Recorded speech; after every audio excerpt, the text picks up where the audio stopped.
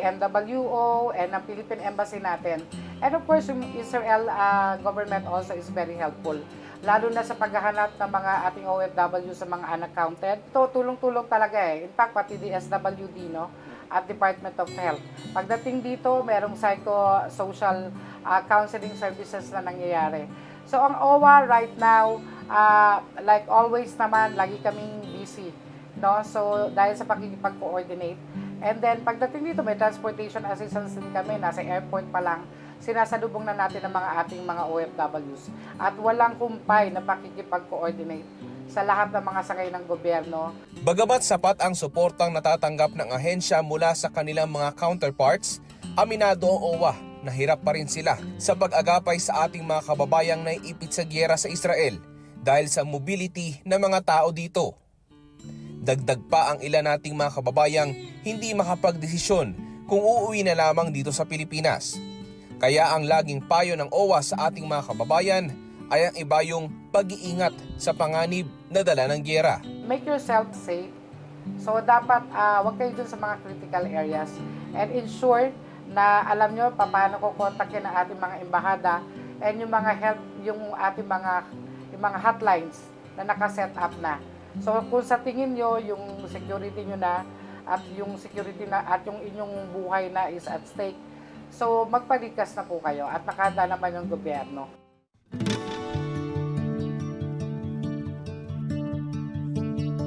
Mahigpit ang tagubilin ni Pangulong Ferdinand R. Marcos Jr. na magtulungan ang mga departamento upang matugunan ang mga pangangailangan ng ating mga kababayan. At para naman sa ating mga OFW na nagdesisyon na umuwi na lamang muna sa Pilipinas. Susunod sa on assignment. Paano po ba yung ginagawa niyo doon araw-araw? Pwede niyo lang Laba, lahat, linis, bantay bata. Ginagawa ko yung cellphone ko, pinapahawak ko sa bata para makagawa lang ko ng trabaho. Kasi ang laki ng bahay. Makalipas ang 2 taon, natapos ni Lorna ang kanyang kontrata. Nakapagbundar siya ng ilang mga kagamitan para sa negosyo. Bakit po niyo naisipan na umuwi na po sa Pilipinas? Hirap. Mahirap doon. Stress ako doon. Okay. Tiniis ko lang talaga 2 years para matapos yung kontrata ko. Okay na. Subalit nang magdesisyon siya umuwi na ng Pilipinas, ay tila laging butas pa ng karayom ito na mahirap pasukin. Muli na namang kinilala ang ating mga programa sa 45th Catholic Mass Media Awards. Public Eye Special Citation for Best Public Service Program. Schoolmates Special Citation for Best News Magazine. Kadiwa ng Pasko Special Citation for Best Special Event Coverage. At Rise and Shine Pilipinas Special Citation for Best News Program. Maraming salamat po sa CMMA. Karangalan namin ang maghandog ng mga dekalidad na programa para sa bayan.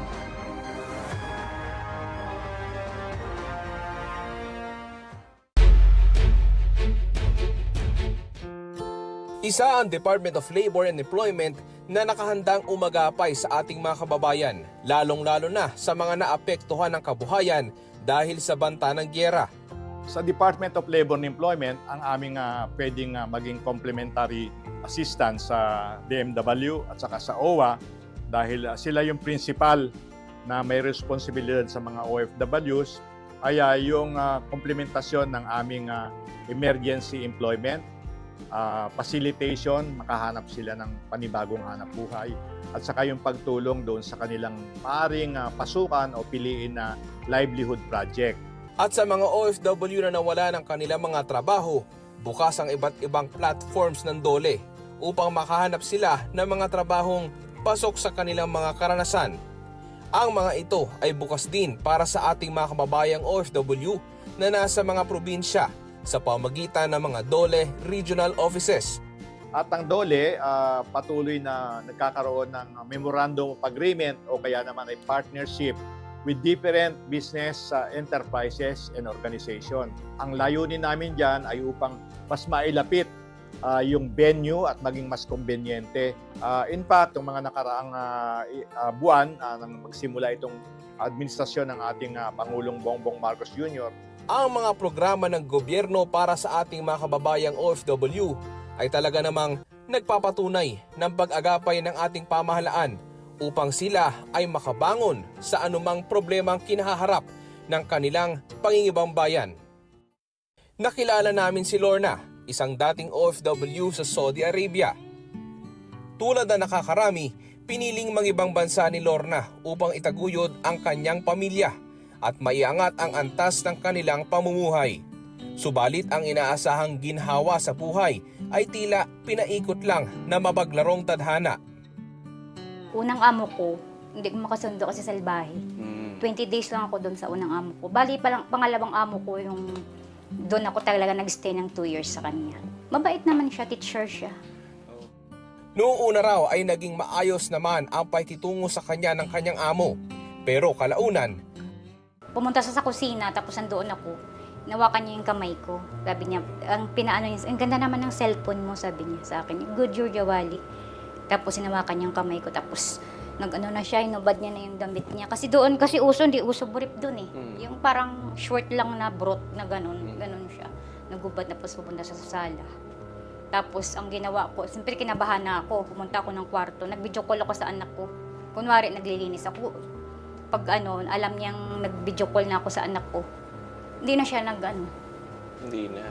Pero nasundan pa ba yun? Oo, nasundan pa yun. Lagi siya nakatitig sa akin. Kasi lang, kasi ako pag alam kong pupunta na sa kusina kasi doon ako lagi, lumalabas na ako. Kasi minsan nilalak niya yung kusina eh. Kasi ang alaga ako maliit pa, nandoon din. Buntot-buntot sa akin kasi yun. Nilalak niya yun, alam kong nilalak niya. Mautak din ako, lalabas na kami ng alaga. gustuhin man ni Lorna umalis, hindi niya ito nagawa dahil nanaig ang kagustuhan niyang kumita at makatulong sa kanyang pamilya. Paano po ba yung ginagawa niyo doon araw-araw? Pwede niyo lang Laba, lahat, linis, bantay bata. Ginagawa ko yung cellphone ko, pinapahawak ko sa bata para makagawa lang ko ng trabaho. Kasi ang laki ng bahay. Makalipas ang 2 taon, natapos ni Lorna ang kanyang kontrata. Nakapagpundar siya ng ilang mga kagamitan para sa negosyo. Bakit po niyo naisipan na umuwi na po sa Pilipinas? Hirap. Mahirap doon. Stress ako doon. Okay. Tiniis ko lang talaga 2 years para matapos yung kontrata ko. Okay na. Subalit nang magdesisyon siya umuwi na ng Pilipinas, ay tila laging butas pa ng karayom ito na mahirap pasukin. Ano po ba nangyari sa inyo nung amo niyo? Dapat flight ko nung July 5. Okay. Kumuha siya ng ticket. Tapos sinend niya sa akin pero binok niya, hindi na binayaran. Tapos pumunta ako ng Damam, sumakay ako ng bus. Pero hinatid naman nila ako sa bus station, puntang Damam. Pagbaba ako ng Damam, pumasok agad ako sa airport sa loob. Tapos pagpasok ko doon, tingnan ko sa screen kasi sabi niya tingnan ko sa screen yung schedule. Tiningnan ko, wala namang flight papuntang Pinas. Nagawa panlokohin si Lorna ng kanyang amo dahil sa kagustuhan raw nitong sa kanya na manatili bilang katulong nila. Kasi nagustuhan niya ako kasi maano daw ako sa bahay, malinis, maasikaso sa mga bata. Tumawag ako sa kanya sa cellphone. Sabi ko, Madam, bakit ito hindi ako walang flight, walang ganong eroplano papuntang Pinas. Sabi niya sa akin, na-delay lahat yung flight na yan papuntang Pinas. Nagtanong ako dun sa hindi naman doon na-delay. Niloko niya ako. Dahil sa mapait na sinapit ni Lorna, isang kababayan ang tumulong sa kanya at mailapit sa ating gobyerno. Tinawagan na ngayon yung nagtulong sa akin. Okay. Si Arnel Ignacio. Okay. Tinawagan. Siyang sa Damam, Alcobar. Malapit lang pala doon sa airport yung Polo, Alcobar. Doon siya tumawag na may Pinay daw dyan na stranded ng 2 araw. Bakit hindi daw kinuha doon? Panandali ang nanatili si Lorna sa pangalaga ng Polo Office na nakakasakop sa lugar na kanyang pinagtatrabahuan. Kamusta naman po ate yung tulong ng OWA? Ano masasabi niyo? Okay naman kasi nandoon ako sa shelter. Busog naman kami. 3 beses pa kami kumakain sa isang araw. Yung shelter na yun yung para mga nasa stranded Oo, na nandoon OFW. yung mga iba tumatakas, iba nirep ng amo, doon iba pinapakulong ng amo. Doon yung Polo ang sa kanila. Sa kasalukuyan, kasama na ni Lorna ang kanyang pamilya at sa tulong ng mga programa ng pamahalaan ay siya ay unti-unting bumabangon mula sa mapait na karanasan sa kamay ng banyagang amo. Ang mga karanasan ni Lorna at Katrina ay ilan lamang sa mga kwento ng pagsasakripisyo ng mga kababayan nating OFW sa labas ng ating bansa. At sa bawat lipad ng mga makabago nating mga bayani, hindi tumitigil ang ating pamahalaan sa paghahanap ng lahat ng pamamaraan upang pagdating ng araw ay hindi na kakailanganing sila'y mangibang bayan. Sa mga kapwa ko po OFW dito sa Israel, lagi po tayong mag-iingat and laging magdadasal. Huwag po natin kalilimutan ng Diyos na siyang lumikha po sa atin. And tiwala lang sa sarili, lakasan ng loob, at magiging maayos din ang lahat. Daniel Mananastas, on assignment.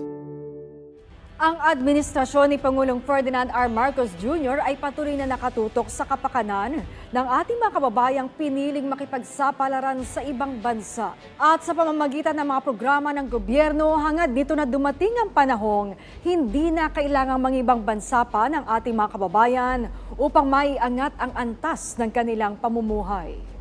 Magbabalik ang On Assignment.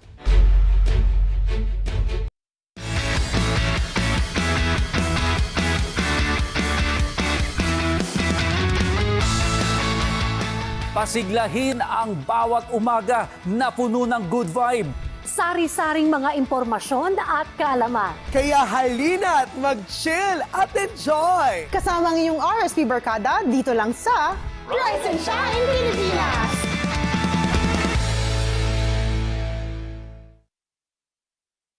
Disaster Watch. Alamin ang heavy rainfall warning system ng Pag-asa. Yellow rainfall warning. Pinapayuhan ng lahat na mag-monitor ng mga weather update sa inyong lugar.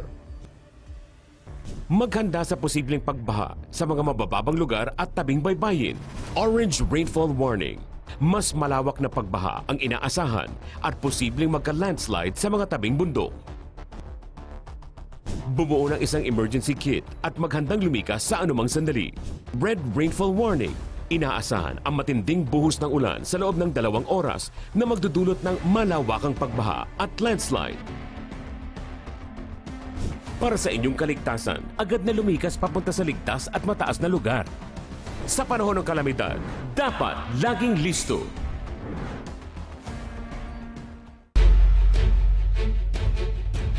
Nagbabalik ang On Assignment.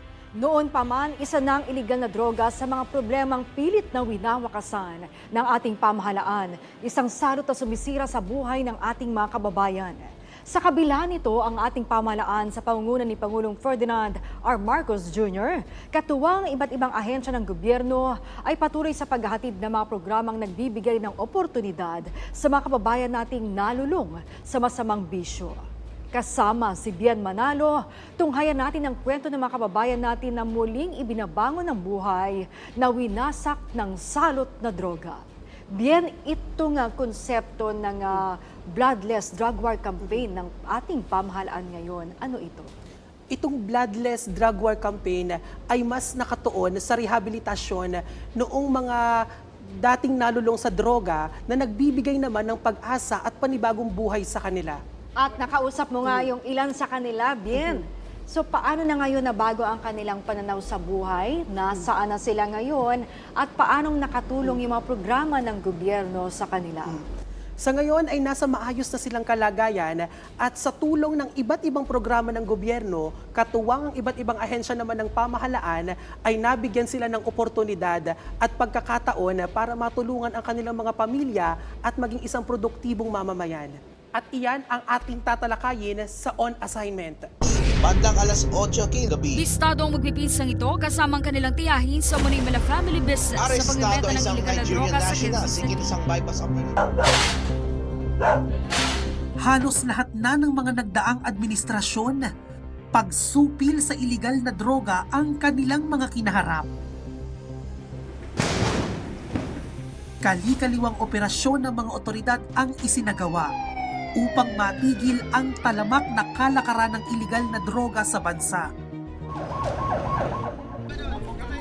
Ang ilan, buhay ang naging kapalit sa gitna ng pakikipaglaban ng gobyerno sa salot ng lipunan.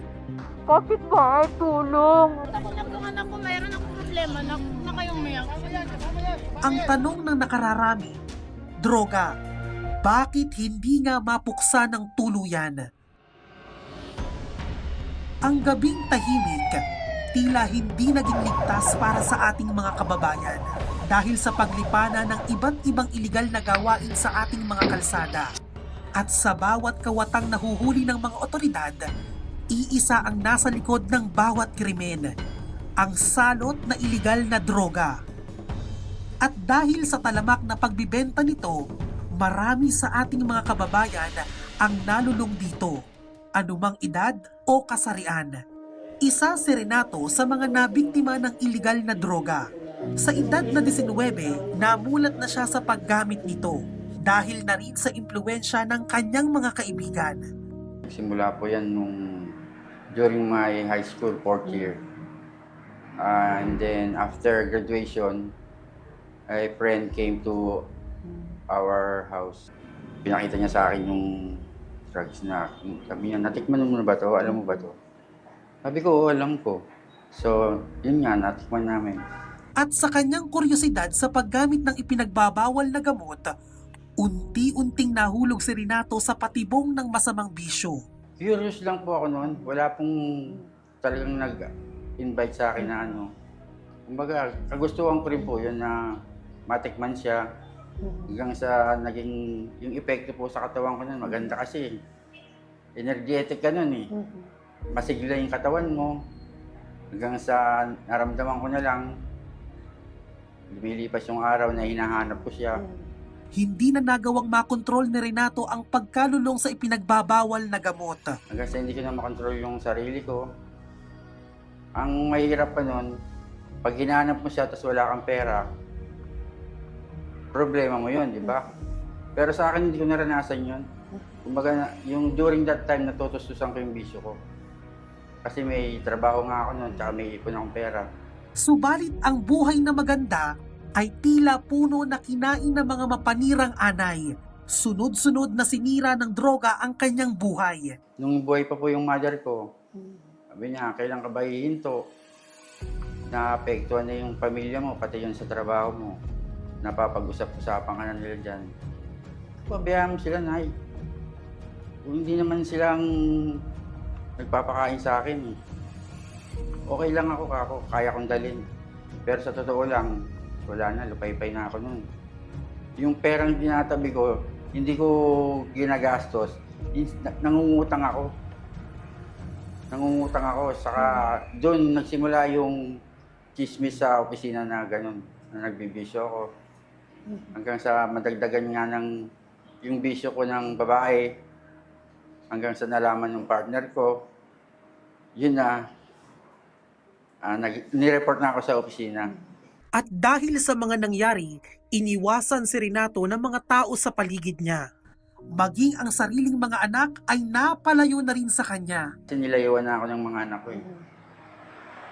Yung mga classmates ko, mga kamag-anak ko. Kumbaga para sila nandidiri sa akin nun. Nag-away kami ng anak ko sa labas pa. Kasi hindi naman namin ugali yung ipapakita pa yung problema namin o ipaparinig pa sa iba. Hindi ko lang napigilan yung sarili ko noon na sampal ko yung anak ko. Magmula kasi nung baby sila, ni isang kurot o ano, hindi ko sila kumbaga, hindi ko sila nasaktan. Kayo nga lang na talagang wala na ako sa katinuan talaga na iba na yung mga pinagsasab ko sa mga anak ko, kaya yung paggalang nila sa akin nawala. Kasi nga, yung kung ano yung tinatanong nila, malayo na yung sinasagot ko. So yun, hindi kami nagkaintindihan hanggang sa nagkasakitan kami. Tinutukan ako ng baril ng anak ko eh. Nawala ang lahat kay Renato. Trabaho, mga kaibigan, at higit sa lahat ang kanyang pinakamamahal na pamilya. Ang puntong iyon ng kanyang buhay, napagtanto ni Renato ang pangangailangang baguhin at ayusin ang napariwarang buhay. Doon, medyo parang nawindang ako. Kumbaga yung isip ko, parang bumalik sa, uy, ako, ano ba nangyayari? Ba't tinututukan ako ng baril ng anak ko? Ganun. So yun, napaupo na lang ako, napaisip ako. Tapos, kinabukasan, punta ako ng parokya, nagdasal ako. I tried to reach out my daughter na kausapin siya, pero ayaw niya. Yun, doon nagsimula yung ano ko. Kumbaga talaga yung pagka-addiction ko, kailangan ko nang ihinto. Kailangan yung buhay ko, parang gusto ko nang bumalik sa normal. Kasi yung mga tao kasi, para akong may sakit na iniiwasan nila. Pagka talagang wala ka na talaga. So isa na lang yung naiisip kong paraan nun. Isuko ko na yung sarili ko sa Diyos. Yun. Nagdasal ako. Talagang umiiyak ako nun. Sabihin kong, Panginoon, na ayoko na. Gusto ko nang bumalik sa'yo. Gusto ko nang maramdaman yung pagmamahal mo. Gusto ko nang mabago yung takbo ng buhay ko. Gusto kong mabawi yung yung pamilya ko. Upang maiwaksi ang masamang bisyo na sumira sa kanya, sumali si Renato sa mga gawain sa simbahan. Hanggang sa nakarating kami sa parokya ng Santa Monica sa Dagupan. At doon nakapakinig ako ng mga salita ng Diyos. Na-strike ako talaga sa mga salita ng Diyos na parang, kumbaga parang ako yung pinag-uusapan nila. Parang relate talaga yung sa buhay ko yung sinasabi nila. So after that, attend ulit ako hanggang sa nagdesisyon ako sa sarili ko na sabi ko, Chairman, papalista na rin ako. Natapos ko po yun. October 2017, nakagraduate po kami. After that po ng graduation, doon pa rin po ako sa Santa Monica. Parang ayaw ko na pong umalis doon kasi pag lumabas ka po ng Santa Monica, marami na nung tukso. Maraming tukso nakapaligid sa akin. Malakas ang temptasyon. Sa pagsali ni Renato sa mga aktibidad ng simbahan, nagbukas ito ng bagong oportunidad upang siya ay makapagsimulang muli. So nagpapasalamat po ako at na bigyan niya po ako ng pansin na yung matagal ko na pong ipinagdarasal na magkaroon po ng trabaho, sinagot po ng Diyos. Malaking tulong po sa akin talaga yun. Dahil sa Kanya, patuloy po ako nagbabago. Hanggang sa binigyan niya po ako ng trabaho ngayon dito. Para sa kanya, mas nagugustuhan niya ang kalagayan ng buhay niya ngayon, kung saan kahit papaano ay nakakatulong at napapakinabangan ng iba ang kanyang mga karanasan. Gusto ko parang yung buhay ko ngayon, mas maging kapakipakinabang sa iba. Pagka nag-open po kami ng counseling sa ibang mga parokya, hanggang ngayon nagtataka nga ako sa sarili ko eh. Dati ako yung nakikinig, ngayon ako na yung isa na ako sa mga nagsasalita sa harapan ng mga katulad ko ring mga adik noon. Mga parang takang-taka pa rin ako eh. Susunod sa On Assignment. Napili ko yung magdroga kaysa sa magpamilya. Iniwalayan ako ng asawa ko. Hindi po pwedeng hindi ako babalik sa paggamit kasi yun yung kaligayahan na hinahanap ko eh, na sa palagay ko doon ako kumpleto yung buhay ko. Nag-decide na yung mga kapatid ko tsaka yung mami ko. Palayasin na lang natin yan kasi perwisyo na yan. Huwag tayo maging dayuhan sa sarili nating bayan. Karamihan sa amin ay nag-asawa na lang, walang pinag-aralan, hindi po kami educated. Bakit ipinanganak ako na IP ako na parang walang mga opportunity na para sa amin? Nagbabaon kami, kanin lang, ang ulam, bagoong, gano'n. Talagang wala nang kaya ang magulang ko. Hango sa kwento ng mga totoong tao.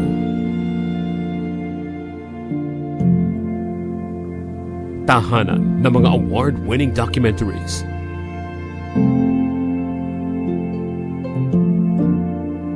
Public Eye sa PTV.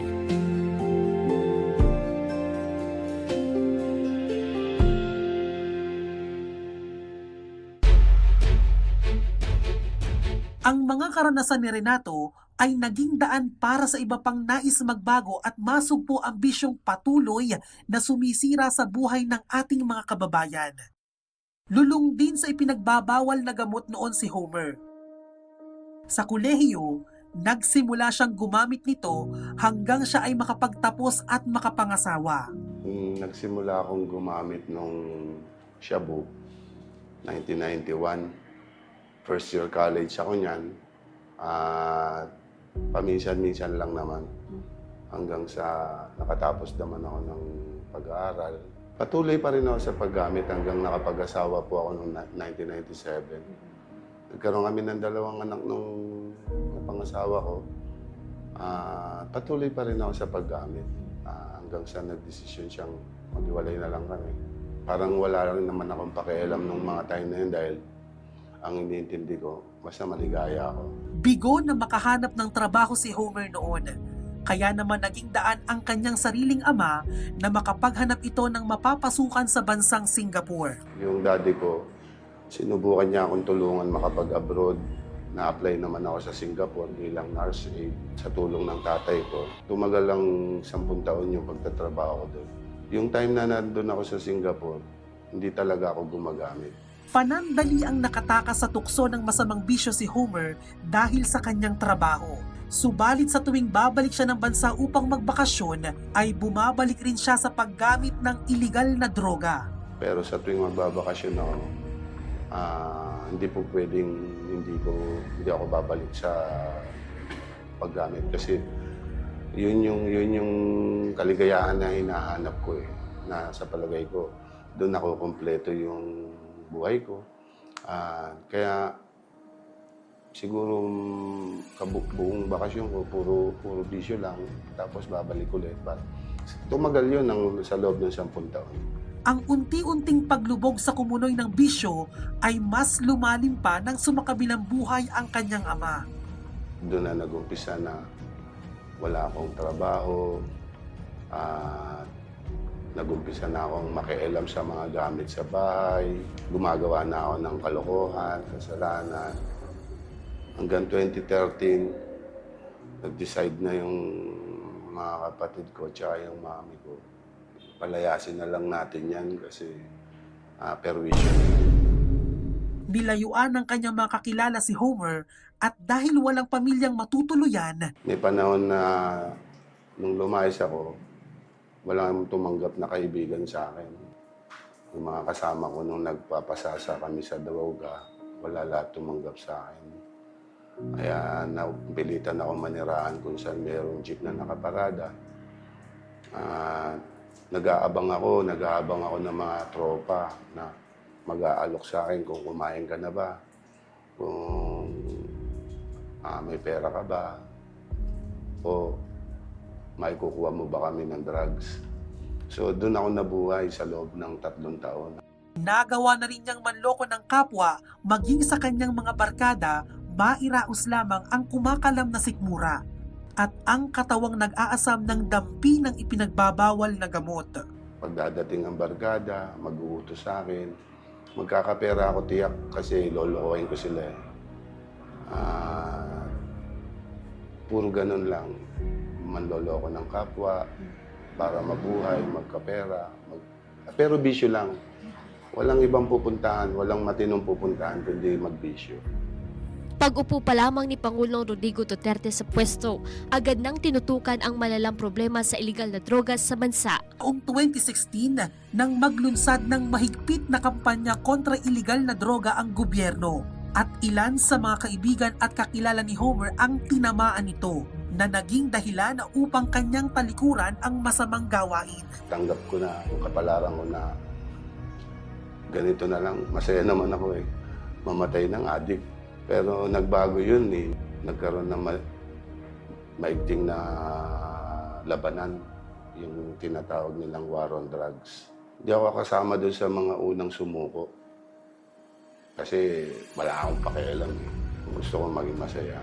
Kaya lang, mismong mga kasamahan ko, kaibigan ko, naging sample sila, naging halimbawa sila, nung tinumpa sila.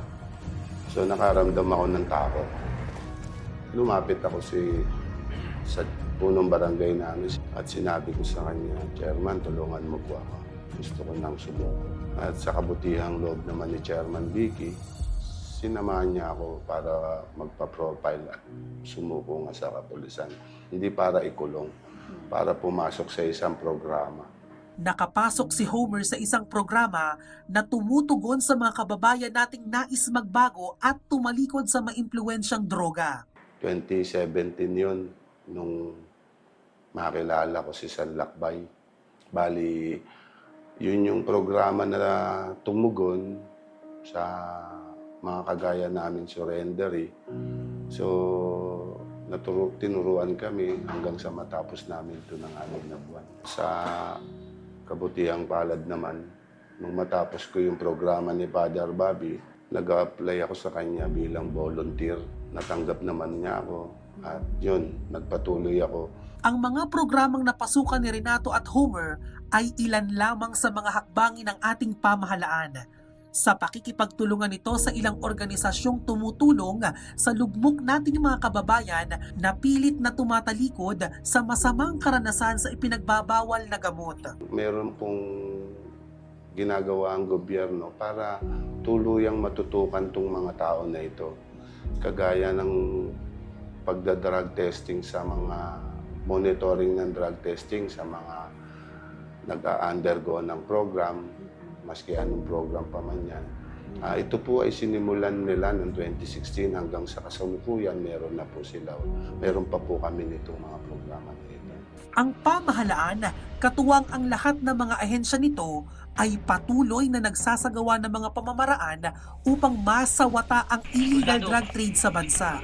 Isa na rito ang masusing pagbabantay sa ating mga paliparan upang masiguro na walang droga ang makakapasok at makakalabas dito. Well, dito po sa Ninoy Aquino International Airport, being our premier airport, ating window to the world, because ito yung pinakamaraming kung saan maraming pasahero na pumapasok at lumalabas ng Pilipinas. We are very much active dito sa ating sa kampanya sa illegal drugs. Nagtutulungan ang lahat ng ahensya sa pakikipaglaban kontra illegal na droga. We are really in coordination with each other. Kasama natin dito yung ating unang-una, ating Bureau of Customs, of course, ang Manila International Airport Authority, ang Philippine National Police, Drug Enforcement Group at Aviation Security Group, ang Airport Police Department, ang National Bureau of Investigation, saka yung Office for Transportation and Security at yung Department of Justice. Sa datos ng ahensya, umaabot sa 27 na ang nahuling nagpupuslit ng droga sa ating mga paliparan nito lamang taon na ito. Patunay lamang daw na epektibo ang mga pamamaraang kanilang ginagawa kontra sa pagpupuslit ng illegal na droga. Currently, meron tayong marami-raming huli. We've had several interdiction, mga 20 to say yung number. Meron na tayong 27 na naaresto dito sa ating airport and within the airport area of responsibility. We also conducted 7 controlled delivery operation from the start of the 2023 until present. Tulad na lamang ng 3 magkakasunod na naharang nila na naging laman ng mga balita kamakailan kung saan sangkot ang isang Pinay at ilang dayuhan. Umani ito ng samut-saring reaksyon mula sa mga netizen. Marami ang nagalit at lubhang nabahala sa balita. Ang iba nanawagan pang ibalik na ang death penalty sa bansa. Nasabat kay alias Nika ang mahigit 3,000 gramo ng hinihinalang cocaine na nagkakahalaga ng mahigit 18 milyong piso. Nagmula sa bansang Ethiopia ang babae at pauwi na sana sa kanilang probinsya.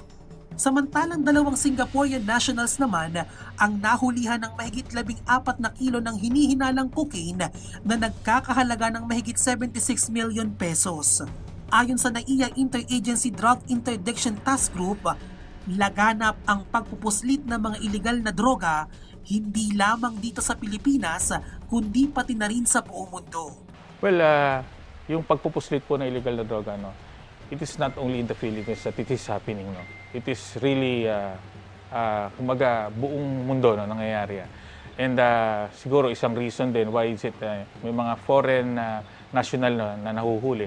It's because yung illegal na droga, iba't ibang klase, may iba't ibang lugar na pinagagalingan. No? So, may mga mule, drug courier na iba-ibang nationality kasi galing ito doon sa mga bansang pinagmumulan ng droga.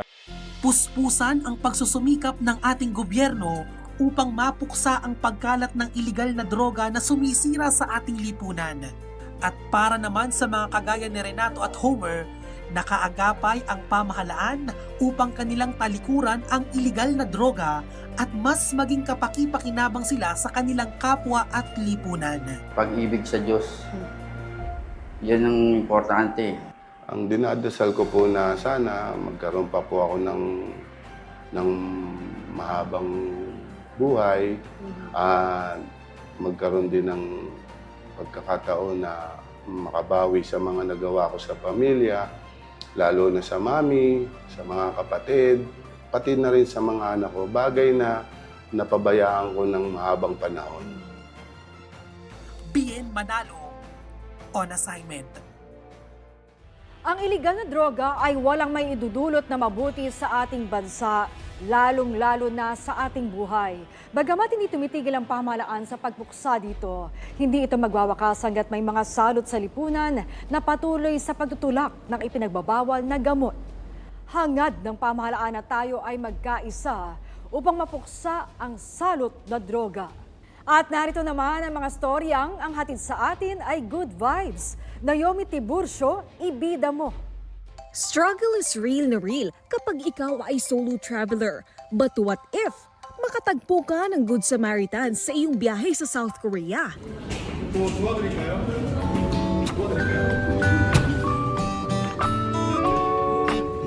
Akalain mong eksena sa isang Korean drama series ang experience na ito ng Pinay vlogger na si Christine na nagliwaliw sa Seoul, Korea ngayong 1 Nobyembre. Umabot ang halos 10 million views at 1 million likes ang video na ito ni Christine. But wait, there's more! Ang two Good Samaritans na tumulong sa kanya, members pala ng sikat na K-pop group. Sila ay walang iba kundi sina Janghyun at One Rock ng rising K-pop group na With Us.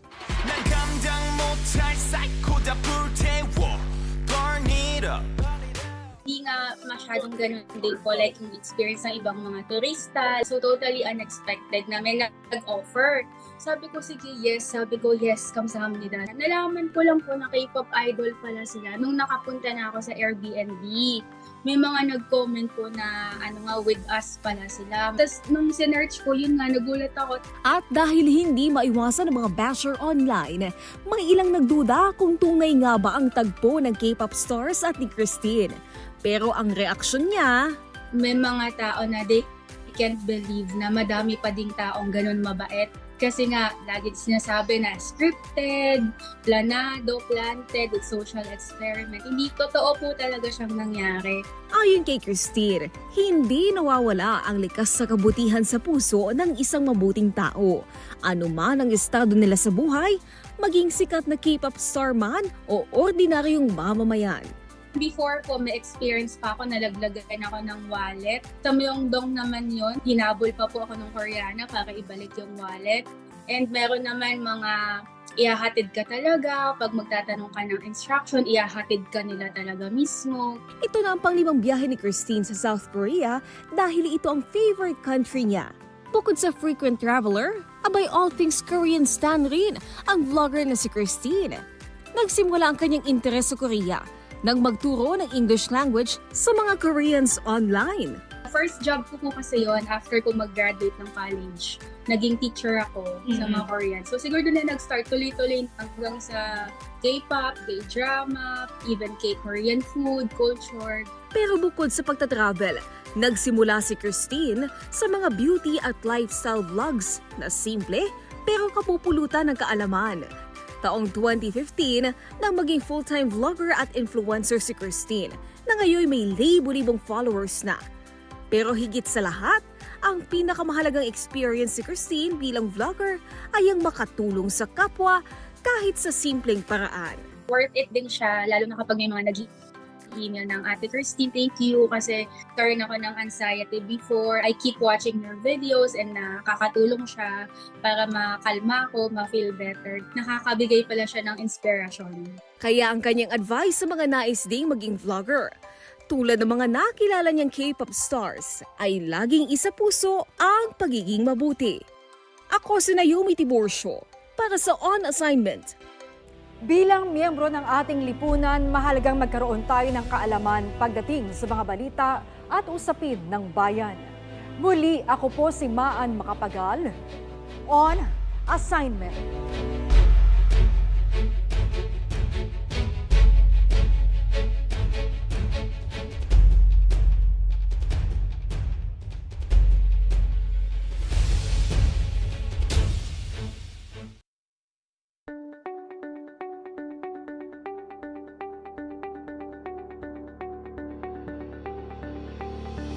Limampung taon ng tapat na pagsiservisyo, kailanman, kahit saan, para sa bayan. Reaching the Filipino from every corner of the country via terrestrial TV. In Luzon, PTV 8 Cordillera, PTV 4 Manila, PTV 4 Palawan, and PTV 4 Naga. In the Visayas, PTV 11 Cebu, PTV 2 Guimaras, PTV 10 Dumaguete, PTV 12 Calbayog, and PTV 8 Tacloban. And in Mindanao, PTV 11 Pagadian, PTV 11 Sibugay, PTV 11 Davao, PTV 8 Agusan del Sur, PTV 8 Cotabato, PTV 7 Zamboanga, and PTV 48 Davao del Norte. And through the power of 6 digital transmitting stations, PTV 14 Manila, PTV 42 Cordillera, PTV 46 Naga, PTV 42 Cebu, PTV 23 Guimaras, and PTV 45 Davao. Connecting with the rest of the world in the era of digital technology. Through the power of television and our extensive online network, we continue crossing borders to serve the timeless news and information, bridging public service through innovative programs, fostering pride in the Filipino, and inspiring the people to be active partners in nation building. Noon hanggang ngayon, kasama mong naglilingkod. PTV.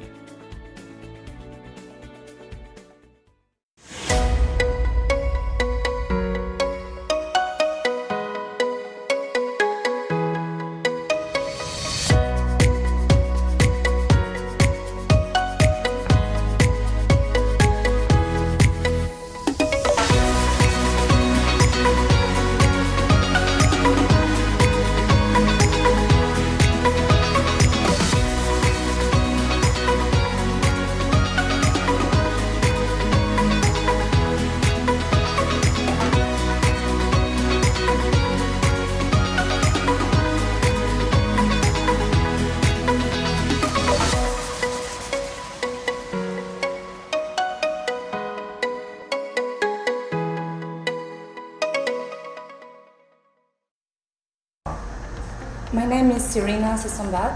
I'm the managing director of Sinu Coffee, coffee player based in Laos and operating since 1994. When Mr. Sinu, the founder, created the company, his aim was to contribute to the development of the country. So he wanted to develop an activity which would contribute to creating jobs in the community and also highlight a key resource from Laos, which was the coffee. So the main focus at the beginning was really agriculture, developing plantations and exporting green beans. Then we quickly saw that there was an untapped potential for Lao coffee.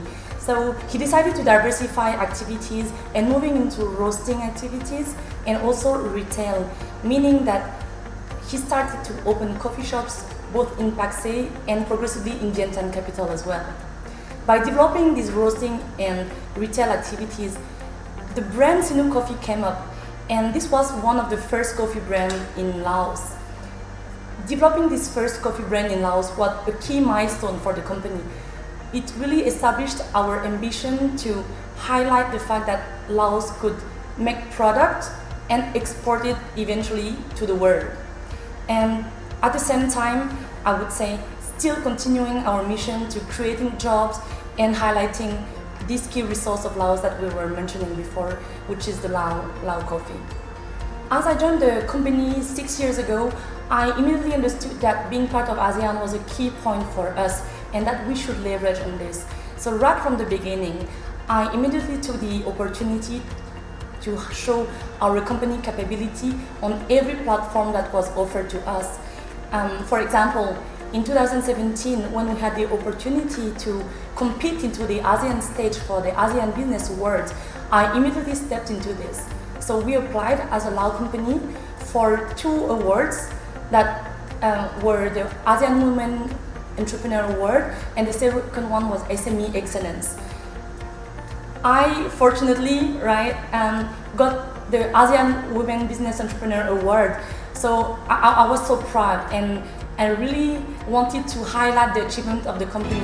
And our Women Entrepreneur of the Year is... From the Lao People's Democratic Republic, Serena Sisombat Hervey of Sinuk Coffee. This award recognizes the outstanding women in business who have demonstrated significant success through leadership, market positioning, and company performance.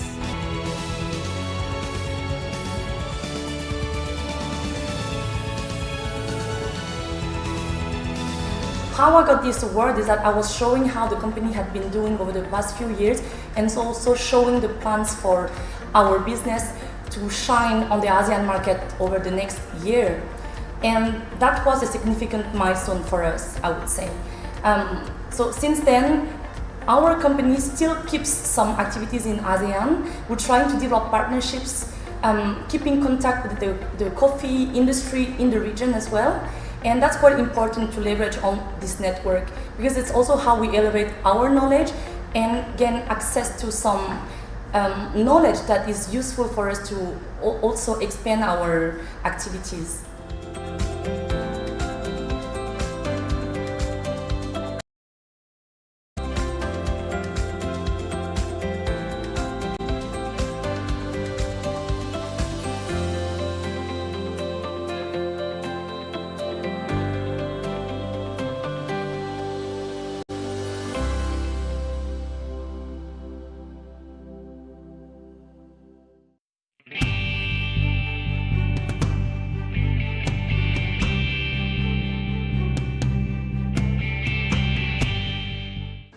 Mapapanood ang PTV sa bawat sulok ng Pilipinas, reaching millions of Filipinos across the country through the power of terrestrial TV. Abot na abot namin ang mga Pilipino para sa tapat na balita at impormasyon. Dito'y Cordillera, kan entero ang Luzon.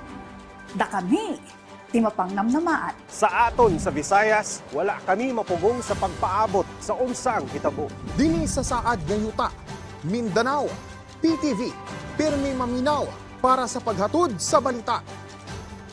Broadcasting in Luzon, PTV4 Manila, PTV8 Cordillera, PTV4 Naga, and PTV4 Palawan.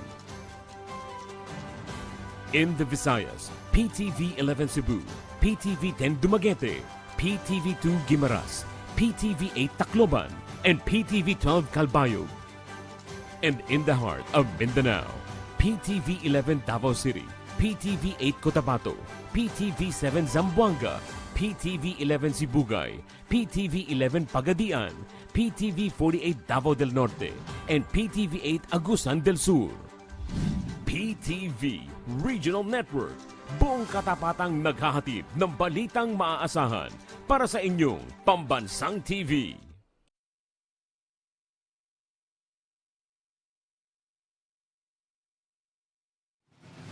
Join us for your nightly news fix. And always staying informed with our comprehensive coverage of news, business, politics, current events, and more. from our network of journalists across the Philippines and the rest of the world. Anchored by William Theo, Charms Espina, and Monique Tuzon. PTV News Tonight, Mondays to Fridays, 9:30 to 10:30 p.m. Only here on PTV.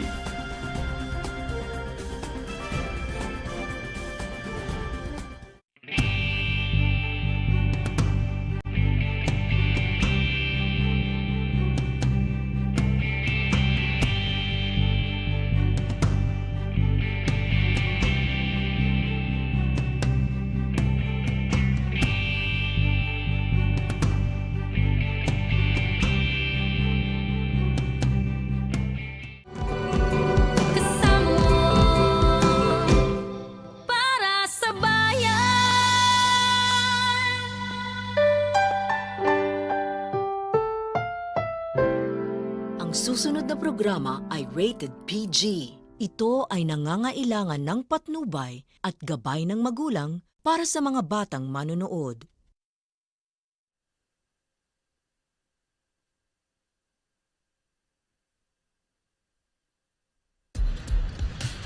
Walang makapagsasabi kung ano ang mga numerong mananalo sa lahat ng PCSO games. Huwag maniwala sa mga text messages, liham o tawag sa telepono na nagsasabing magbibigay daw sila ng tip kapalit ng pera o cellphone load. Bumili ng ticket sa mga PCSO authorized outlets at PCSO branches bago ang actual draw.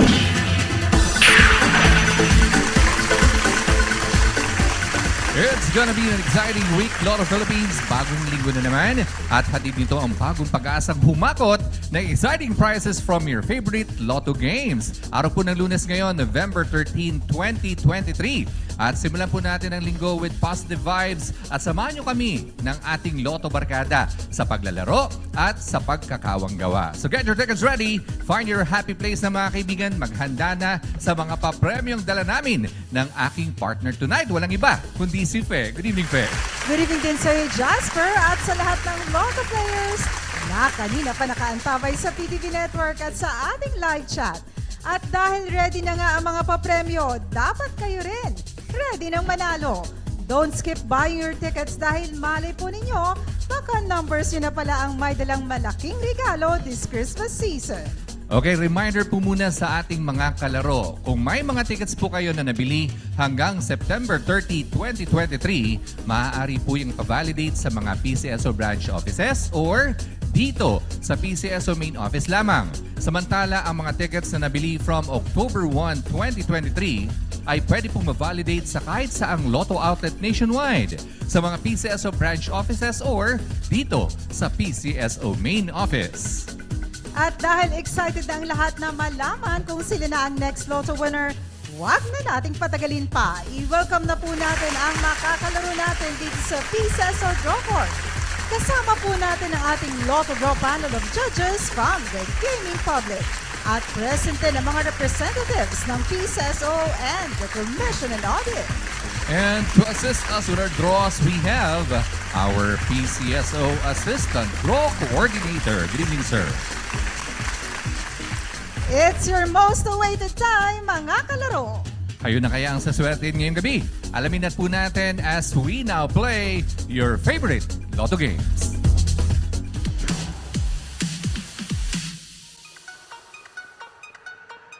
Sa isinagawang pre-draw procedures, natunghayan ng Lotto Draw Panel of Judges and Draw Representatives from the PCSO and the Commission on Audit ang mga paghahanda bago ang live Lotto draws. Sa pamamagitan ng machine inspection at machine testing, siniguro po na maayos ang kondisyon ng mga draw machines. Only the operation of the remote switch button ang may human intervention. Sa drawball case selection, 3 sets ang pinagpilian sa bawat game. Randomly, pumili ang chairperson ng isang set ng bola na gagamitin. Lahat po ng bola ay tinimbang para masiguro na halos pantay-pantay ang bigat ng bawat bola. Properly documented at covered po ng video ang bawat activity.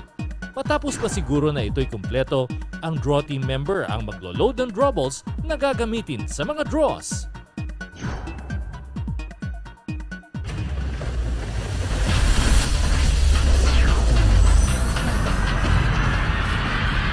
Lotto players, siguradong merry ang Christmas ng kalaro natin na latest addition sa list of ating Lotto Millionaires. Nanalo po siya ng over 160 million peso jackpot po yan, courtesy of our Grand Lotto draw noong Sabado. At ang maswerteng ticket po ay nabili sa outlet ni Miss Julieta V. Cruz sa Santa Rosa, Nueva Ecija. Congratulations po. Okay, dahil may nanalo nga po ng jackpot natin last Saturday, tonight's jackpot prizes: 29,700,000 pesos net of the agent's prize commission. Okay, sir, please press that button. Let's play Grand Lotto 655. Okay, Lotto players, umpisa na ang papremyo. Makikita ang 55 draw balls numbered 1 to 55 na nasa loob ng ating draw machine. At mag-isa lamang po itong pipili ng 6 winning numbers. Kaya good luck po sa ating Grand Lotto players. The first number, we have 48. Sa mga jackpot bearing games gaya ng Grand Lotto, paghahati at equally ang jackpot prize. Kung dalawa o higit pa ang ating jackpot winners. The second number, we have the number 2. Okay, dito sa Grand Lotto, 60 pesos ang panalo pag nag-match ang 3 numero ninyo sa ating winning combination. The third number, we have 54. Sakali namang makuha ang 4 out of the 6 winning numbers, 1,500 pesos ang instant papremyo. The fourth number, we have 41. At kung 5 out of the 6 winning numbers ang nasa ticket ninyo, 100,000 pesos ang inyong panalo. The fifth number, we have 19. Isang number na lamang po at makukumpleto na ang Grand Million Combination. Sana kayo na nga ang susunod na Lotto Milyonaryo. For the sixth and final number, we have 35. Okay, recapping tonight's Grand Lotto winning numbers in any order. We have 48, 2, 54, 41, 19, and 35 with a jackpot prize of 29,700,000 pesos net of the agent's prize commission. Mega papremyo naman pong susunod na pwedeng mapanalunan. Let's play Mega Lotto 645.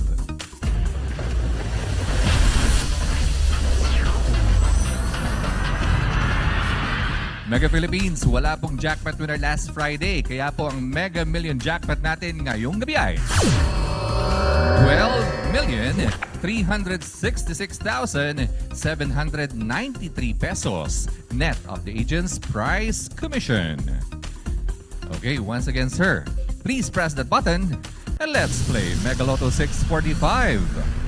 Okay, Mega Lotto players, 45 draw balls po yan, numbered 1 to 45. Yan naman po ang laman ng ating draw machine. 6 lucky balls pa rin ang hinihintay natin pipiliin para sa official Mega Million combination ngayong Lunes ng gabi. And we have the first number is the number 35. Ingatan po ang mga lotto tickets. Bawal po mabasa o mainitan yan. Tandaan, kailangan mabasa ng validating machine ang detalye ng winning ticket sa pag-claim ng inyong premyo. The second number, we have 14. Sa Mega Lotto, panalo po kayo ng 30 pesos sakaling mag-match ang 3 numero ninyo sa ating mga winning numbers. And for the third number, we have the number 10. Mga kaibigan, 1,000 pesos naman po ang papremyo pag nakuha ninyo ang 4 out of the 6 Mega Lotto winning numbers. At gaya sa Grand Lotto, pwedeng rumble ang mga numero. The fourth number, we have 15. At kung 5 winning numbers ang nasa ticket ninyo, 32,000 pesos kaagad ang inyong panalo. At ang Mega Lotto po nalalaro yan every Monday, Wednesday, and Friday. The fifth number is the number 24. One more lucky number to complete our Mega Million combination for tonight. Tutok na sa inyong mga tickets. For the sixth and final number, we have 20. Muli po, ang ating Mega Lotto winning numbers ngayong gabi in any order, we have 35, 14, 10, 15, 24, and 20 with the jackpot prize of 12,366,793 pesos net of the agent's prize commission. Tuloy ang buhos ng papremyo dito sa PCSO at susunod na bibida ang mga digit games after this break. Maraming nagtatanong tungkol sa loto. Maliban sa 20 pesos, swerte ang puhunan para maging instant milyonaryo. Oportunidad at pagkakataon ay di mabilang para makamit ang swerte. Tunay na pinagkakatiwalaan sa anumang sulok ng mundo. Ano pang hinihintay ninyo? Sugod na sa mga Lotto outlets at bumili ng mga tickets ninyo. Para sa bayan, PCSO laging andyan. Araw-araw, let's play Lotto!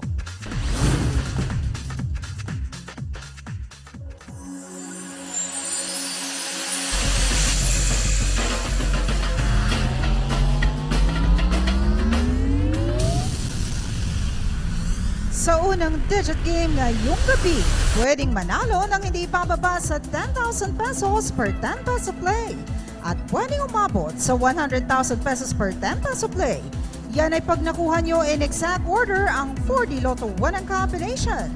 May system plays din dito gaya ng Roll 1, Roll 4 at Firm or Rumble. Good luck 4D Lotto players! At narito na ang ating 4D Lotto 1 ang combination. For the first number, we have 0. For the second number, the number 7. The third number is 2. And the fourth and final number, the number 2. Ladies and gentlemen, tonight's 4D Lotto 1 ang combination. 0, 7, 2, and 2 in exact order.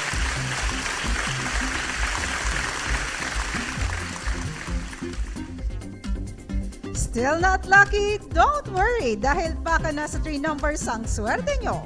Let's play 3D Lotto.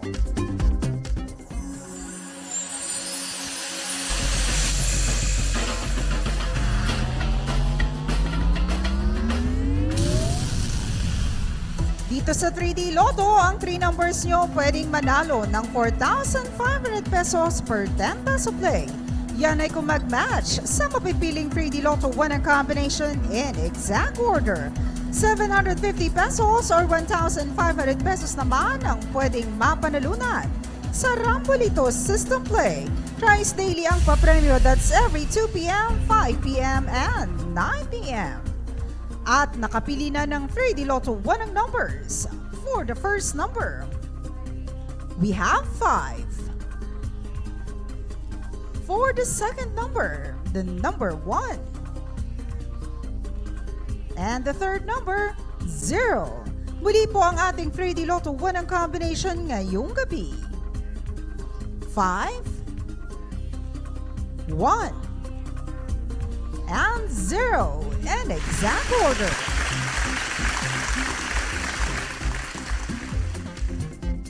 Exciting prizes din ang atid ng 2 numeros, kaya tara na, let's play 2D Lotto.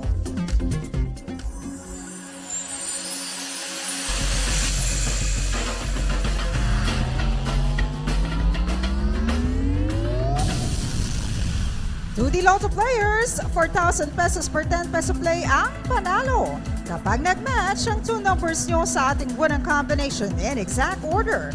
Kung nanalo via the Rambolito System Play, 2,000 pesos ang maiuwi nyo.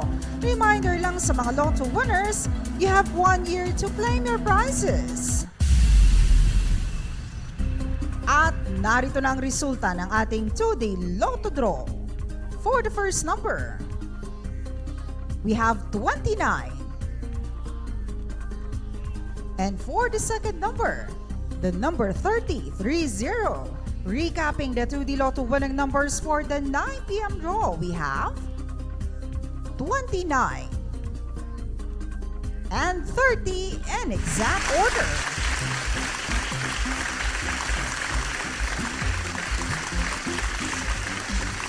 Congratulations to all the winners! Para naman sa mga SL players ang next segment natin, kaya stay tuned lang po kayo. Magbabalik ang PCSO Lottery Draw.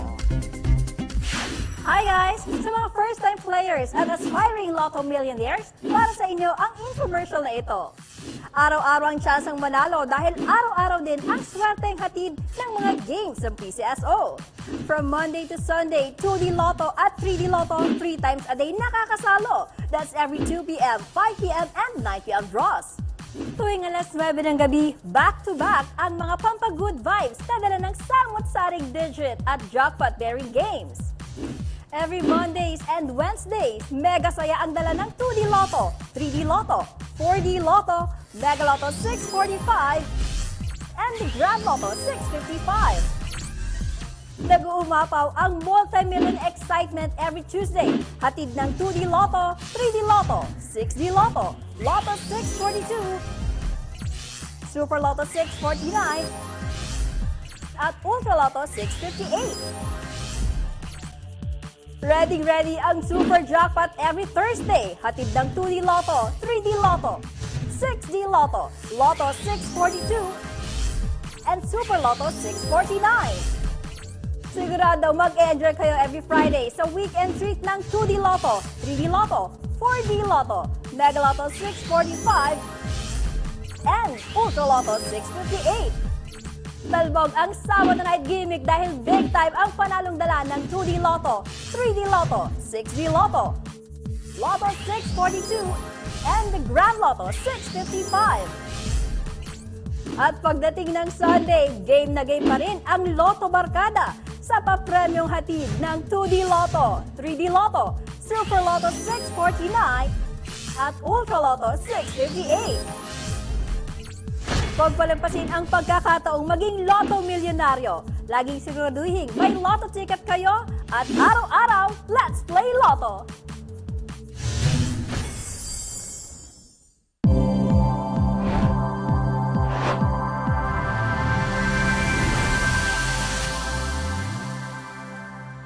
Shoutout po muna sa lahat ng ating mga STL players nationwide. Good evening po sa inyo. Para po sa kalaman ng lahat, authorized na po ang ilang STL agents natin na gamitin ang national draw results sa kanilang mga operations. Para sa updated na listahan ng ating STL AACs, panoorin po natin ito.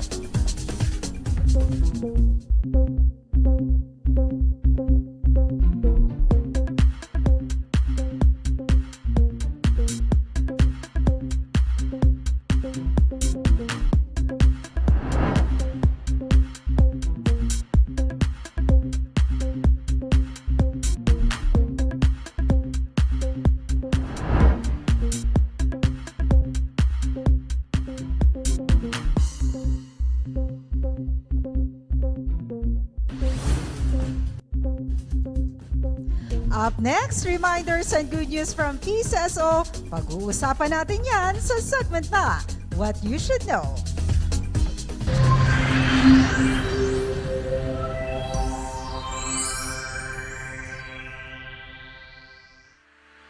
Disaster Watch. Alamin ang Modified Tropical Cyclone Wind Signal System para sa mga paparating na bagyo. Signal number 1.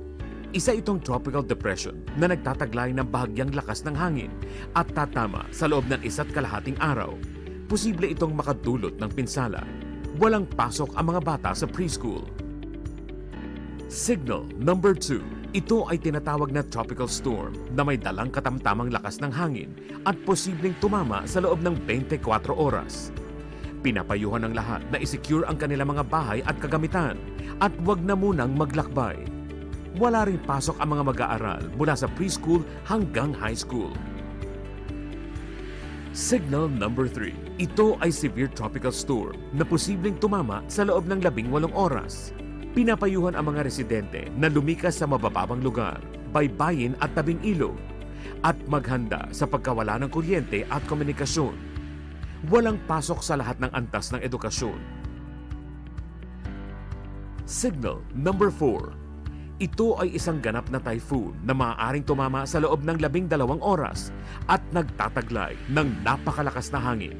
Dapat manatili muna sa bahay at lumikas mula sa mga mapanganib na lugar. Signal number 5. Ito ay isang super typhoon na nagtataglay ng napakalakas na hangin at posibleng magdulot ng malawakang pinsala. Manatili sa loob ng matibay na gusali at mag-monitor sa mga weather update para sa inyong kaligtasan. Sa panahon ng bagyo, dapat laging listo.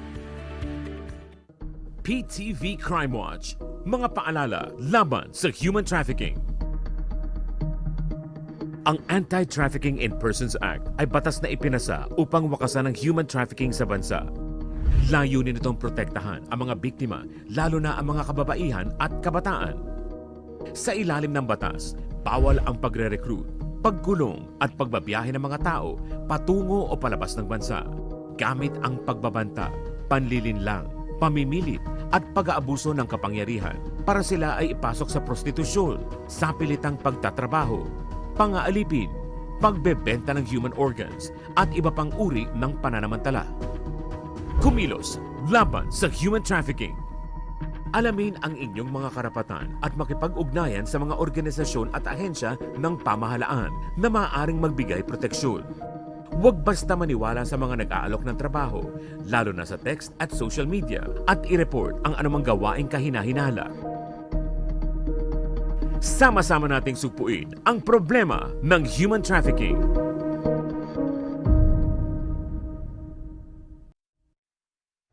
Okay, ito naman po isang mahalagang paalala sa ating mga game players. Yung Lucky Pick 3 at yung Swertres Hearing Facebook pages ay hindi po konektado sa PCSO. Maging ang Pakiloto at Sureloto ay hindi rin po produkto ng aming tanggapan. Mga kaibigan, illegal po ang mga yan. At para makasigurong legit ang games na inyong sinasalihan sa mga authorized lotto outlets at authorized STL representatives lamang po bumili ng inyong mga tickets. At para naman siguradong legit ang mga impormasyon na natatanggap about PCSO, i-like and follow na rin ang PCSO Games Online Hub. Dito po mabibigyan kayo ng updated lotto draw results and jackpot estimates, pati na ang advisories, announcement of winners at iba pang programa at activities ng PCSO. At gaya nga po ng lagi namin sinasabi, hindi lang po tayo naglalaro at nananalo dito sa PCSO. Sama-sama rin po tayo sa pagkakawang gawa. At isa nga po sa pinaglalaanan ng pondo ng PCSO, ang ating mga mandatory contributions. Gaya na lamang sa Sabado, November 18, 2023, ang malilikong po na charity fund mula sa 6D Lotto Draw ay ilalaan natin para sa mga programa ng Philippine Sports Commission. Alinsunod po ito sa Republic Act 6847, kaya suportahan natin yan. At bukod sa mandatory contributions, may free medical and dental outpatient services din para sa lahat. Pumunta lamang po kayo dito sa PCSO Main Office, Conservatory Building, Shaw Boulevard, Mandaluyong City from 8 a.m. to 5 p.m. Monday to Friday. Magdala po ng photocopy ng inyong valid ID at vaccination cards dahil fully vaccinated individuals lamang ang pwedeng makatanggap ng nasabing serbisyo. At para sa iba pa pong health programs ng PCSO, eto po, panoorin natin. Libreng konsulta ba ang hanap ninyo? Meron tayo niyan dito sa PCSO. Inihahandog ng PCSO Multi-Specialty Clinic ang free medical services para sa inyo. Tuwing Lunes, ready to serve you ang aming mga cardiologist and neuropsychiatrist mula alas 9 na umaga hanggang alas 12 ng tanghali. Available naman ang ating mga ENT doctor and pulmonologist every Tuesday from 1 p.m. to 4 p.m. At pagsapit ng Miyerkules, pwede kayong kumonsulta sa aming mga gastroenterologist and endocrinologist. Sa mga may problema sa buto, handang maglingkod sa inyo ang aming orthopedic surgeon every Thursday from 1 p.m. to 4 p.m. At kung may problema sa inyong paningin, worry no more dahil ang ating ever-reliable ophthalmologist na ang bahala sa inyo. Tuwing araw yan ng Biyernes mula 2 p.m. hanggang 5 p.m. All these services are free, kaya bumisita na sa PCSO Multi-Specialty Clinic. Pero reminder lamang po, fully vaccinated individuals lamang ang makakapag-avail ng mga nasabing serbisyo. Kaya dalhin po ang inyong mga vaccination cards, pati na din ang inyong mga valid ID with photo. For your inquiries and appointments, tumawag lamang sa aming Medical Services Department sa telephone number 8846-8757.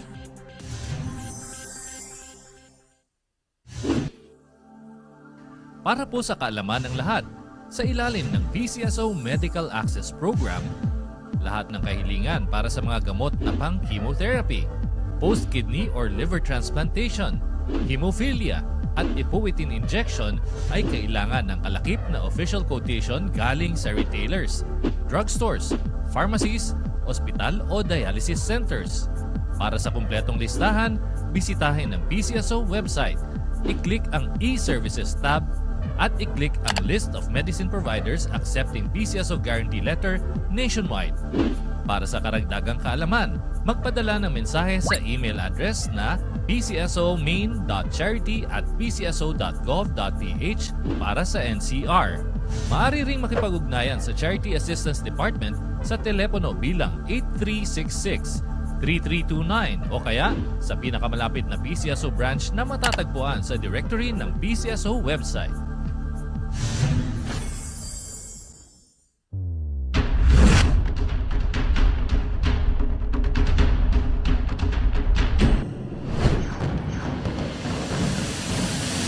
Narito na ang resulta ng ating 2 p.m. draws. Para sa 3D Lotto, we have 5, 3, and 7 in exact order. For the 2D Lotto, we have 22 and 24 in exact order. At para naman sa ating 5 p.m. draws, for the 3D Lotto, we have 2, 3, and 1 in exact order. And for the 2D Lotto, the winning combination is 26 and 9 in exact order.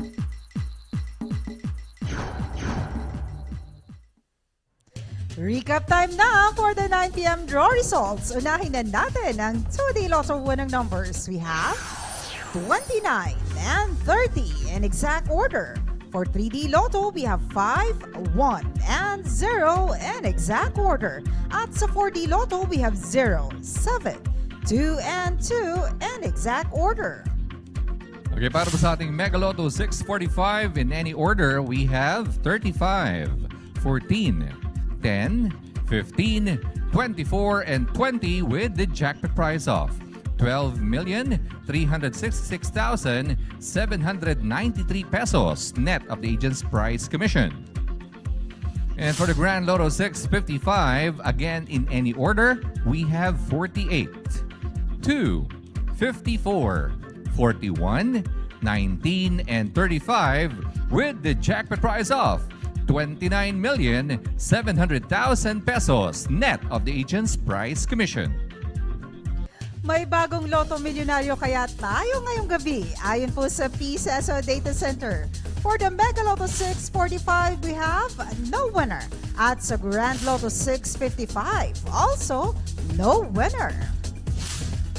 Okay, wala man tayong jackpot winners, Fe, no? Congratulations pa rin sa mga nanalo ng ating consolation prizes. And to know how to claim your prizes, mga kaibigan, panoorin po natin ito.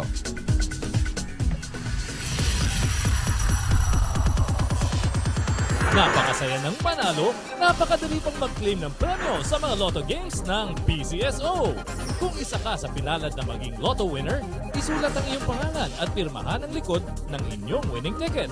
Kung 20 pesos hanggang 10,000 pesos ang napanalunan, maaaring i-claim ang inyong premyo sa kahit saang authorized Lotto outlet near you.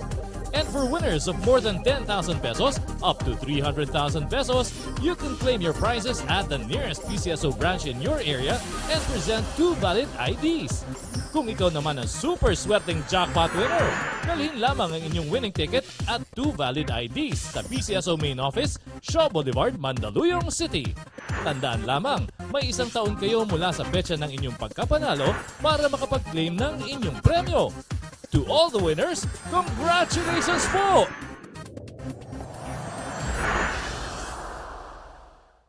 Araw-araw, libo-libo ang papremyo. Araw-araw, 3 times a day, maaring manalo. Ang dali-dali lang maglaro at sumali dito. Favorite 2 numbers from 1 to 31 ang pagpipilian para sa 2D Lotto. At 3 numero naman from 0 to 9 for the 3D Lotto. Exciting prizes ang naghihintay sa inyo. So what are you waiting for? Sugod na sa Lotto outlets at araw-araw, let's play Lotto! At tuloy po ang banding ng Lotto Barkada bukas para sa mas marami at mas malalaking papremyo from your favorite games, mga kaibigan. Nandyan pa rin po ang exciting prizes ng 2D Lotto and the 3D Lotto sa ating 2 p.m. at sa ating 5 p.m. draws. At pagsapit nga po ng alas 9 ng gabi, sasamahan pa po yan ng naglalakihang papremyo ng 6D Lotto at ng mga jackpot bearing games natin na Lotto 642 with an estimated jackpot prize of 5.9 million pesos. Sa Super Lotto 649 naman, we have 128 million pesos. At sa Ultra Lotto 658, jackpot estimate is 124 million pesos. That's all for tonight para po sa PCSO Fest Celebrado the 3rd. At ako naman pong yung lingkod, Jasper Espino nagsasabing, tara na maglaro para sa serbisyong wagas para sa bagong Pilipinas.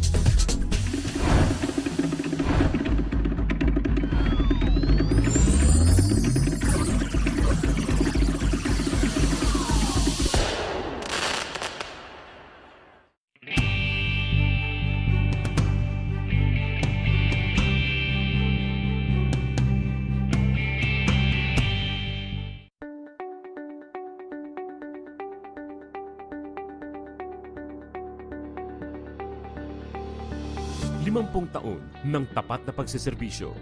Kailanman.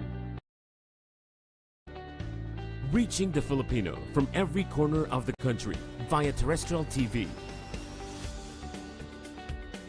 In Luzon, PTV 8 Cordillera, PTV 4 Manila, PTV 4 Palawan, and PTV 4 Naga.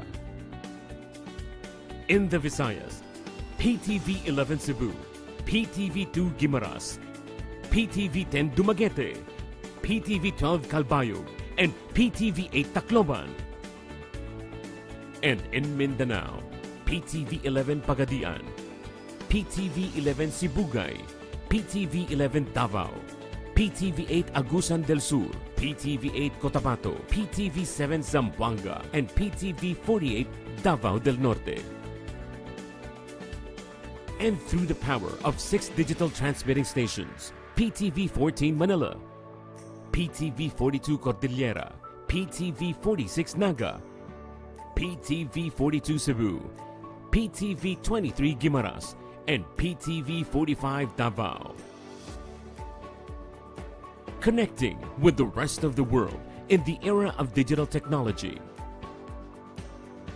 Through the power of television and our extensive online network, we continue crossing borders to serve the timeless news and information, bridging public service through innovative programs, fostering pride in the Filipino, and inspiring the people to be active partners in nation building.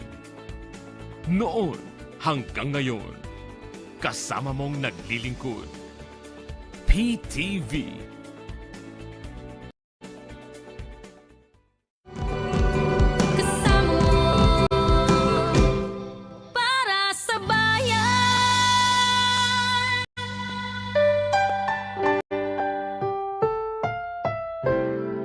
Susunod na programa ay rated PG. Ito ay nangangailangan ng patnubay at gabay ng magulang para sa mga batang manonood.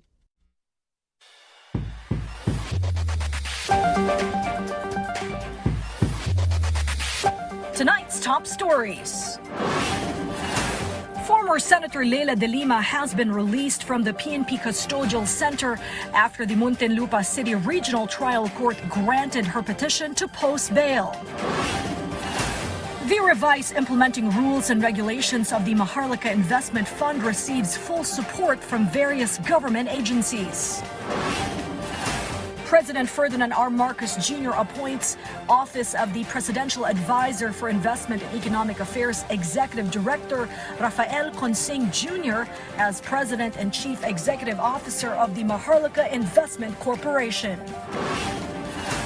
The country's total debt payments climbed 57% to 1.4 trillion pesos from January to September 2023.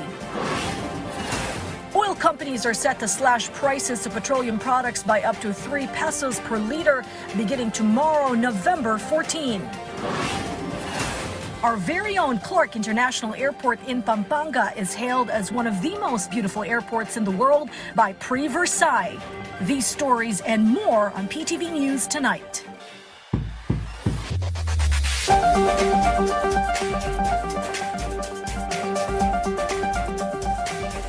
Good evening. Welcome to PTV News Tonight.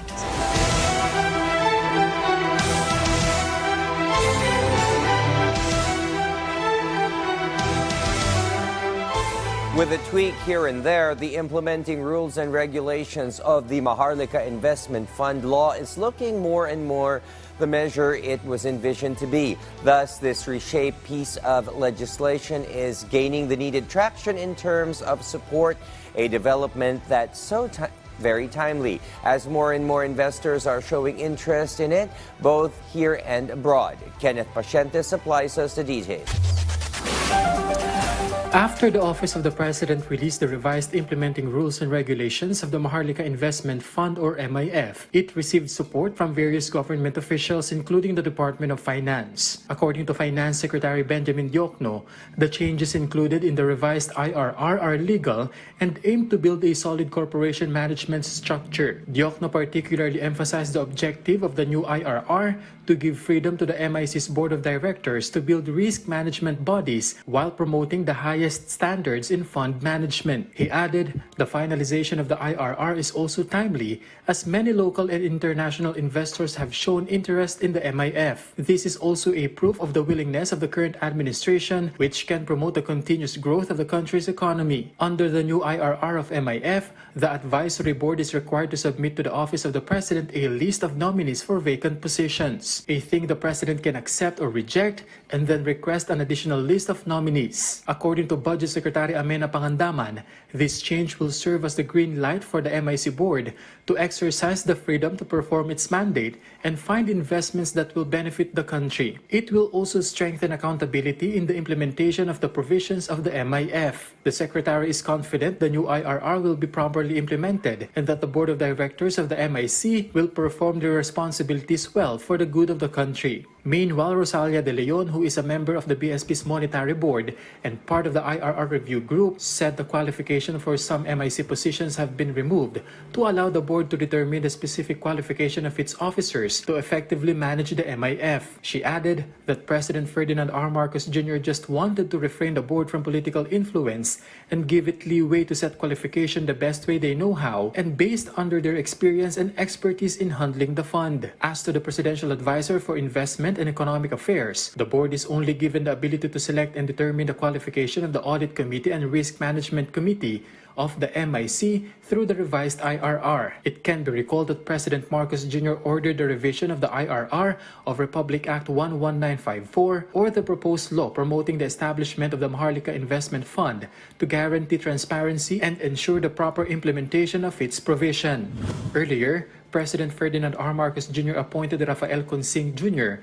as President and CEO of the Maharlika Investment Corporation or MIC. Consing Jr. is the current Executive Director of the Office of the Presidential Advisor for Investment and Economic Affairs. According to PCO, Consing is expected to further strengthen the MIC's strategies to contribute to economic growth and prosperity of the country. As PCEO, Consing's responsibility includes the establishment of a portfolio of investment, whether local or international, that is in accordance with the objective of the sovereign fund. fund, as well as managing contributions to the MIF and aiming to increase income of investment for development goals. He is also tasked to strengthen the capacity of individuals in the finance industry and implement the proper management of assets anchored in international standards. Consing graduated from De La Salle University and completed the Stanford University Graduate School of Business Emerging CFO Strategic Financial Leadership Program in 2016. Before his stint in government, Consing also held high positions in private corporations. Kenneth Pasyente for the Nation. True to his word, the president has had the Maharlika investment funds tweaked to allow for greater independence and more safeguards to assure its integrity and saleability to both investors and to the Filipino people as well. Armela Las Moras has more on government's technocrats and legislators who weighed in on the latest developments on the MIF. House Speaker Martin Romualdez commended the final version of the implementing rules and regulations of the Maharlika Investment Fund Act released by Malacanang. Under the final IRR, the independence of the Board of Directors of the Maharlika Investment Corporation was strengthened and the President was given the rightful authority to accept or reject the nominee submitted by the MIC Advisory Board. I think it's already done. The IRR is already done. So I think they're right now organizing the board. So I think that's a very, very great step forward. Meanwhile, for House Committee on Banks and Financial Intermediaries Chair Irwin Ching, the reinforcement of the MIC Board's independence is fundamental in ensuring prudent and effective decision-making. That's why he also commended the final IRR. House Senior Deputy Speaker Don Gonzales added, overall, as it was approved by President Ferdinand R. Marcos Jr. himself, he's certain that it has enough safeguards and will be beneficial for the country. In an interview, House Ways and Means Committee Chair Joey Salceda particularly praised the appointment of Rafael Consing Jr. as the President and Chief Executive Officer of the MIC. I'm sure na siya po may sapat na experience at kilala sa buong mundo. 32 countries po ang ICTSI, siya po ang CFO. Ang dami niya pong awards sa pagiging Chief Financial Officer. And now that President Marcos is set to attend the Asia-Pacific Economic Cooperation Summit in California, he believes the MIF will gain support from other countries through this significant event. Siyempre, kailangan may ibenta kayo. So, ang APEC ay napakalaki. Pinakamalaking bloke po ng ekonomiya sa buong mundo. At both sides of the Pacific, nandun po lahat ang mga trading partners natin. Melalas Moras for the Nation. The Maharlika Investment Fund had to go through a little tweaking by way of its implementing rules and regulations and an appointment of a board of directors chair to preside over the administration and management of the fund, with the President of the Republic reserving the right to replace anyone in the board when he sees fit. So says the chief economist of the Rizal Commercial Banking Corporation, Michael Ricafort, in a chat with presenters of Bagong Pilipinas Noontime News Show. He says the updated IRR of the fund preserves the integrity of the fund and is sure to draw more investors with ample safeguards built into the management of the fund. Likewise, he finds nothing wrong with the President reserving the right to replace any member of the board if he or she does not perform according to their mandated duties. In addition, Ricafort also hailed the people handpicked by the President to help manage and administer the fund, such as Board Chair Rafael Consing, whose qualifications and experience are without peer. Yung appointment, nagagaling po sa executive. Pero pagkatapos po nun, pag magpa-function na sila, independent sila. So nandoon naman po yung check and balances na tinatawag.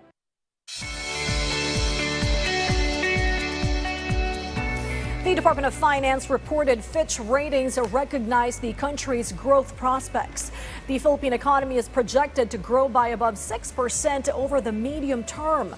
Fitch Ratings also noted the country's deficit to decrease to 3.8% of the GDP by 2025 after surging to 5.4% last year following stronger spending by local government units. The national government's debt payments rose by 15% in September this year. The debt service bill during the month amounted to 238.9 billion pesos, up from last year's 206.9 billion pesos. The principal payments also increased to 13.9% to 167.5 billion pesos, higher compared to last year's 147 billion pesos. Meanwhile, the Bureau of Treasury reported total debt payments from January to September climbed 57% to 1.4 trillion pesos. The Agricultural Department vows to expedite the distribution of subsidies to local farmers this planting season. This is expected to help hamper the increasing prices of rice. Clazel Pardilia tells us more. Miriam is mixing two varieties of rice to stretch her budget. One is the cheapest staple grain she found in the market, and the other one, a little more expensive class of rice. Ngayon, ano po itong binili niyo? Ito, tag 50, maalsa. Saan niyo po yan ihahalo? Sa malambot, yun nga po 52. Sa mahal nga po ng bilihin, kailangan din magtibid. The price monitoring of the Department of Agriculture shows from 41 to 45 pesos a kilo of regular milled rice in October, it went up to 50 pesos this week. Meanwhile, cost of well-milled rice spiked by 6 pesos a kilo, which is now sold from as low as 45 to as high as 54 pesos. According to some rice retailers at the Muñoz Market, the price of a 25 kilogram of rice soared by 50 pesos. Nakakakuha pa kami ng 1.2 nung nakaraang kalahati. Ngayon, 1.250 na. Yung pinakamurat. Kasi nga, wala daw silang makuhang palay. Gawa nung nag-uunahan pa pag may dumating na palay. The Department of Agriculture explained price of husked grains or palay usually moves when the harvest season is about to end. But rice, which was bought at a lower price during the peak of the harvest season, should not be sold at skyrocketing price. Hindi talaga magmahal sobra yun, Clay. Kasi remember, karamihan ng nabili ng mga traders at saka ng mga ay mura pa noong nabili nila yun September, October. Yung average, national average ng Fargate is at 22.11. So, dapat 45 lang, sir? Yes, pasok siya within the 45. Pag minsan kasi nakikreate sila ng ngayon, nagmamahal na, dapat mahal na. But remember, majority na nabili nila na palay ay mura. In a closed-door meeting, DA Secretary Francisco Laurel Jr. met with agriculture stakeholders. They discussed how to bring down the price of rice, address the needs of local farmers this planting season. According to SINAG, Secretary Laurel pledged to expedite the distribution of financial assistance for rice farmers. Pag na-download sa DA, mabilis na implement agad. Alam naman kasi natin itong dry season crop, mas madaming fuel ang gagamitin magsasaka, mas malaking gastos. So, makakatulong yun yung 5,000 per hectare. Creating protocols in using African swine fever vaccine was also tackled. Earlier, lawmakers questioned the allegedly privately led clinical trials of ASF vaccines. A black market of vaccine against the swine disease has also been reported. Sabi nga niya, dito sa regarding sa vaccine, titingnan niya yung talagang guideline kung sino ba talaga ang dapat mag-handle. Ngayon, kung mayroon tayong mga mali doon sa mga procedure, i-correct po yun. Kung kailangan umpisahan ulit yung magiging trial, so be it, parang ganun. So titingnan niya lahat kung saan tayo may loophole. Local producers also appealed not to extend the lower tariff for imported rice, corn, and pork. Kung makaka-apekto naman sa local industry yan, of course, hindi rin maganda kung basta-basta ibaba yung tariff. Yun ang indication na sinasabi niya na dapat proteksyonan ang ating local producer. With the combination ng background niya as a businessman before na parang farmers din, a local producer katulad namin, and combination na magiging full-fledged ano na siya, DA secretary. Siguro this time we have a chance no na talagang magawa niya ng paraan na mabalance yung local produced versus importation. Earlier this morning, Secretary Laurel promised to continue collaborating with all farm stakeholders and agri-sectors to address the major problems and concerns of the industry. Kailangan ko lang is teamwork, cooperation, and I think we can do a miracle. Hopefully do a miracle. Kaleza Pardilia for The Nation. Great news for motorists. Tomorrow, November 14, oil companies will implement price cuts on fuel products. There will be a price reduction of 3 pesos for diesel, 2 pesos and 30 centavos for kerosene, and 70 centavos for gasoline. According to the Department of Energy, or DOE, there has been a decrease in manufacturing activity in China, and inventory of crude oil in the U.S. has increased. There is a possibility that the price rollback will continue until December. The Energy Department also assures public transportation drivers and operators the distribution of fuel subsidy will continue nonetheless. A study by Oxford Economics shows the Philippines is well positioned to achieve long-term economic growth compared to most of its Asian peers. This and other stories in tonight's Business News Wrap-Up. A study by Oxford Economics showed the Philippines is well positioned to grow over a longer period of time. In fact, only China is faring better than the Pearl of the Orient Sea in terms of positive long-term outlook among emerging economies, followed by the Czech Republic, according to the think tank.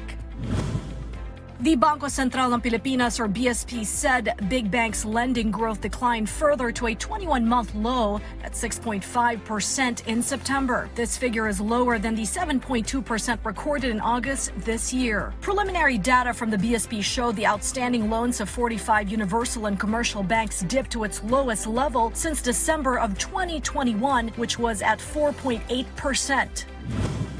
The Bureau of Internal Revenue, or BIR, attributes higher monthly collections consistently exceeding its set targets to heightened tax enforcement activities.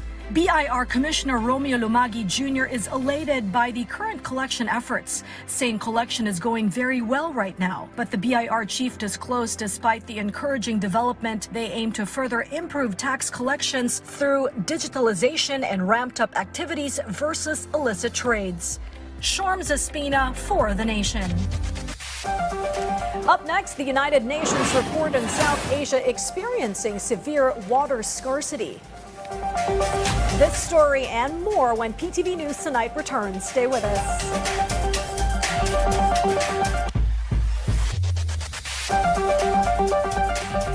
Saan mapapanood ang PTV? Sa bawat sulok ng Pilipinas, reaching millions of Filipinos across the country through the power of terrestrial TV. Abot na abot namin ang mga Pilipino para sa tapat na balita at impormasyon. Dito'y Cordillera, kan Intero ang Luzon.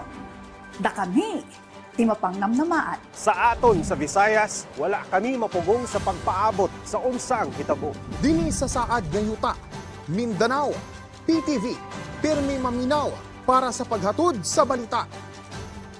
Broadcasting in Luzon, PTV4 Manila, PTV8 Cordillera, PTV4 Naga, and PTV4 Palawan. In the Visayas, PTV11 Cebu, PTV10 Dumaguete, PTV2 Guimaras, PTV8 Tacloban, and PTV12 Calbayog. And in the heart of Mindanao, PTV11 Davao City, PTV8 Cotabato, PTV7 Zamboanga, PTV11 Sibugay, PTV11 Pagadian, PTV48 Davao del Norte, and PTV8 Agusan del Sur. PTV Regional Network, buong katapatang naghahatid ng balitang maaasahan para sa inyong pambansang TV.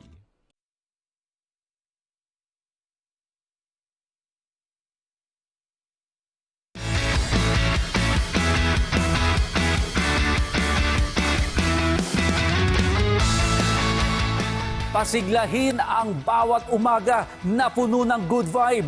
Sari-saring mga impormasyon at kaalaman. Kaya halina't mag-chill at enjoy! Kasama ang iyong RSP Barkada dito lang sa Rise and Shine Pilipinas!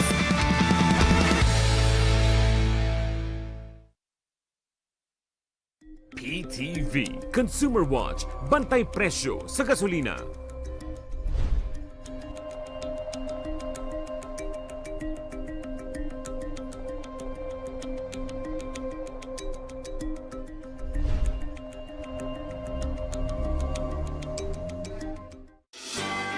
Pagpatak ng alauna ng hapon, sama-sama tayo tumutok sa sentro ng mga balita bilang mga tagapaghatid nyo ng tapat at napapanahong impormasyon. Kasama sina Audrey Goriseta, Naomi Tiburcio, at Angelique Lazo.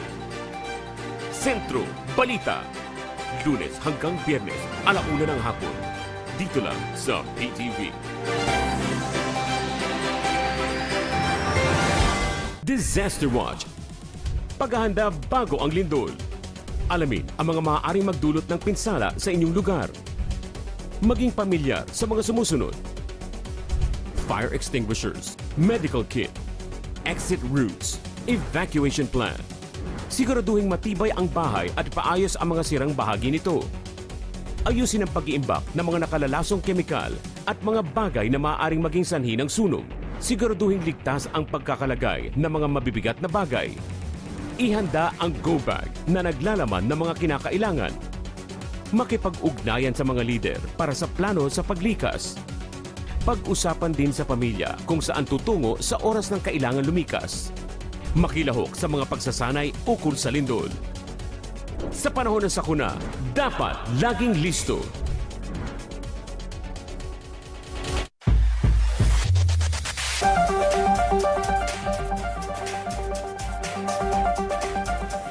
Come hell or high water, the resupply missions of the Philippine Coast Guard are on schedule for delivery to its recipients, even with continued harassment and intimidation by the Chinese Coast Guard and militia boats of the PLA getting in the way. Our Patrick De Jesus narrates the latest acts of bullying over the weekend on the high seas of the West Philippine Sea, perpetrated by China against the Philippine Coast Guard resupply mission vessels in this story. In the recent resupply mission to Ayungin Shoal, the Philippine Coast Guard tried to get near the BRP Sierra Madre using its rigid hull inflatable boats. This, after the PCG ships were able to reach less than a nautical mile from Ayungin Shoal. PTV News is among the media outlets allowed to be on board an inflatable boat unloaded from the 3 ships that escorted the AFP-chartered resupply boats. But the China Coast Guard also deployed its aluminum boats, then shadowed and chased us. Despite this, the PCG's inflatable boats succeed in getting closer to BRP Sierra Madre with only a distance of 700 meters. The World War II era warship, which was run aground in Ayungin Shoal since 1999 to serve as a Philippine Navy outpost, can be seen clearly, weathered and dilapidated, but is still standing strong, manned by Filipino troops to assert our rights. The government assured that the LS-57 will be protected at all costs. Kasing BRP Sierra Madre, nakikita natin ay matandang barko na siya, no? Dahil sa elements, sa weather, pwedeng siya ay magkaroon ng ma-erode o masira, no? Sa atin ay napaka-importante nito. Hanggat nandyan siya, ay poproteksyonan natin siya. At hindi tayo papayag naman na yung ating mga sundalong nandyan ay hindi naman magkaroon ng sinasabi natin magandang living condition. No? Makita natin na ito ay nasa loob ng ating exclusive economic zone, napakalapit sa Palawan. No? Yan ay utos ng ating Pangulo, poproteksyonan natin yan. At ang ating mga nakatira doon, sisiguraduhin natin na maayos din naman yung kanilang tinitiran. The Philippine vessels once again experienced harassments from Chinese ships. The China Coast Guard vessel fired water cannon at ML Kalayaan, one of the resupply boats. This is also the most number of Chinese ships monitored, where militia vessels reached 38, aside from the 5 China Coast Guard vessels and 4 from People's Liberation Army Navy. But authorities said this is not enough to prevent the country in doing legal activities inside our territory. The more that they do that, the more that their credibility is tainted, or the more that they are discredited in the eyes of the international community. Wala naman sa karapatan ang sino man na makialam sa ating ginagawa. The AFP said, whatever missions will be conducted, it is in compliance with our rights and sovereignty. From West Philippine Sea, Patrick De Jesus for The Nation.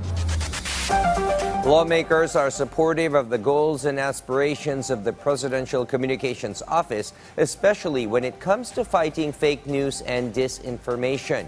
For her part, the PCO chief expressed gratitude to the senators who are also the Communications Office allies in nation building and ensuring that the public is well informed of government programs and plans for them. The Senate deemed submitted for plenary nod the proposed 2024 national budget of the Presidential Communications Office, including its attached agencies. The PCO assured through its budget sponsor, Senator J.V. Ejercito, on its crusade against fake news and disinformation. Ejercito also told his fellow senators on the PCO's program regarding this matter. Number one is media information literacy programs. National Information Summit, Campus Community Caravans, Unified Communications or Unicom Project, Your Honor. So these are the programs that they have to combat fake news and misinformation. PCO launched the Media Information Literacy Campaign together with relevant agencies, the private sector and civil society to equip citizens with the skills to become discerning consumers of information. Senator Raffy Tulfo, meanwhile, is pushing for an increased budget for the People's Television Network. Tulfo explained the need for additional funds for the upgrade of the equipment and facilities of PTV for better quality programs and performance as well, as the People's Television Network aims to be one of the top media networks in the Philippines. Mr. President, yung 200 million sapat na raw, yan ang conservative amount na hinihingi para maging maayos ang pamamalakad takbo sa PTV4. Magkaroon tayo ng quality broadcasting dyan sa PTV4, isang government station na siyang nagpapakita ng imahen ng ating gobyerno, pinapakita yung mga activities ng ating gobyerno, at ano pong ginagawa nating Pangulo, etc. etc. So therefore, I hereby appeal to my colleagues in the Senate and Mr. President na sana mapagbigyan po natin na mabigyan man lang nitong maibigay lang itong 200. About 200 million, Your Honor, Mr. President. Likewise, NTC already. Kasi sa ngayon, siniro ang capital outlay nila. Communications Secretary Cheloy Garafil thanked the senators and its leadership for appreciating the PCO's work, especially in the fight against disinformation. Natutuwa ang PCO, buong PCO dahil nakita ng Senado ang kahalagaan ng ginagawa ng PCO in terms of education, information dissemination, fighting fake news. Kaya naman kami natutuwa dahil nadagdagan, mayroong promise of additional budget para sa PTV4, sa IBC 13. Malaki pa sa salamat namin. Siyempre, doon sa aming sponsor na si Sentro JV. Daniel Manalastas for The Nation. Three proposed budgets of the National Intelligence Coordinating Agency, the Anti-Money Laundering Council, and the Judiciary all went under the scrutiny and questioning in the Senate deliberations held earlier today. One salient discussion in today's hearing covered the Senate's power to hold witnesses under probe in accordance with the rule of law, which the Supreme Court made clear in its latest ruling on the Farmally case. Our Daniel Manalastas has more. During the plenary deliberations on the proposed 2024 budget of the judiciary, the issue of citing in contempt certain resource persons of Farmally during the Senate investigation on irregularities in the procurement of PPEs at the height of the pandemic was raised. The budget sponsor, Senator Sani Angara, made an announcement regarding the issue. Sometimes we are quick to fire the trigger, to pull the trigger in this particular cases. So we'd like to be guided accordingly. They will say, no, we did not do that, even if there were 5 other witnesses pointing them that they did it. Sa simpleng salita, hindi nila kune-question nung hukom ang ang ating kapangyarihan dito sa Senado, yung contempt power natin sapagkat nasa saligang batas po yan. Pero yung paraan po nung pag-exercise nito, pag nagdeklara ho tayo ng isang witness in contempt, kailangan may due process ho. Bigyan ho siya ng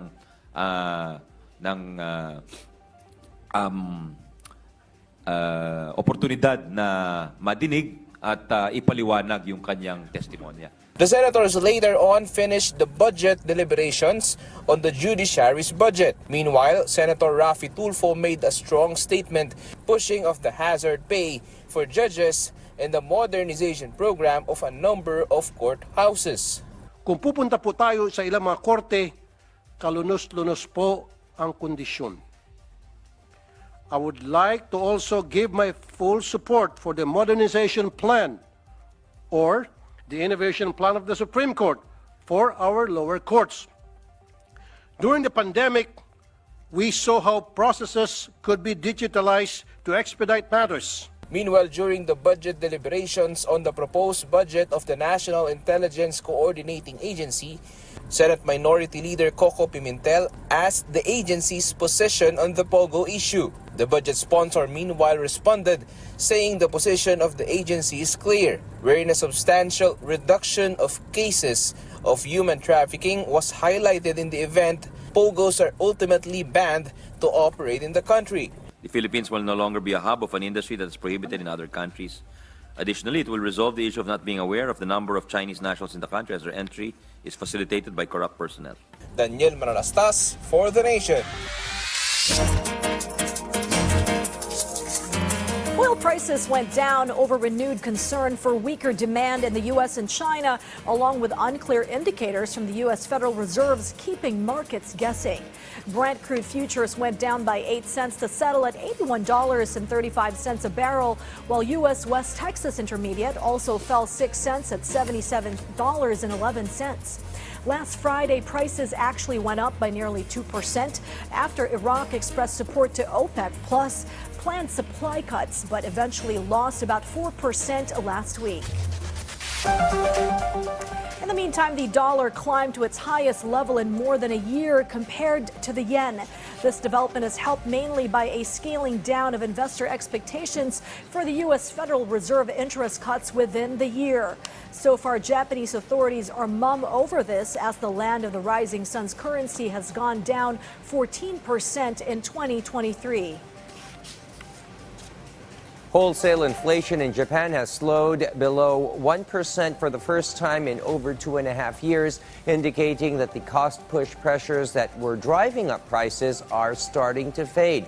The corporate goods price index increased by 0.8% in October compared to the previous year, matching market forecasts but cooling significantly from the previous month. This marks a 10th consecutive month of slowing wholesale inflation, with the growth rate falling below 1% for the first time since February 2021. The decline in prices for wood, chemical, and steel products contributed to the slowdown, reflecting the impact of falling global commodity costs.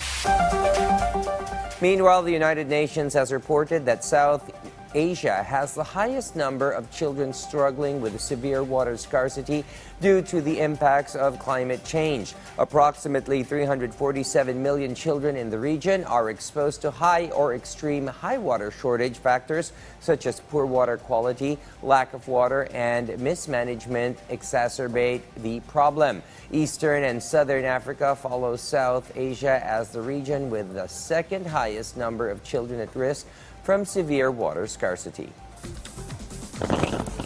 And here are the results of tonight's multi-million peso lotto draws from the PCSO.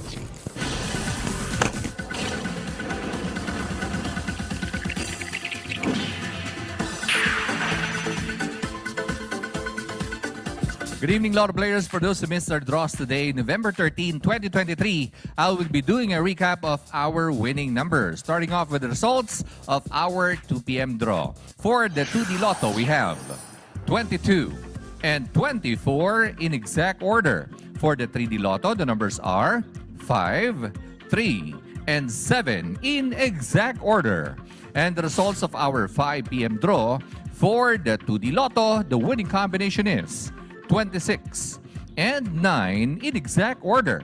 And for the 3D Lotto, we have 2, 3, and 1 in exact order.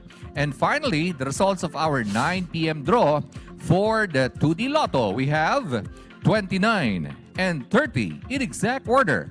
For the 3D Lotto, we have 5, 1, and 0 in exact order. And for the 4D Lotto, the winning combination is 0, 7, 2, and 2 in exact order. Okay, para naman po sa Mega Lotto 645, in any order, we have 35, 14, 10, 15, 24, and 20 with the jackpot prize of 12,366,793 pesos net of the agent's prize commission. At sa Grand Lotto 655, again in any order, we have 48, 2, 54, 41, 19, and 35 with the jackpot prize of 29,700,000 pesos net of the agent's prize commission.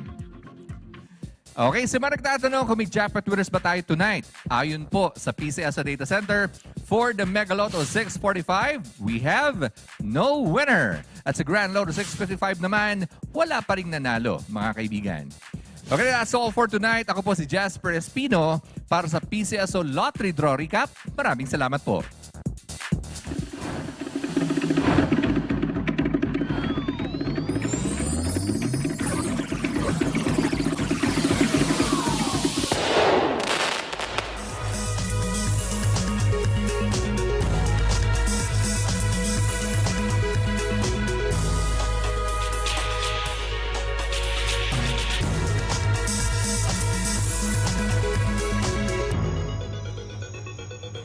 The local stock market all ended in the red at the start of the week. This benchmark Philippine Stock Exchange Index dipped 45.75 points or 0.74%, finishing at 6,116.14, while the broader all shares went down 21.34 points or 0.64%, closing at 3,295.52. All sectoral counters ended in the negative territory, led by mining and oil with 1.41%. Total volume of shares traded amounted to 285 million, worth 1.374 billion pesos. Losers edged out gainers 106 to 57, with 52 issues left unchanged.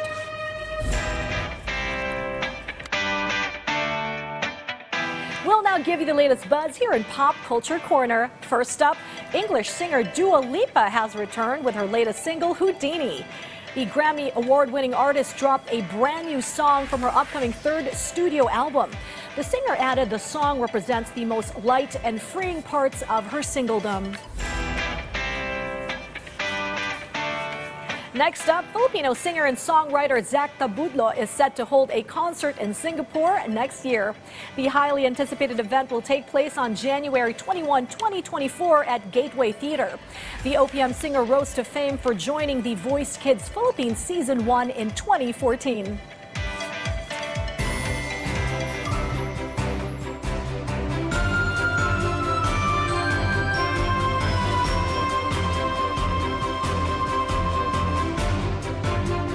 Pag-asa is monitoring the tropical depression outside of the Philippine area of responsibility. This weather disturbance was last plotted 1,465 kilometers east of northern Mindanao, with maximum sustained winds of 45 kilometers per hour near the center and gustiness of up to 55 kilometers per hour. It has a high chance of developing into a typhoon category.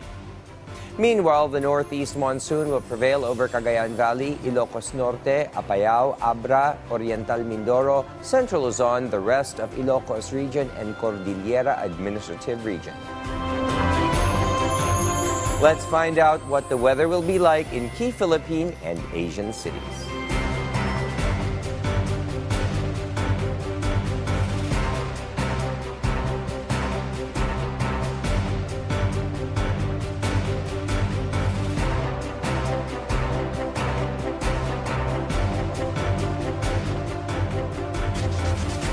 Coming up, Clark International Airport named one of the most beautiful airports worldwide. Stay tuned. We will be right back.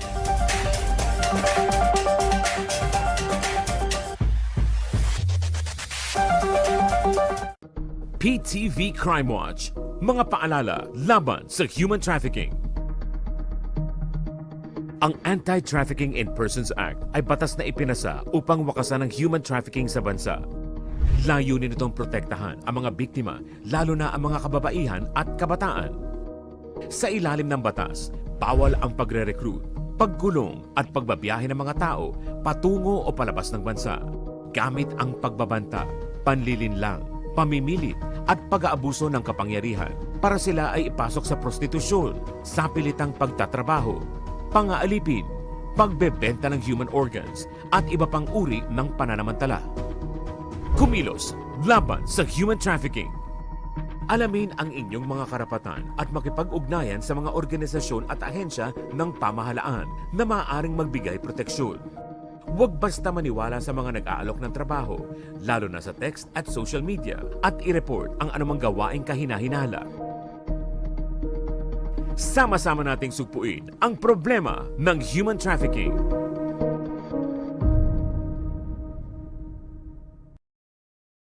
Disaster Watch. Alamin ang heavy rainfall warning system ng Pag-asa. Yellow rainfall warning. Pinapayuhan ng lahat na mag-monitor ng mga weather update sa inyong lugar. Maghanda sa posibleng pagbaha sa mga mabababang lugar at tabing baybayin. Orange rainfall warning. Mas malawak na pagbaha ang inaasahan at posibleng magka-landslide sa mga tabing bundok. Bumuo ng isang emergency kit at maghandang lumikas sa anumang sandali. Red rainfall warning. Inaasahan ang matinding buhos ng ulan sa loob ng 2 oras na magdudulot ng malawakang pagbaha at landslide. Para sa inyong kaligtasan, agad na lumikas papunta sa ligtas at mataas na lugar. Sa panahon ng kalamidad, dapat laging listo.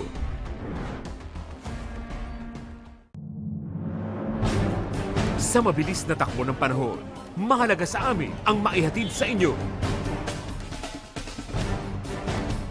ang pinakabago at makabuluhang impormasyon.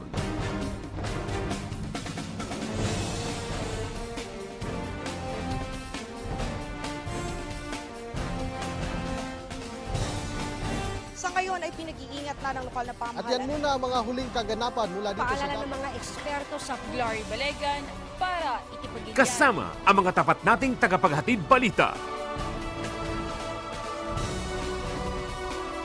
Kahit saan, kahit kailan, kasama nyo ang PTV para sa bayan. Muli na namang kinilala ang ating mga programa sa 45th Catholic Mass Media Awards. Public Eye Special Citation for Best Public Service Program. Schoolmates Special Citation for Best News Magazine. Kadiwa ng Pasko, Special Citation for Best Special Event Coverage. At Rise and Shine Pilipinas, Special Citation for Best News Program. Maraming salamat po sa CMMA. Karangalan namin ang maghandog ng mga dekalidad na programa para sa bayan.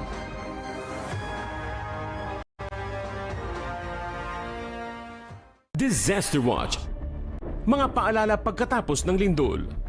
Suriin ang iyong sarili at mga kasama kung may tinamong pinsala. Magbigay ng paunang lunas kung kailangan. Unahin ang mga pangangailangan ng mga matatanda, buntis, may kapansanan at mga bata. Kung nasa tabing dagat at may banta ng tsunami, agad na lumikas papunta sa ligtas at mataas na lugar. Suriin kung may natapong nakalalasong kemikal at mga bagay na maaaring pagmula ng sunog. Huwag bumalik sa loob ng gusali hanggat walang abiso na ligtas na ito. Sa panahon ng sakuna, dapat laging listo. Pagpatak ng 1:00 ng hapon, sama-sama tayo tumutok sa sentro ng mga balita bilang mga tagapaghatid nyo ng tapat at napapanahong impormasyon. Kasama sina Audrey Goriseta, Naomi Tiburcio, at Angelique Lazo. Sentro Balita. Lunes hanggang Biyernes, 1:00 ng hapon. Dito lang sa PTV.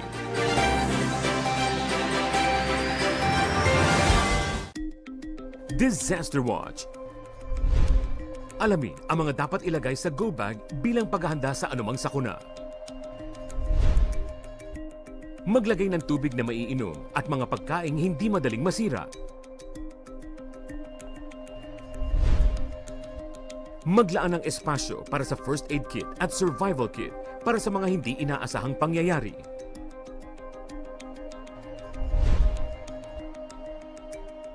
Huwag kalimutan ang toiletries para mapanatili ang kalinisan sa katawan.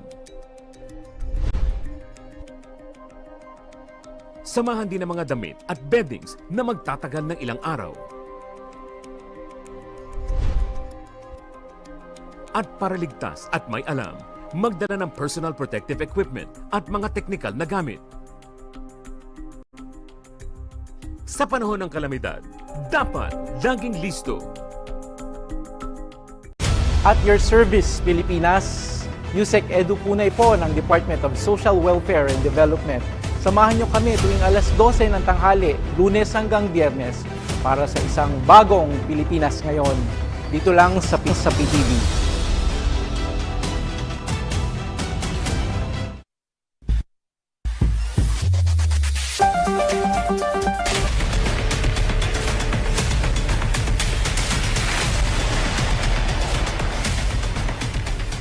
A new batch of repatriated overseas Filipino workers from Israel arrived in the country earlier today. According to the Department of Migrant Workers, the new batch of OFWs includes 29 caregivers, 10 hotel staff, and 2 children. 48 Filipinos from Gaza have also returned home last night. They were among the 56 evacuees who successfully crossed from Gaza to Egypt on Saturday. The government has brought back more than 200 Filipinos from Israel thus far. According to the Philippine Embassy, 39 Filipinos have chosen to remain in the Gaza Strip. Naman ng OWA, of course, we provided 50,000 financial assistance ngayon sa pagdating nila, and that does not preclude them to visit our nearest OWA office for either scholarship or loan or livelihood assistance.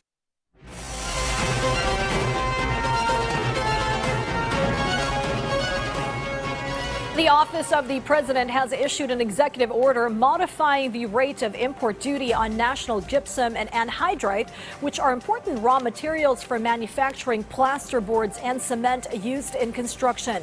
The executive order aims to revitalize and increase the competitiveness of the local plasterboard and cement industries, as well as support housing and infrastructure projects in the country. Currently, there are no operating mines for natural gypsum and anhydrite in the country, and there are no local substitutes available for domestic producers. The executive order will be in effect for 5 years and subject to annual review.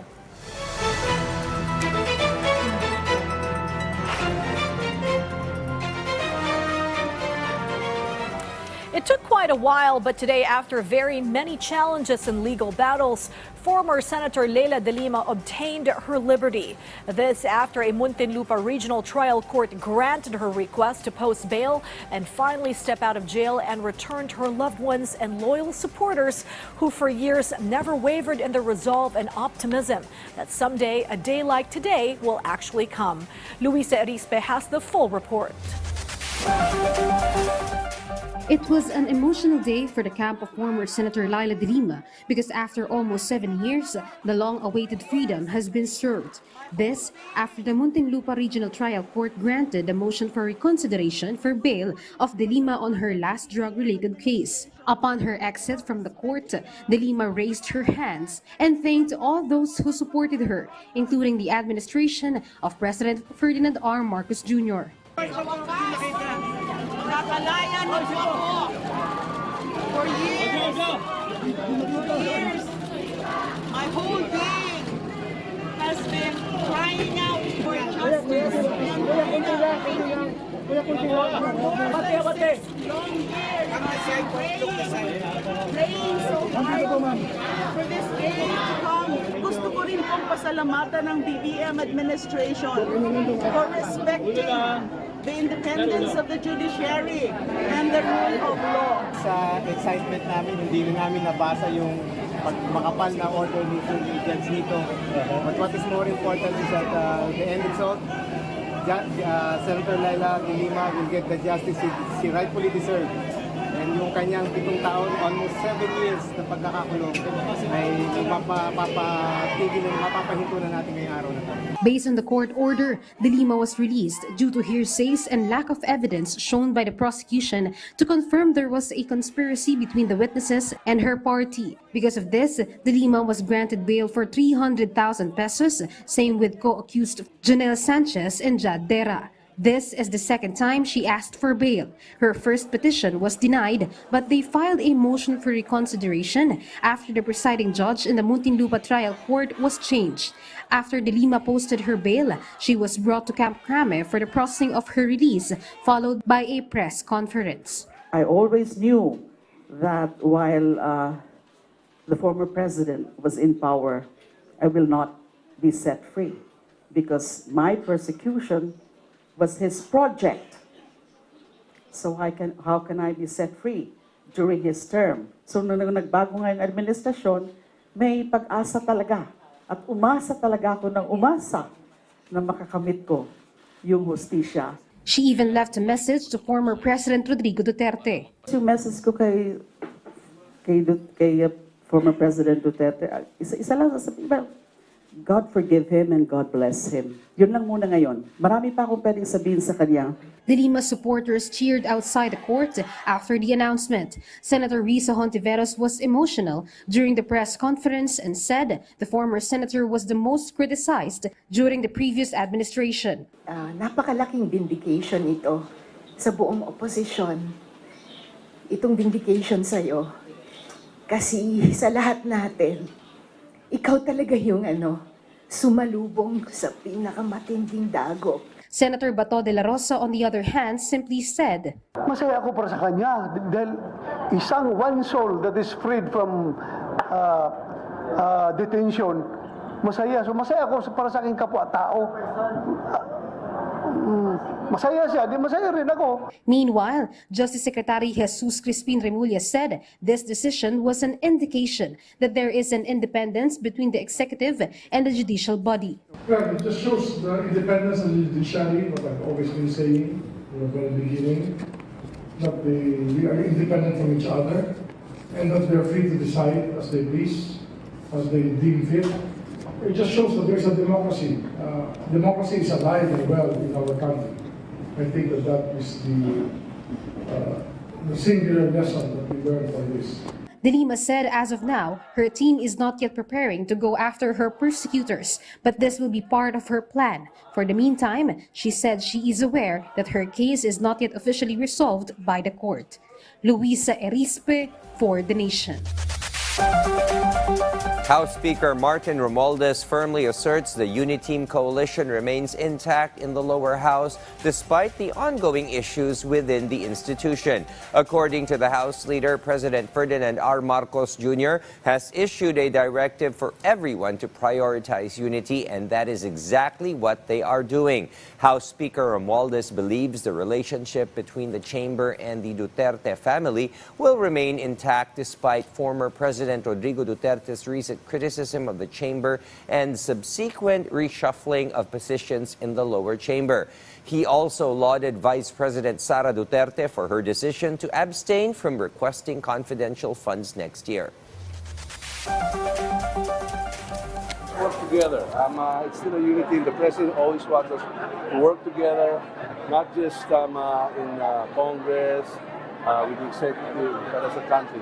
So we will always strive for that.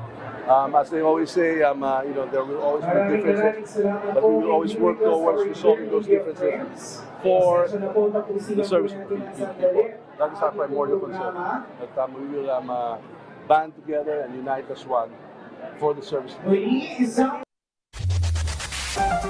In other news, the reward for the identification of the suspects involved in the shooting of radio broadcaster Juan Humalon has now reached 3.7 million pesos. According to authorities, personal motives are still being considered as the primary factors, including the alleged fight over land or any potential connection to his job. The PNP stated the court is conducting an investigation into the murder and theft case filed against the three suspects.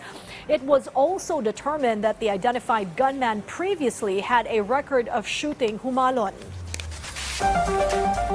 Meanwhile, the Clark International Airport in Pampanga has been named as one of the 24 world's most beautiful airports this year. According to the World Architecture Design Award, Clark stood out due to its exceptional architecture and design. The Clark International Airport first received the recognition in 2021. Meanwhile, the Department of Tourism is inviting the public to vote for the Philippines as the world's leading beach destination in the 2023 World Travel Awards. The voting period will officially end on November 17. Today, the Christmas tree was illuminated at the House of Representatives, marking also the start of the trade fair that showcases the diverse race and culture of the country. The Christmas tree lighting ceremony took place after 3 o'clock this afternoon. House Speaker Martin Romualdez presided over the ceremony, accompanied by other House leaders, as well as First Lady Liza Araneta Marcos, who served as the guest of honor. The First Lady also took part in the launching of the Kabuhayan 2023 National Livelihood Trade Fair. The event showcased a wide range of Filipino products from different provinces. The trade fair is scheduled to continue until November 2023. Who says you can't have quality work product working for government? The latest proof is the inclusion of state TV among the nominees for Best News Programs and Newscasters, male and female, in the Asian TV Awards competition that our Sujin Kim dwells on in this report. The People's Television Network continues its march towards respectability and credibility. This as talents and programs of PTV have been nominated in the 28th Asian Television Awards. Nightly newscast PTV News Tonight is nominated for the Best News Program category, with anchor Charms Espina and former anchor Joey Gilas also nominated for Best News Presenter. Also gaining lofty nominations are Ulat Bayan of his schoolmates for Best Talk Show Host and the program Beast of Asia 2 for Best Children's Program. Talents and hosts from different Asian nations like Japan, Thailand, New Zealand, India, Singapore, China, Korea, and the Philippines will be vying for prestigious honors in this event, considered as Asia's largest entertainment awards. The 28th Asian Television Awards will happen on January 12 and 13 of next year in Ho Chi Minh City, Vietnam. Sujin Kim for The Nation.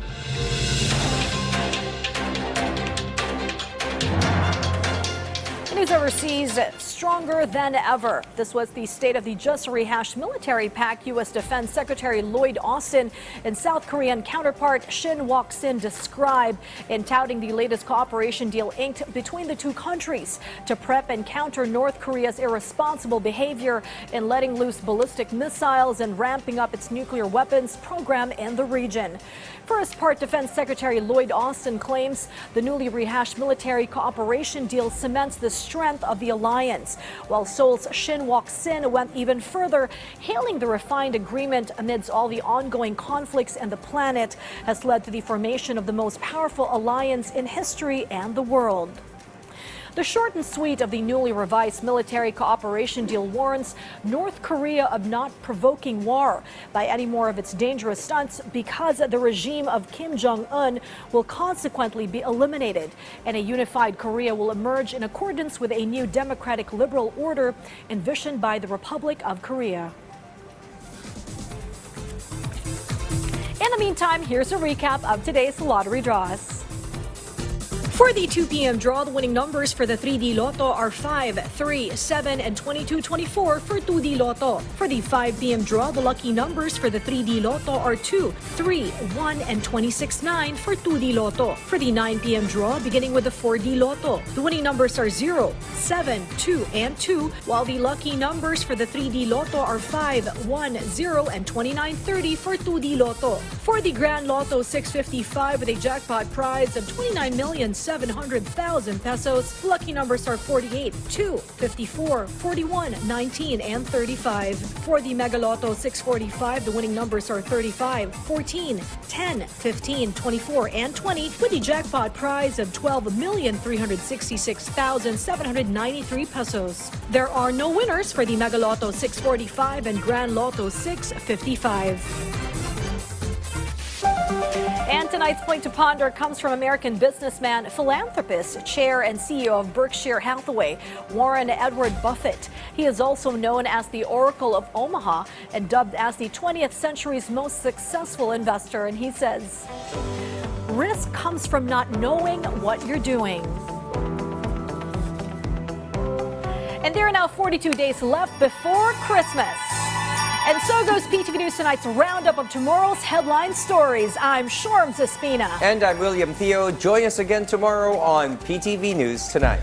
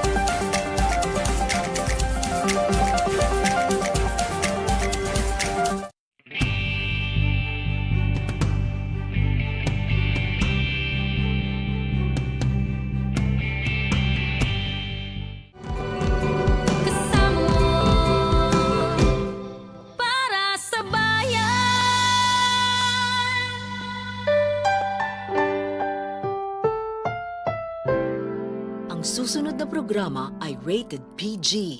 Ito ay nangangailangan ng patnubay at gabay ng magulang para sa mga batang manonood.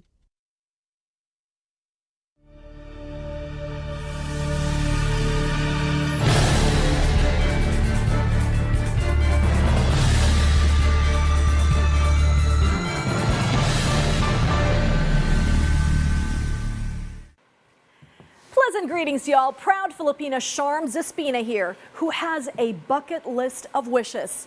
Among them, a pleasure cruise to Alaska, America's last frontier, to hopefully lay eyes on a pod of orcas swimming up and down the surface, heading for their feeding grounds, and then watch a huge wall of ice from a glacier multiple stories high, breaking off and crashing into the sea below.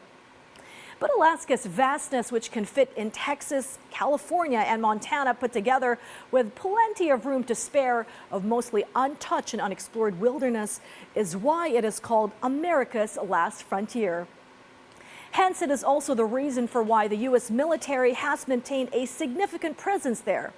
Join VOA correspondent Carla Babb as she explores Alaska from up high inside a U.S. fighter jet in today's presentation, Alaska, America's Strategic Frontier. This week on The Inside Story, Alaska, America's Strategic Frontier. Join us on a journey to the 49th state and see why the United States military has such a significant presence here. Strap into a fighter jet and learn about the American Missile Defense System. Plus, a look at Alaska's statehood and geography. Join us for The Inside Story, Alaska, America's Strategic Frontier.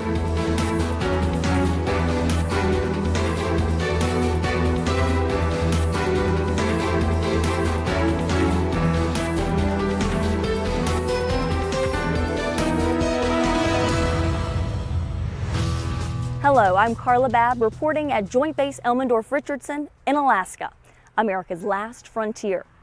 For many Americans, the mystery surrounding the state stems from its remote location on the northernmost tip of the continent. Alaska borders no other U.S. state attached to the continent through a border with Canada. Much of the state is a frozen tundra seated above the Arctic Circle, with lots of wilderness and few people. It's also big. How big? Texas was the biggest U.S. state before Alaska was admitted, and you can fit all of Texas inside Alaska with plenty of room to spare. And U.S. officials say it's precisely that size and location that provide many strategic advantages for American national security. That's why American troops have operated in Alaska since before it became a state. That's why growing threats from Russia and China have the U.S. military looking not just east, but north. And that's why major changes are sweeping across several of the bases in Alaska. VOA gained exclusive access to take you inside some of the advantages and challenges at each of these bases, starting with the northernmost, Eielson Air Force Base near the Arctic Circle. But the best way to show you Eielson's multi-billion-dollar transformation isn't here on the ground. Follow me into the sky. Here we go. Soaring in an F-16. All right, here comes Afterburner. At the top of the world, backseat with the U.S. Air Force. Over America's last frontier, Alaska. All right. At times flying faster than the speed of sound. We are now supersonic. An F-35, America's newest stealth jet. Beside us, a sea of snow-covered peaks below. 15,000. The tallest in North America, the majestic Denali nearby. Beautiful, isn't it? My pilot, Major Lloyd Wright, call sign Bond, has navigated these skies for the last 7 years. I've flown a lot of places in the world, and this is like the best airspace in the entire planet. It's absolutely a national treasure. But American fighter jets aren't here for the views. The military calls this strategic airspace. We've just arrived at the Arctic Circle, and from here, fighter jets can reach anywhere in the Northern Hemisphere in a single flight. And it's hard to understand that looking at a normal map that stretches Alaska out over the top of the map. But when you look at a globe, it becomes very apparent how close we are to really anything in the Northern Hemisphere. Europe is just across the Arctic Ocean. Mainland Alaska is less than 100 kilometers from Russia. And Asia just across the Pacific. We're closer to the Indo-Pacific than they are sitting in Hawaii. With growing fears of Chinese and North Korean attacks. A few years ago, the Defense Department was looking to close most of Eielson. DoD argued that the cost to operate and maintain Eielson was expensive due to the environment, the climate in Alaska, and ultimately they proposed a major realignment. Airspace larger than Florida, right here in Alaska, right behind me. And all of that was on the chopping block. Alaska Senator Dan Sullivan tells VOA the people of Fairbanks, the city closest to Eielson, pushed back. So did an independent commission set up to evaluate the Pentagon's proposed base changes. Because they found that it wouldn't actually generate the original savings expected. The commission also argued that Eielson was important as an airbase because it has great air ranges and extensive complexes. After downsizing Eielson failed to take off, the Air Force did a 180, ordering its training squadron of F-16s to stay put, while deciding in 2016 to add not one, but 2 new squadrons of F-35s. 6 years and 54 of these F-35s later, Eielson is a combat-ready base equipped to fight at a moment's notice. These combat aircraft are worth about $5 billion, and the Pentagon has spent an additional $600 million building more runways, more hangars, more fuel tanks, more upgrades to accommodate the new jets and new people. Case in point, it's always busy here. There's only ever about 20 minutes where there's not airplanes flying around right here. But keeping these aircraft and the base operating in the Arctic is a struggle. Temperatures soar to 80 degrees Fahrenheit or 26 degrees Celsius in summer and dip to 50 below zero in winter. We have challenges just keeping that equipment running because it was never designed to work in temperatures that are so extreme. Fortunately for the Air Force, there's one thing that works great in cold weather: giant supercomputers. So believe it or not, the aircraft themselves, like you said, are supercomputers, right? Computers operate really well in the cold. However, the cold brings a lot of challenges as far as just taxiing aircraft on the flight line as well. Negative 40 below is quite the experience when it comes to tow jobs. Even touching metal outside burns your hands. Like it's absolutely insane. So here's one of the colder weather jackets here. And even with proper clothing, at about negative 20, air crews can only stay outside 10 minutes before having to warm up inside 50 minutes. So an hour's job takes 6 people what would normally take 1 person to do in an hour. Spring and summer bring their own extremes. During our visit, Thawing snow turned the base into a swamp. The sound of pumps competing with the jet engines. And operating on top of the world also means operating at the end of the supply line. So airmen must find new ways for resourcing essentials like jet fuel. We're very unique in the sense that we're pretty much self-sufficient off the state of Alaska. So we actually pull our fuel off the Alaskan pipeline, the crude. It's refined in North Pole and then pumped directly to the base. Lieutenant Colonel Adam Starkey runs logistics. We're looking at about just over 100,000 parts for the F-35. This has certainly been the most challenging job I've had in the Air Force. It's been a big learning curve, putting F-35s in the Arctic and kind of figuring out what those challenges are. The last 2 jets landed here in April, just in time, Sullivan says, to deter Russia's power plays. They've been doing Bear bomber missions. We've had to scramble more F-22s to go intercept those bombers, probably more than any other time since the mid-1980s. So they're aggressive here too. And the only thing that Putin understands, the only thing in my view that Xi Jinping understands in this new era of authoritarian aggression is power. The new F-35s at Eielson, combined with the F-22s at a base in Anchorage, give Alaska more than 100 combat-ready 5th-generation fighters. That's more stealth air power than anywhere else on the globe. There's a saying everyone at Eielson knows, from the godfather of the Air Force. In 1935, General Billy Mitchell told Congress, "Whoever holds Alaska will hold the world." I think it is the most important, strategic place in the world. More than 85 years later, Eielson's expansion amid Arctic extremes illustrate how the state continues to be a linchpin of America's defense. Frigid and frosty are 2 ways to describe Alaska's environment in the winter and the challenges it poses for the Pentagon. Let me give you a little more background about Alaska, its people, and its wildlife. In the White House, President Eisenhower signs the proclamation that makes Alaska's entry into the Union official. January 3, 1959, Alaska joins the U.S. as the 49th state. Flag makers quickly got to work adding an extra star in a 7x7 pattern.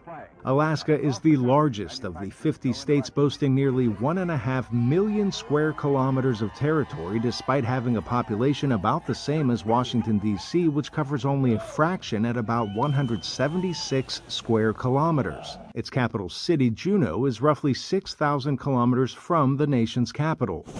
Alaska is also home to a handful of military bases and is of strategic importance given its proximity to Northeast Asia. An 88-kilometer stretch of water separates Alaska from Russia, which sold the territory to the United States in 1868 for just $7.2 million. The 49th state is home to more than 1,000 vertebrate species, some of which have been at the center of political battles over oil drilling in the Arctic National Wildlife Refuge. Alaska is known as America's last frontier for its remote location and vastly unsettled land. Arash Arabasadi, VOA News. With Russia's invasion of Ukraine, U.S. allies fear Russia or other aggressors like China or North Korea could attack them as well. It's a threat the American military is constantly training for, especially in Alaska. Let's return to Eielson Air Force Base for a first-hand look at how the U.S. military prepares. Good morning, Mig. Back in the air with the U.S. Air Force. We are flying at NATO's western flank with Russia, in what is also the closest U.S. state to Beijing. Both now brandishing their power. Russia invading Ukraine, China threatening war over Taiwan. It's not just great power competition, it's authoritarian, dictatorship aggression. And Alaska can play a huge role in making sure we're ready for it. To prepare, war games. Eielson Air Force Base hosts multiple Red Flag Alaska exercises each year, training thousands of U.S. forces, along with allies from across the globe. So to this flag, we have Canada and we have the United Kingdom. This year, we're incorporating Singapore, and we'll bring in New Zealand and Australia. Once here, trainees face a fierce team known as the 18th Aggressor Squadron. The team includes my pilot, Major Lloyd Wright, call sign Bond, donning communist red stars, from shoulder to helmet. Usually pretending to be Chinese, Russian, North Korean airplanes. It's kind of fun being the bad guy. MiG-4, brake left turn, bandit. 7 o'clock. Back in the air, the dogfight is on. We found him. It's a team of American F-35s against Bond and the rest of the MiGs. MiG-2, MiG-1, right. A tongue-in-cheek reference to the Russian-made MiG fighters. I am doing my best to do the tactics and all the airframe abilities and disabilities of our adversaries. And we're going to try and bomb the F-35's defended asset list. You got to pull some G's? Yes. Because here we go. Alaska is more than double the size of Texas, with a population only about the size of Washington, D.C. So pilots have most of this last frontier airspace all to themselves. Yeah, so during Red Flag, we'll fly down these like river valleys. They'll fly down these river valleys. And so it's really fun to try and like find them. It's like the most expensive game of hide and seek laser tag you've ever heard of. Bingo. Bingo. The weapons in Red Flag are not real. Gas, flare. But the responses mimic real combat. Musket 2, copy kill. Make 4, copy kill. We're dead. They just turned into a big ball of flame. We just died. Red Flag planner Lieutenant Colonel Greg Hunger says the training gives the U.S. and allies a chance to identify their vulnerabilities. So the problems they occur, usually we see week 1 get fixed in week 2, so that if they went to combat week 3, those things are all resolved. And with worries Russia could be inching the globe to the brink of World War III.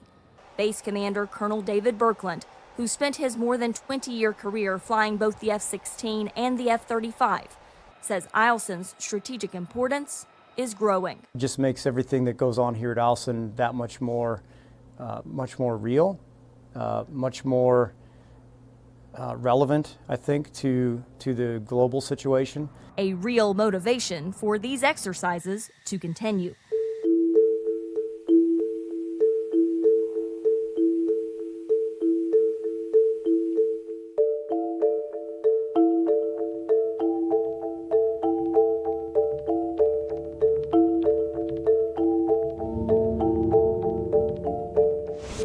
The U.S. views the Arctic as a growing area of competition with Russia and China, particularly as climate change brings warmer temperatures that open economic and military valuable sea lanes for longer periods of time.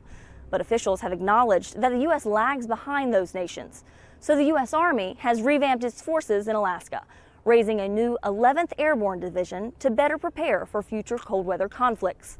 The change will replace Alaska's Heavy Striker Brigade with a light infantry unit better suited for operating in the Arctic. I sat down with Army Chief of Staff General James McConville on the day he stood up the division at Fort Wainwright and here at Joint Base Elmendorf-Richardson to discuss what the new division will bring. Well, I think soldiers are really excited about becoming the 11th Airborne Division. I think it's given them an identity, it's given them a purpose, and for soldiers that really matters. The 11th Airborne Division has a really proud history of valor and also innovation, and valor during World War II. And so these soldiers will have an identity of living up to the legacy of those who've gone before them, those who fought in the Philippines during World War II. And we'll have an airborne brigade and an air assault brigade that's very good at warfighting in the Arctic. This is the first time that an airborne division has been stood up in nearly 70 years. So people are looking at the Army and asking, why now? Well, I think it's about the mission. We want to have a brigade that has a forced entry airborne capability, and we also want to have a brigade that can do air assault operations in the Arctic, but also maneuver in the Arctic with the appropriate equipment. Is there going to be any new additional funding? Is there going to be savings from the strikers that can be used to provide new equipment? They're going to get the brand new, most modern cold weather gear that's imaginable. In fact, we want to test them. We're in the process of getting what we call CAT-Vs, which is cold weather all-terrain vehicles that are designed to operate in the snow, in the extreme weather, and they're going to be the first ones to get those type of vehicles. So we're getting them the equipment they need, we're getting the weapon systems they need, and we're bringing that together, and that's going to happen over the next couple of really years to make sure that they have what they need to do the job in this environment. I want to switch just a little bit and talk about the new Arctic strategy. Very important where we are right here. And as I was reading it, I was struck by the title. The title is Regaining Arctic Dominance. That's right. And that implies that the United States does not have Arctic dominance at this point. Is that fair? Well, I wouldn't say it's quite like that. We just, what we're starting to see as some of the ice melts, there's a lot more competition up in the Arctic. And what we want to make sure is we have the units that are fully prepared to compete. And so having military units that can operate in this environment, that exude strength, that can work with our allies and partners is one of the ways we get to peace, and that's what we want. Lawmakers and even military officials have said that Russia and China have a little bit of an advantage. Do you see that as well? Well, I don't, but I don't want to have a sense of hubris that we plan for the worst and hope for the best, and so I want to make sure that our units are really highly trained, they're disciplined, they're fit, and they're ready to operate in this environment, and that's what this is all about. And you said something at the ceremony today. You told the soldiers winning matters. It's the last thing that you said. And so the expectation is not that the soldiers just succeed in the Arctic, but they dominate. That's right. How long is that going to take? It's going to take months to get rid of the strikers and get the new equipment in, but these are tough soldiers, and the mindset that we want them to have is when we send a unit somewhere, we're not sending them to participate, we're not sending them to try hard, we're sending them to win, because there's no second place or honorable mention in combat. And if you're strong, you tend to avoid combat because no one wants to fight you, and that's what we want with our forces. Russia has been very aggressive with its invasion of Ukraine. They have been bullying Finland and Sweden over their application to join NATO.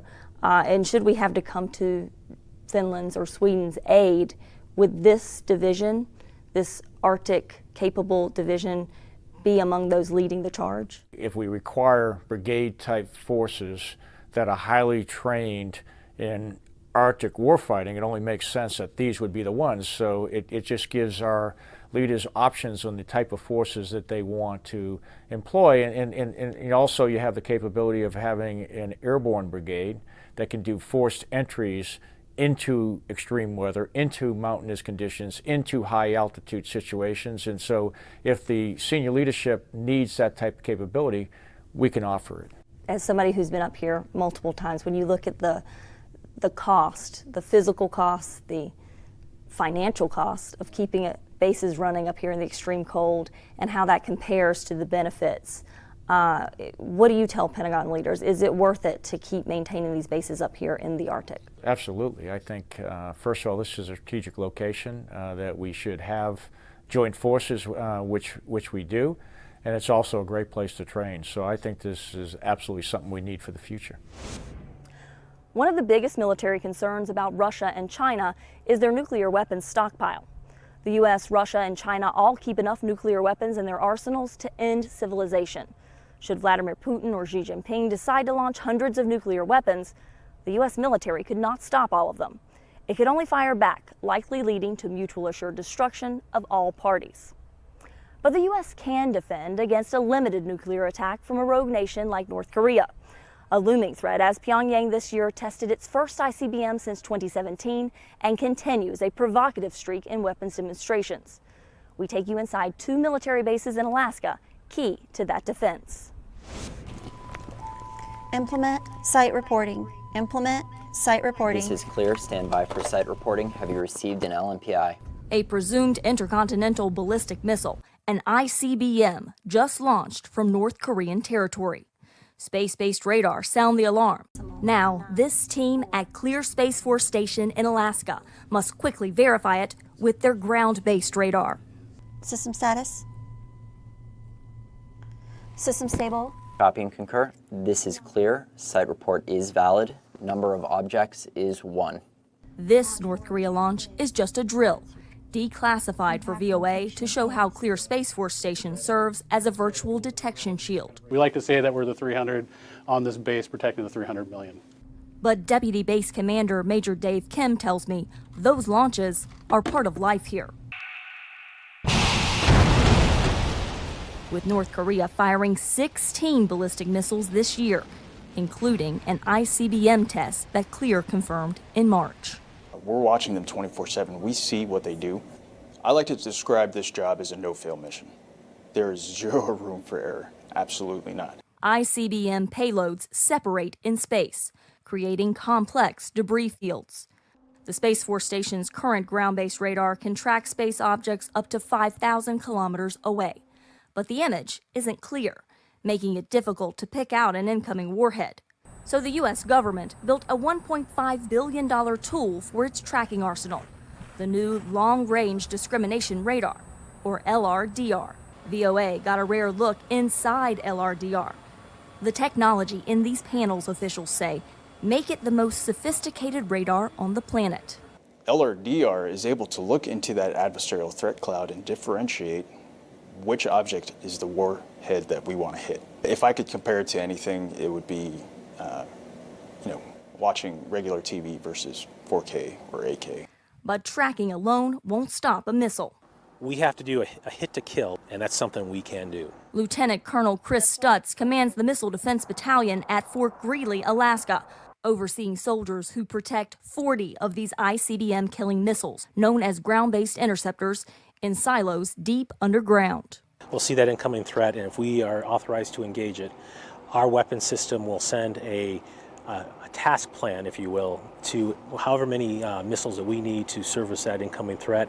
These clamshells will explode open and that missile will launch. To date, interceptors have hit just 10 of 19 targets, a 53% success rate.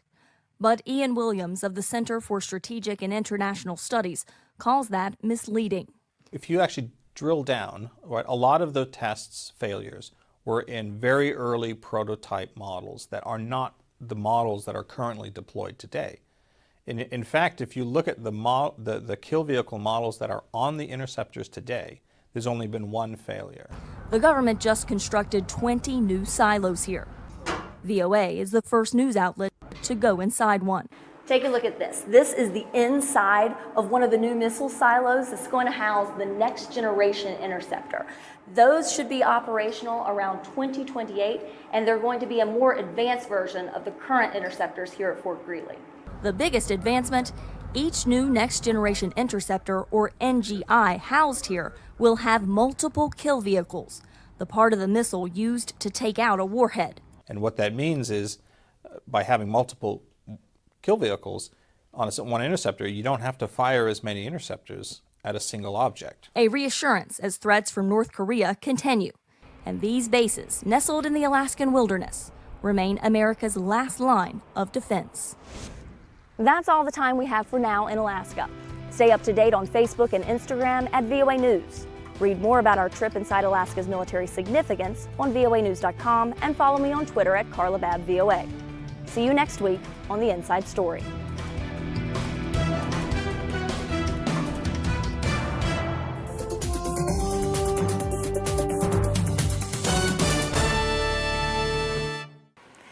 That's a wrap for today. Hope you came out more enlightened as much as we did. We look forward to joining us again for the next Inside Story offering. And here's reminding you all to work hard and dream big. Count those blessings and be kind, and catch the news right here. This has been Sharms Espina for Stories from the Grid.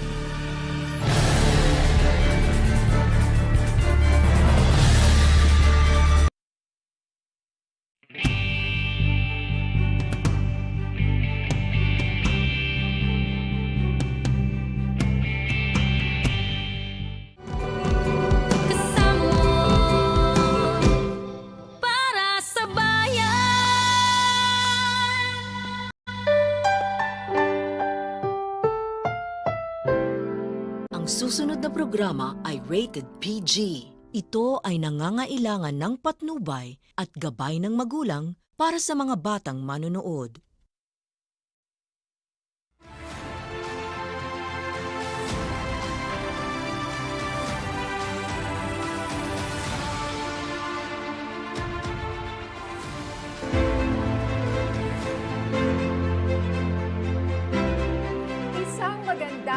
Bagong Pilipinas. Ngayon ay Lunes, November 13, 2023. Diretsahang usapan sa mahalagang issue sa bansa kasama ang mga kinatawan ng mga ahensya ng pamahalaan. Ako po si Nina Corbus. May init na balita at mga problemang dapat aksyonan ang ating bibigyang solusyon. Ako po si Chi Atienza. Tutok lang, narito na ang Bagong Pilipinas ngayon.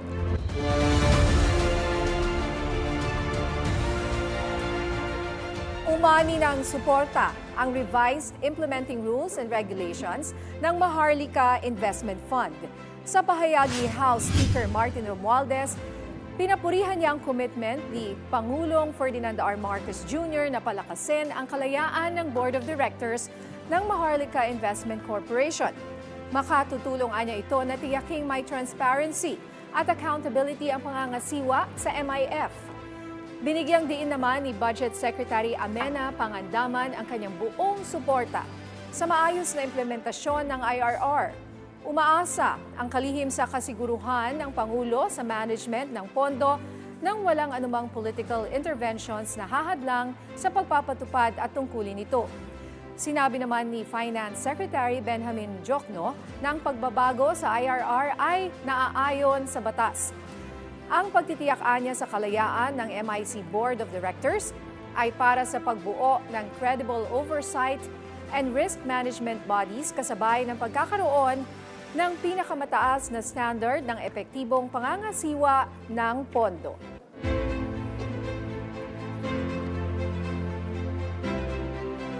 Itinalaga na ni Pangulong Ferdinand R. Marcos Jr. si Rafael Consing Jr.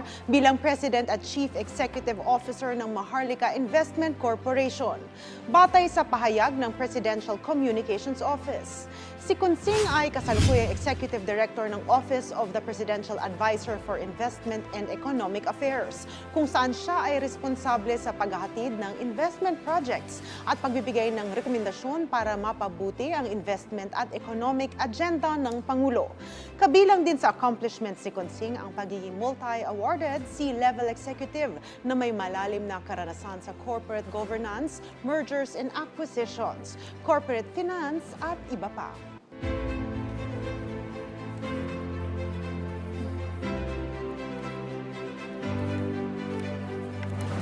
Dumako naman tayo tungkol dito sa good news. Usapin sa rollback sa presyo ng mga produktong petrolyo ngayong linggo. Ating tatalakayin kasama si Director Rino Abad mula sa Oil Industry Management Bureau ng Department of Energy. Director Abad, magandang tanghali po. Magandang tanghali, Ma'am Ninya, at sa ating mga kababayan. Magandang tanghali po. So kailan po itong inaasahan na rollback sa presyo ng produktong petrolyo sa linggong ito at nasa magkano po ang rollback? Ito'y mangyayari bukas ng umaga.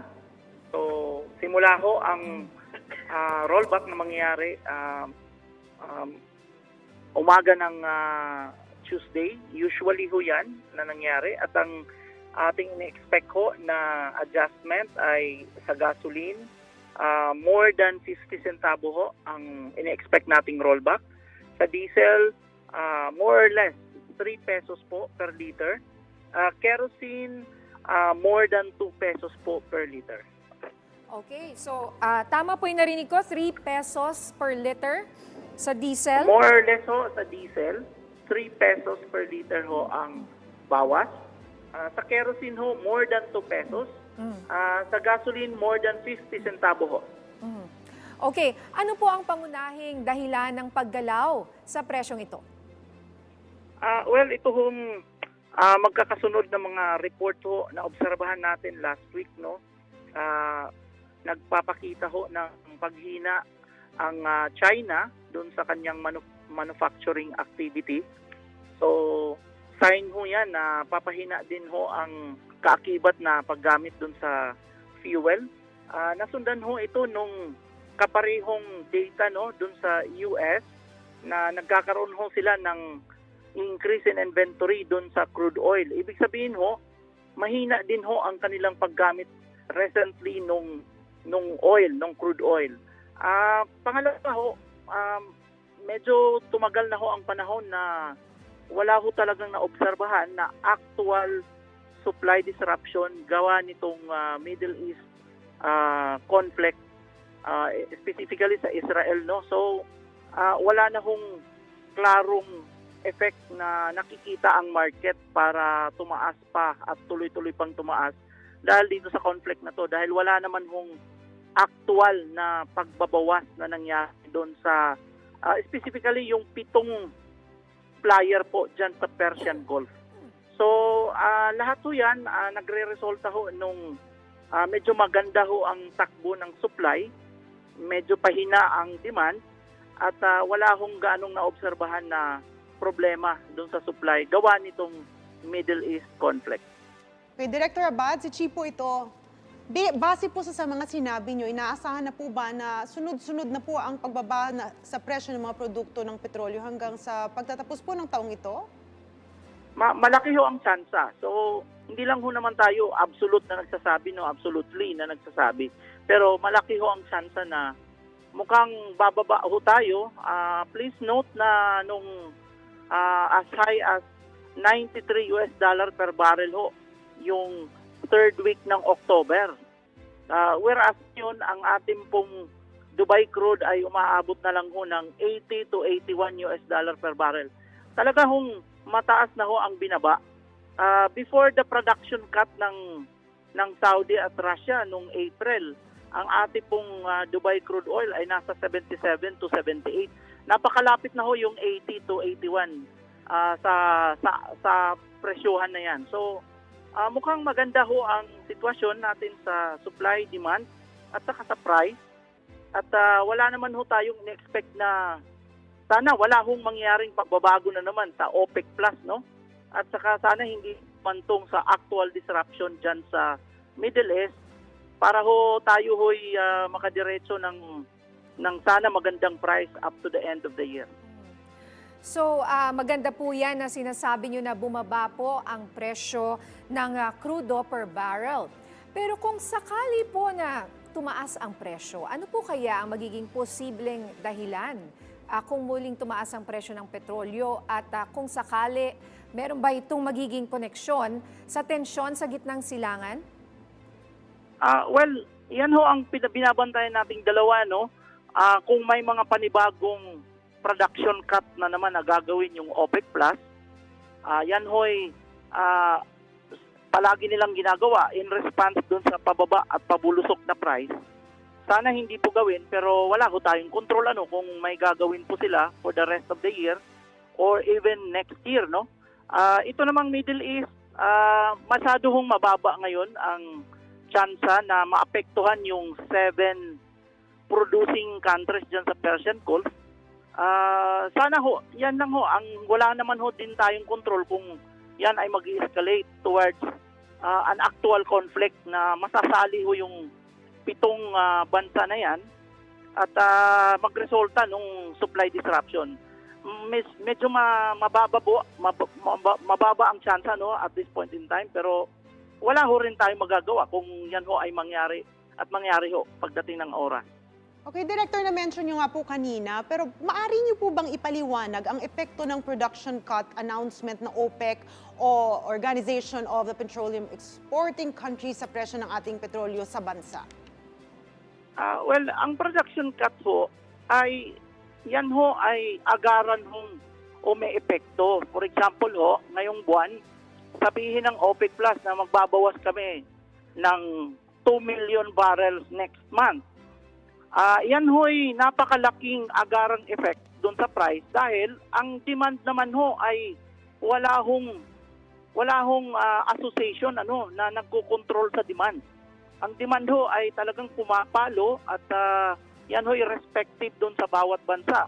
Usually ang economic status or economic activity ng isang bansa ang prime determinant nung demand. Pero itong supply, madali ho nilang kontrolin ho kasi ang pagsusupply. So, yan ho ang ini-emphasize natin na sana wala hong pagbabagong gawin at baka naman ho magdagdag na naman ang OPEC Plus ng production cut. Sana wala ho silang gawin. Okay. Dito naman po tayo sa mga transport groups at mga tsuper. Karamihan daw sa kanila ay hindi pa po maramdaman daw ang paggalaw sa presyo ng petrolyo. May inaasahan pa po bang assistance mula sa pamahalaan ang ating mga public utility drivers sa kakabila ng kanilang apela sa pagtaas sa presyo ng pamasahe? Ongoing ho ngayon, mula pa ho last month, I think September, katapusan ng week ng September hanggang ngayon tuloy-tuloy ho ang pamimigay ng fuel subsidy. Ito po'y ayuda na binibigay through DOTR, LTFRB. So yan ho ang ating paraan, yan ho ang contribution ng government fund na inaalalay natin, inaayuda sa public transport. So sana ho i-claim na ho nila. Meron ho kasing usually ang problema ho dyan ay yung implementation, yung actual receipt nila nung subsidy. Sana ho i-claim ho nila dun sa LTFRB at gamitin ho nila yun na pang-mitigate no, ng kanilang fuel. Kasi yun ho ang intent nun, ma-mitigate ho ang price increases na nangyari nitong mga nakaraang buwan. Base po sa monitoring ninyo, may mga gas stations pa rin po ba ang nagbibigay ng diskwento kahit may pagbaba na po sa presyo ng petrolyo? Marami ho. Yung listahan na ho para madali na lang ho sa ating mga motorist. Puntahan na lang ho nila yung Department of Energy website. Nasa price watch po yan na tab. Mabilis hong i-access yan. Nandun ho yung consolidated list ng mga discount program bawat oil company. Ito hong listahan din na ibigay na ho rin namin yan kay LTFRB at saka sa Department of Agriculture para ho direkta na ho nilang mai-inform yung mga public transport operators at saka itong mga farmers and fishermen ng Department of Agriculture. Pero kung hindi ho nila natanggap yan, pwede ho nilang ma-access ho ang list na yan ng mga discount program dun sa DOE website. Okay, Director, mensahe nyo na lang po sa ating mga kababayan, lalo na po sa mga motorista na lubos na apektado sa paggalaw ng presyo ng petrolyo bukod sa bukas na kayo magpagas dahil bukas magbababa po yung presyo. Well, ang atin lang ho, sinasabi, talaga namang hong volatile yung price, no? Unang-una hindi ho parte ng control ng ating bansa ang direktang epekto doon sa pagkontrol ng supply. Kadamihan po kasi ng sitwasyon na nagpapa-increase ng price ay itong pagkontrol doon sa supply. Pero ngayon maganda ho ang sitwasyon natin. Hindi naman ho ito rason para bigla ho tayong mag-aksaya no ng fuel. Tuloy-tuloy lang ho ang inyong pagtitipid. At the same time, i-avail ho ang discount 1 peso to 4 pesos per liter ho yan. Piliin ho nila yung mga gasoline station na mayroon nag-o-offer ng ganyan. Hindi ho kasi lahat ng gasoline station mayroon. Kaya pumili ho sila. At the same time, i-avail din ho nila yung subsidy program ng government through LTFRB. Lahat po yan, combination ng mga strategies na yan ay lahat makakatulong doon sa ating pagtitipid, no? Pagbabawas doon sa gastusin sa fuel. Okay, maraming salamat po sa inyong oras, Director Rino Abad mula sa Oil Industry Management Bureau ng Department of Energy. Kaugnay pa rin ng revised IRR ng Maharlika Investment Fund, makakausap natin si RCBC Chief Economist Michael Ricafort. Magandang tanghali po and welcome sa Bagong Pilipinas ngayon. Ay, magandang tanghali po niya at sa igit pong mga taga-subaybay po. Okay sir, sa isang bagong wealth fund system, tulad nitong Maharlika Investment Fund, ano po ang masasabi ninyo sa revision ng mga implementing rules and regulations ng MIF mula po sa point of view ng isang ekonomista? Kasi po, talagang nag-i-evolve yan. Dahil medyo expedited din po yung prioritize yung legislation na yan.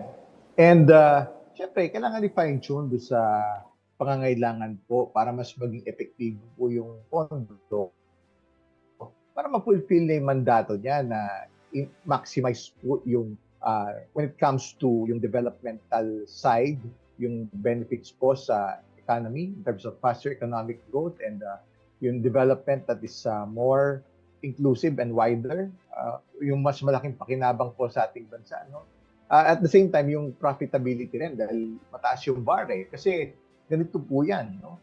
Yung mga surplus funds po, bago po itong batas na to, yung mga iba-iba pong government banks and financial institutions, no? Government-owned and controlled corporations, may kanya-kanya po mga surplus funds, lalo na po yung mga profitable.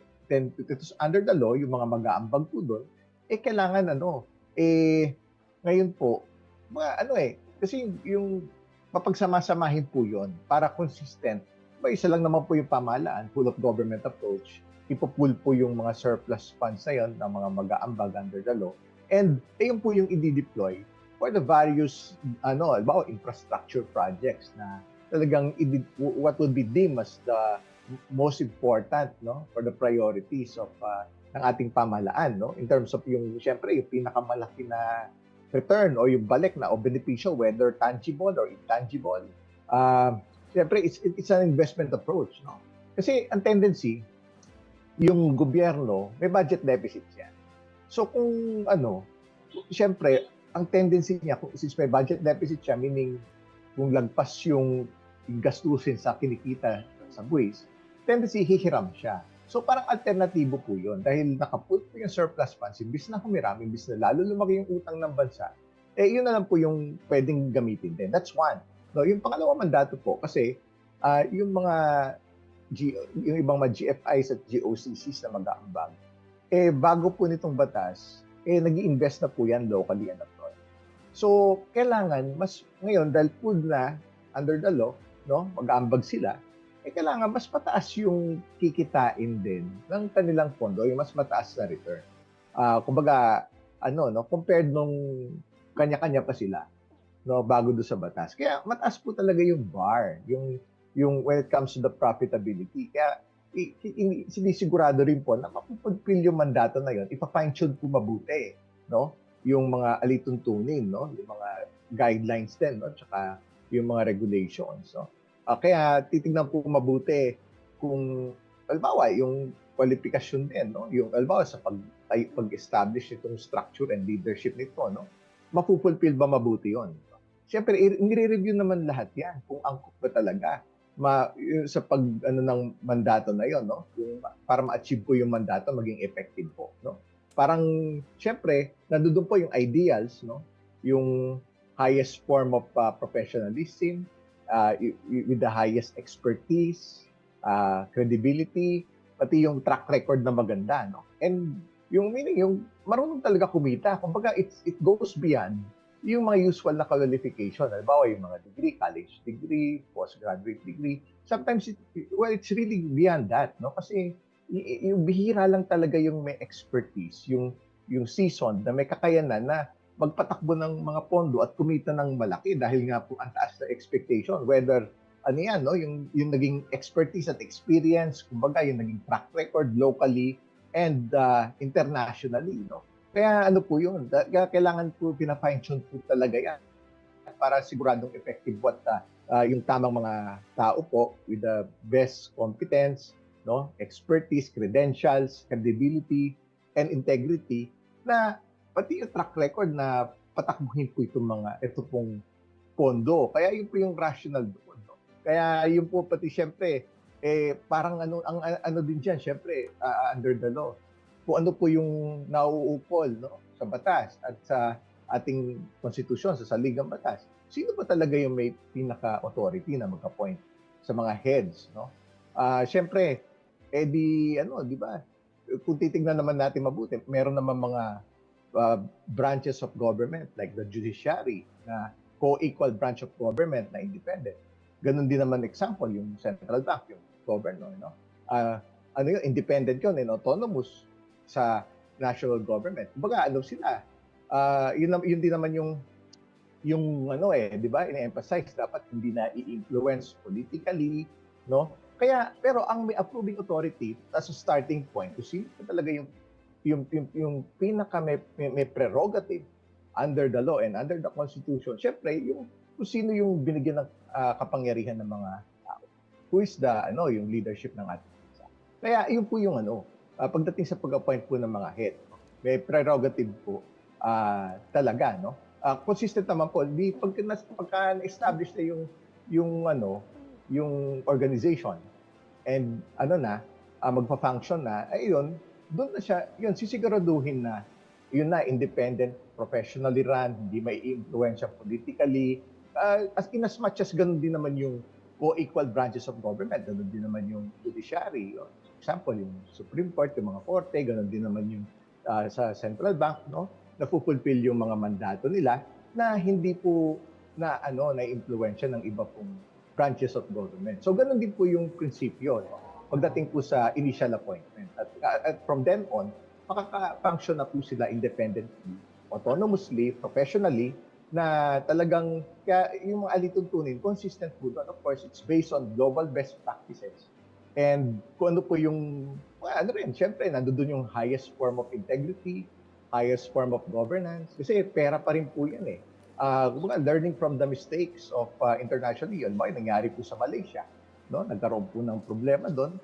So, na-address naman po yung mga, kung meron man po mga parang, at the start, no? Kasi since early this year, nung pinush po yan, no? At pinrioritize sa legislation, yun, pati nako-communicate naman po mabuti na hanggat maaari, yun, highest level of governance. Siyempre ngayon, ang alituntunin po, yung global fund management, sumusunod po yan sa mga tinatawag na yes. Yung mga Opo. Sir Michael, na-mention nyo nga po yung caliber ng mga tao na dapat na tumulong sa pag-implement itong Maharlika Investment Fund. No? Pero baka maaring paliwanag nyo po sa amin yung role sa power ng Pangulo na i-reject ang ilang recommended appointees.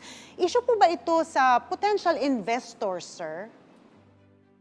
Hindi naman siguro kasi ganun nga yung konsepto, yung prinsipyo na may prerogative talaga yung siyempre, kung sino ba yung binigyan ng kapangyarihan ng batas, ng konstitusyon. So, yung presidente, di ba, kung sino yung hinalal ng mga tao, no? At least yung mga key positions to start with, di ba? Yung organizationally, pag ini-establish yung organization, of course, yung mga key roles, key positions, ayun, may naman. Pero siyempre, pagkatapos nun, pag na-appoint na, ganun din naman yung nangyari sa, alimbawa, pag nag-appoint ng DSP governor, ganun din naman, no? Ganun din sa Supreme Court, di ba? Yung mga justices. So, yung appointment, nagagaling po sa executive. Pero, pagkatapos po nun, pag magpa-function na sila, independent sila. So, nandoon naman po yung check and balances na tinatawag. Doon sa mga yung mga example na sinabi ko rin yung mga co-equal branches of government o kung ano man yung mandato na kailangan independent, no? At hindi po nai-influensya politically. Kumbaga, kasi ano rin po kung sino yung mga may best qualifications, kung sino yung best fit, yung pinaka-qualified with the highest form of competence, maganda po kumbaga may skill po talaga na kumita ng yung magpatakbo ng fund, mag-manage ng fund, at to deliver, no, yung profitability, no, gagawa nga po whether locally or internationally, tapos may track record to speak of. Kumbaga may may reputasyon na meron ng meron ng inaalagaan na pangalan, no. At saka pag titingnan natin mabuti, yun talaga yung po, no. At the starting point gano'n, pero nandun po yung prinsipyo. Tsaka clearly communicated naman po at the onset na para ma-address po yung mga concerns na yun. So, ganun po, para talaga masiguro na, kasi pera po yan, siyempre, maghihikayat din po ng ibang investors eventually, no? Although nag-i-evolve pa po yan, no? Pero may sound off na, may mga parang mga initial roadshow. Pero, at least, no? Parang nire-ready na rin po na kung may maghihikayat, mag-iimbita ng ibang international investors, lalo na yung mga bansa na may surplus funds, yung marami pong kita sa langis, or ibang mga wealth funds, mga pension funds, retirement funds. Sila din po may alituntunin din po sila. Lalo na kahit even before the pandemic and even up to now, yung mga regulators worldwide, no? Na talagang yung tatangkilikin po na investments, maganda po yung highest form of governance. Yung tinatawag, pati yung ano doon, yung ESG standards sa tinatawag. Yung dapat yung mga ginagawa nila, mga polisiya, friendly sa environment, yung sustainability nandoon doon, yung sa E, yung S, yung society, no? Kasama yun, yung mga, siyempre, yung mga human rights and everything, and governance, of course, no? Okay. Yung magandang, yung highest form of integrity. Okay, sir, meron po tayong tanong dito mula kay Tuesday New ng DZBB. Gusto ko rin po itong itanong sa inyo. Ano ang masasabi ninyo sa itinalagang presidente at CEO ng Maharlika Investment Corporation na si Rafael Consing Jr.? Most qualified ba siya sa kanya? At sa tingin niyo po ba meron siyang kaya niyang panindigan ang kanyang tungkulin? Nasa mabuting kamay po ba ang MIC? Opo, when it comes to experience, the wealth of experience, kasi veterano na po siya na former international banker, tapos dati rin siyang chief finance officer ng yung pinakamalaking port operator sa buong mundo, yung ICPSI, no? Ay infrastructure related din po. Dati rin po siyang treasurer ng Aboitiz Group, no? Na relate rin, no? Yung involved din po yung sa infrastructure projects and business, no? Kaya nandito naman po yung fit kasi meron pong developmental aspect po yung pondo, lalo na po yung pag-fund po ng mga various infrastructure projects. So nandun po yung expertise pagdating po sa developmental side, no? Lalo na kasi sa private sector very particular na kailangan profitable din yun. But yung masusukat po talaga yung benepisyo po ng mga various infrastructure projects na biniventure po nila. At ngayon po sa pondo po, ayun po yung ipa-finance na kumbaga in terms of monetary metrics, yung kikitain ng pondo doon at the same time yung benepisyo po sa ating mga mamamayan. Siyempre consistent din po, no? Yung it's an investment approach pagdating po sa infrastructure project. So nandoon po yung fit and the wealth of experience din po kasi pati rin sa wealth management when it comes to generating returns, no, to the fund, nandoon po yung kaukulang no, as a former syempre nakakadagdag din po sa skills, experience, expertise being a former international banker and yung po. Okay. Yung track record din po, pati yung siyempre, yung naging, yung many years of yung relevant experience, no, to deliver results, no? Pagdating po doon, parehong profitability and developmental. Okay, Sir Michael, nais po kasi ng Pangulo na masiguro ang transparency at accountability. Paano naman po kaya ang profitability aspect ng Maharlika Fund? Well, consistent naman po talaga yun, no? Yung sa profitability kasi doon nga po ng yung prior to the law, yung mga GOCCs, mga GFIs, kanya-kanya po yan, no? Kumbaga, watak-watak sa yung mga respective surpluses sila, lalo na kung profitable naman sila, no? Kaya hindi po sila mga ini-invest locally or overseas. So, kasi, yung rin po doon, yung isang role, yung importanteng mandato, dapat yung kikitain po ngayon mas mataas kesa nung nagkanya-kanya, kesa nung watak-watak pa or kanya-kanya sila bago itong sa batas. Ngayon, sama-sama na po, no, full of government approach, no.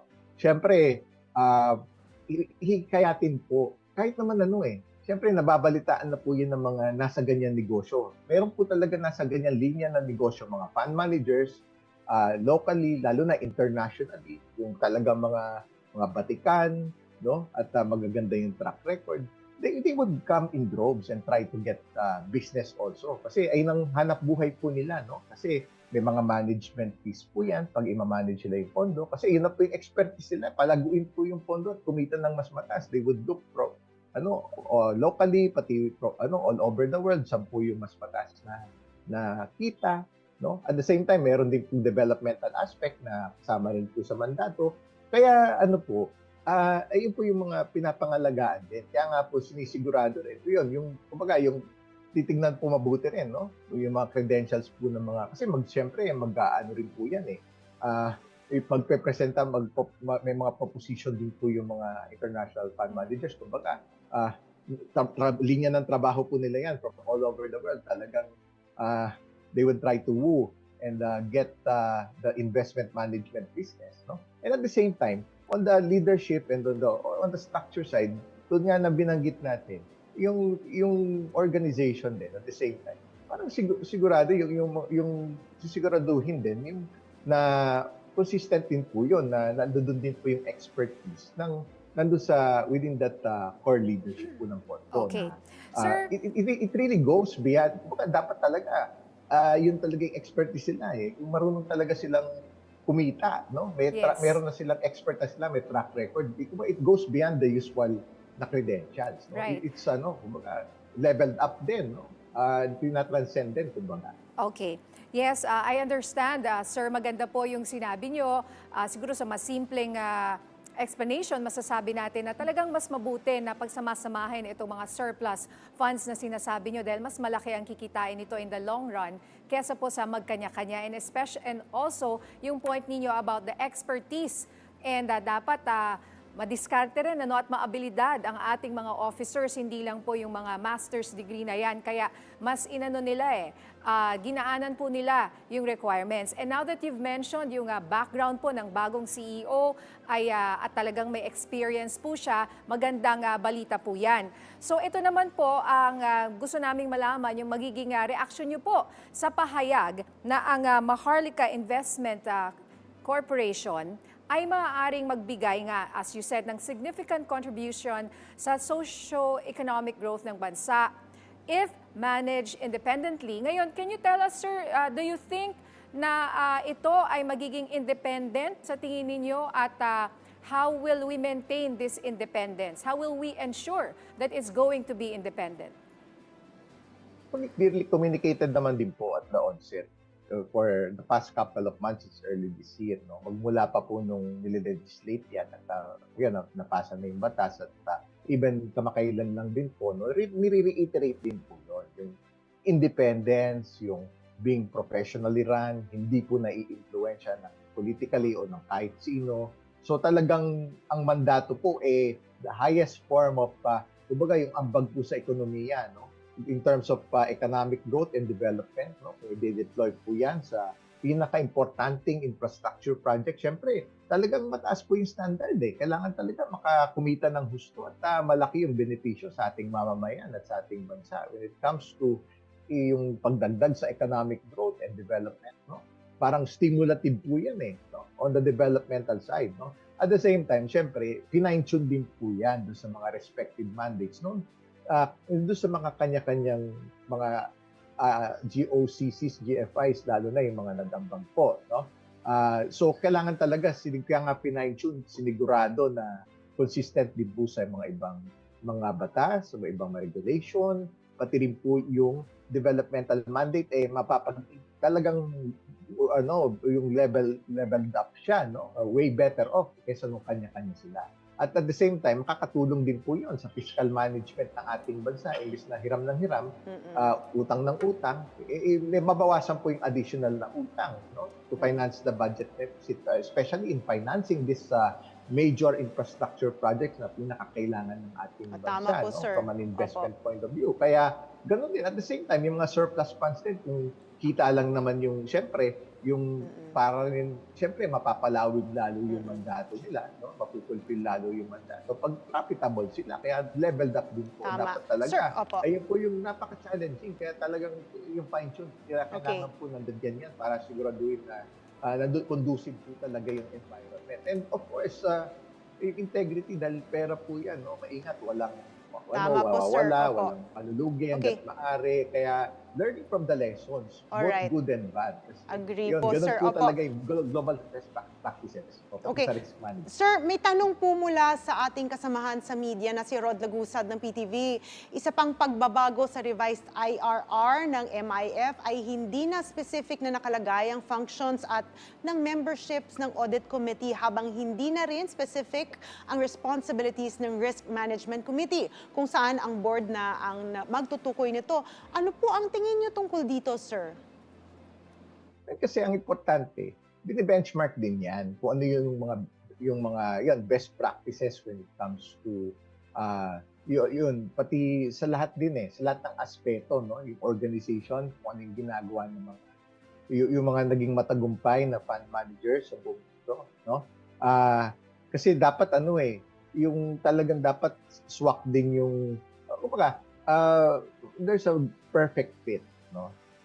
Yun do sa mga pagdating sa mga qualifications, no? At saka syempre yung mga proseso din, no? Dapat yung mga proseso, yung halimbawa yung check and balances, yung ensuring integrity, yung mga controls, accountability, dapat nandoon yun. And kung ano yung yung considered na effective based sa mga pondo na naging matagumpay na when it comes sa pag-fulfill ng mga mandato po nila, yung naging profitable po sila. Kasi kung titignan natin mabuti, na kahit yung special skills po talaga yung requirement yan eh. Halimbawa, pagdating sa pag-manage ng risk management, kakaiba po kasi dito sa hindi yun yung mga typical na leveled up din eh. Hindi pwede yung parang traditional lang. Kumbaga parang doon sa educational requirement, hindi sapat yung, halimbawa, yung college degree or yung graduate school degree or master's degree o na kailangan talaga yung angkop do sa expertise na kinakailangan ng pondo dahil at hindi ganun karami yung meron doon, no? Yung talagang ability to deliver na yung kikita talaga ng husto yung pondo, no? Na ma-optimize. So kung kasi yung risk, yung titignan din natin yung risk profile ng mga pondo. Example, even yung mga funds with the best intention, yung pinaka yung professionally run, mataas yung level of good governance, no, with the best intention and interest in mind, no, lalo sa mga developed countries. Pero mapansinin niyo na hindi sila immune sa risk. Nalulugi din sila. Halimbawa, no, panahon ng pandemya, wala naman po kasing nakapag-forecast na mangyayari yung COVID-19 pandemic.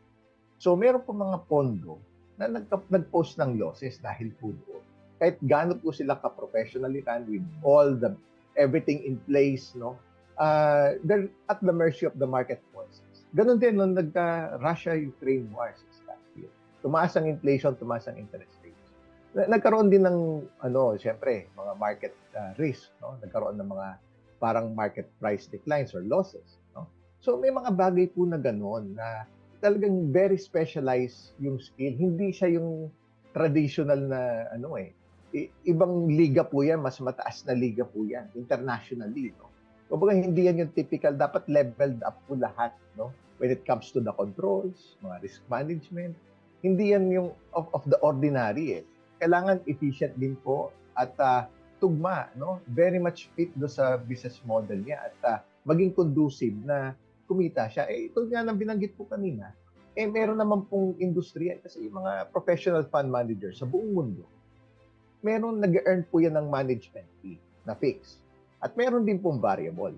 So kung nag-perform sila na mabuti, yun, bukod doon sa fixed na sina-charge sila na management, pag maganda po yung performance ng fund at very profitable, yun po yung parang incentive nila to really perform well, really, at ayun po, no? Kaya from all over the world, iba po yung standard sila. Hindi po yan yung mga typical na, very specialized yung skill, very specialized yung experience. No? Hindi po, kumbaga, hindi po ganun karaming tao yung may ganun klaseng credentials. At syempre, may pangalan din po na inaalagaan yung iba, reputasyon, no? Kaya, kumbaga, yung branding nila na nakaka-deliver po talaga sila. Kumbaga, it's a complete package, no? In terms of yung credibility nila, integrity, pati yung din nila, yung ability to deliver the desired returns na mataas talaga, lalo na level up to lahat, no? So babalansin po lahat ng yun. Hindi talagang way yung requirements po talaga mas stringent, so to speak. Kaya dapat align po doon sa international best practices sa industriya na yun, sa fund management. Tama po kayo, sir. Maraming salamat po sa inyong oras at sa mga impormasyong ibinahagi nyo sa amin. Talaga naman po, we are counting on the MIF and it's in everyone's best interest na ito po ay sana maging successful. Atin pong nakapanayam si RCBC Chief Economist Michael Ricafort. Maraming salamat po. Maraming salamat din po sa inyo at sa ating mga. Gandang hapon po. Update sa panibagong insidente sa resupply mission sa Ayungin Shoal ating tatalakayin kasama si Colonel Medel Aguilar, ang tagapagsalita ng Armed Forces of the Philippines. Colonel Aguilar, magandang tanghali po. Magandang tanghali din po at sa ating mga nanonood at nakikinig din. Okay sir, base sa datos ng PCG, namataan ang pinakamaraming bilang ng Chinese vessel sa paligid ng Ayungin Shoal. Handa po ba tayo sakaling doblehin pa nila ang bilang ng mga ito sa mga susunod na resupply mission ng bansa sa BRP Sierra Madre? Simple lang naman po ang ating ginagawa at ito ay isang legitimate operations na hindi pwedeng pigilan ni numan. Kasi po, importante sa atin na maipakita sa buong mundo na tayo ay nag-assert ng ating jurisdiction at sovereign rights sa Ayungin Shoal, at nandun din po ang ating BRP Sierra Madre na mayroon tayong mga tao na dapat supplyan natin ng mga kagamitan na kailangan nila habang nandun sila. And therefore, we cannot be prevented or no one can stop us from doing our role mission. Okay, Colonel, si Chipo ito, ano po kaya ang indikasyon ng maraming Chinese vessels ang nandoon? As usual po na ginagawa nila, they want to stop us. But the more that they do that, the more that their credibility is tainted, or the more that they are discredited in the eyes of the international community. Okay. Sir, ano po yung mga susunod na hakbang ng ating pamahalaan, specifically dito po sa ipinapakitang puwersa ng China sa ating teritoryo sa West Philippine Sea? We are doing everything that are legal and that is peaceful in addressing issues, even yung the hostile activities of China. And in the Armed Forces of the Philippines, as we perform our role mission, we shall provide them with the information they need.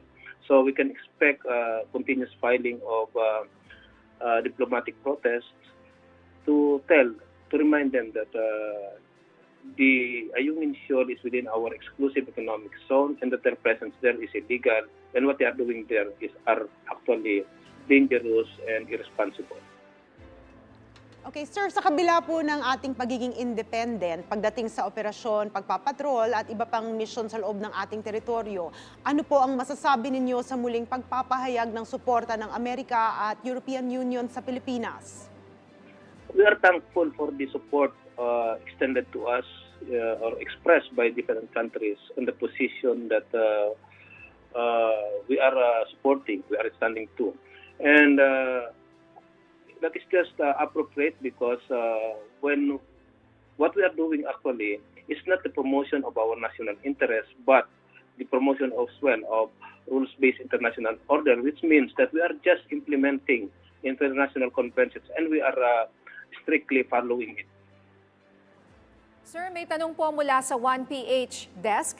Tila napapadalas po ang resupply mission ng Pilipinas sa Ayungin Shoal. Pagpapahiwatig po ba ito ng mensahe sa China na magpapatuloy ang bansa sa pag-assert ng karapatan sa West Philippine Sea? Whether we do it more often now or not, again, these activities are just in exercise of our sovereign rights and jurisdiction over the area. Wala namang dapat wala namang karapatan ang sinuman na makialam sa ating ginagawa. Tanong mula po sa GMA News Desk, ano po ang strategic importance ng Ayungin Shoal at BRP Sierra Madre? Bakit po mahalaga na hindi mawala ang ating posisyon dito? At ano po ang mangyayari kung mawala ang ating posisyon? There are reasons why the UNCLOS was implemented. That is to settle, to provide venue for the settlement of dispute peacefully, and we are just doing that. And therefore, what we are doing here is the promotion of an international convention that governs every nation that signed it, including China. Okay, sir, sunod na tanong po ng GMA News Desk. In terms of maintaining the position, public feedback shows mukhang napabayaan daw po ang BRP Sierra Madre. Would that be a fair assessment without touching on operational details? And what are we doing to improve it, sir? We are thankful to our legislators that are now voluntarily or making initiative to make sure that we maintain our vessel there at the Ayungin Shore, which is the BRP Sierra Madre. And we will just continue to do that. We will continue to maintain it so that there will be a habitable place for our Navy personnel deployed there. Tanong pa rin po mula sa GMA News, why did the BRP Melchora Aquino, PCG's largest ship, join the resupply mission? What statement are we trying to send here? And will it be a standard already in RORE? The same statement that we are saying over and over again, that is, we are just exercising our sovereign rights and jurisdiction in our maritime zone. Sir? Okay. Huling tanong, mensahe nyo na lang. Okay, sir? Okay, medyo parang nagkakaproblema yata sa audio si Colonel Medel Aguilar. Sir? Yes? Alright, there. Okay, may isa pang huling tanong mula po sa GMA News. Tinamaan ba ng water cannon yung ML Kalayaan? Based on the report we received, it did not hit ML Kalayaan. Okay, so malinaw po, did not hit, no, sir? Yes, it did not hit, but the mere firing of that water cannon is an irresponsible act committed by the China Coast Guard. Okay. That is not acceptable. Whether it hit our vessel or not, it is not proper. It is irresponsible act of China Coast Guard. Okay, bilang panghuli na lang po, mensahe mula po sa inyo sa ating mga kababayan. Nagpapasalamat po kami sa ating mga kababayan, sa ating mga mambabatas, sa ating mga taga-media, sa patuloy na suporta na ibinibigay ng ating mga kababayan sa ating mga ginagawa, lalo na po sa sulong ng ating national interest. Napakahalaga po ito sa ating ngayon at sa mga susunod na henerasyon. Maraming pong salamat at magandang hapon. Maraming salamat po sa inyong oras, Colonel Medel Aguilar, ang tagapagsalita ng Armed Forces of the Philippines. Nakauwi na sa Pilipinas kagabi ang 41 Pilipino na nakatawid mula sa Gaza Strip. Ayon sa Department of Foreign Affairs, kasama sa pagdating sa bansa ang 7 Palestinian na karamihan at kasama ng mga Pilipino. Sinalubong sila ng mga kinatawan mula sa OWA, Department of Migrant Workers, Department of Foreign Affairs, DOH, DSWD at TESDA. Agad silang binigyan ng iba't ibang tulong mula sa pamahalaan tulad ng financial at food assistance, transportation at hotel accommodation. Matatandaang patuloy ang paghihikayat ng pamahalaan sa mga Pilipinong nasa Gaza Strip na samantalahin ang pagbubukas ng Rafah Crossing at umuwi na ng Pilipinas.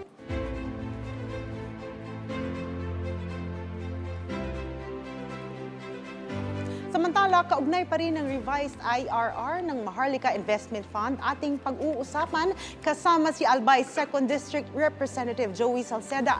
Congressman Salceda, magandang tanghali po and welcome po sa Bagong Pilipinas ngayon. Po sa lahat. Okay.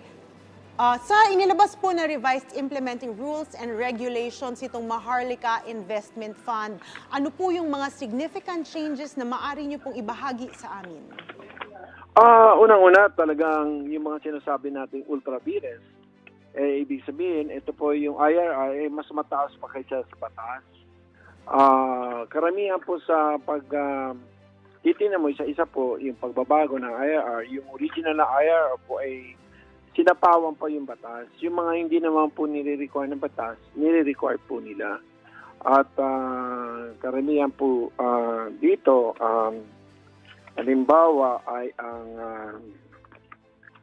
kung isa-isahin po natin ay yung pag-create po ng Office ng Corporate Secretary, hindi po yun provided. Yung ano po ng Corporate Governance Committee, wala din. Yung Remuneration Committee, wala din. At saka yung paglalagay po ng mga functions ng Audit Committee, pati na po ng Risk Management Committee, ay lumampas po, o hindi naman lumampas, kundi mas maganda, mas mainam po kung ito ay ilagay na lang po sa mga kamay po ng board. Kasi yung pipili naman nating board, may mga experience at kakayahan na in other words, ma'am, it will enhance the independence at the discretionary powers of the board to make it work more efficiently and effectively based po dun sa experience at saka sa expertise nila. So, mas magpapalakas po to ng kakayahan ng board. Okay. So, Sir, si Ninya Corpus po ito. Magandang tanghali po. Hi, Ninya. Hi. Hi, Sir. Ano po ang dahilan dito po sa na-mention rin natin yung magandang maidudulot daw ng pag-alis ng specific qualification sa IRR sa mga officers ng Maharlika Investment Corporation? Inalis yung hindi naman po nire-require ng batas. Pinatungan nila ng master's degree. May mga street smart na po ngayon, yung may basic minimum lang, pero alam natin na may kakayahan. Tulad po nitong na-appoint ni Presidente, si Joel Consing. Maganda po ang kanyang performance sa mga kumpanya, pero wala po siya master's degree. Although dumaan po siya ng Stanford at naging siya po ay hindi naman po Pinas, AB Political Science sa De La Salle.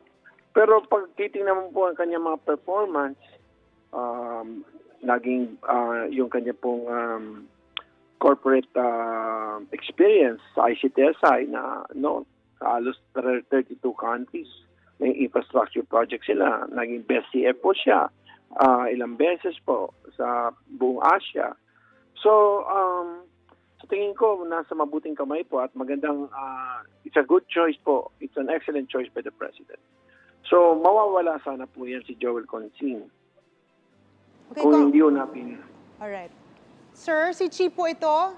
Okay, paano po makakatulong ang autonomy ng Maharlika Investment Corporation Board sa pagpapatakbo po ng MIC upang mapaunlad pa ang socio-economic development ng bansa? Unang-una, kasi ito po ay isang strategic investment fund. So, ibig sabihin, multiple po ang kanyang pong objectives. Traditionally po, ang sovereign wealth fund, kahit saan sila maglagay ng pera, basta kikita, okay na. Ito pong strategic investment fund, hindi lang sa kailangan silang kumita, kailangan po maayudahan nila o masuportahan nila po ang estratehiya po, ang economic strategy ng Philippines sa development. Kaya nga tao po ay development.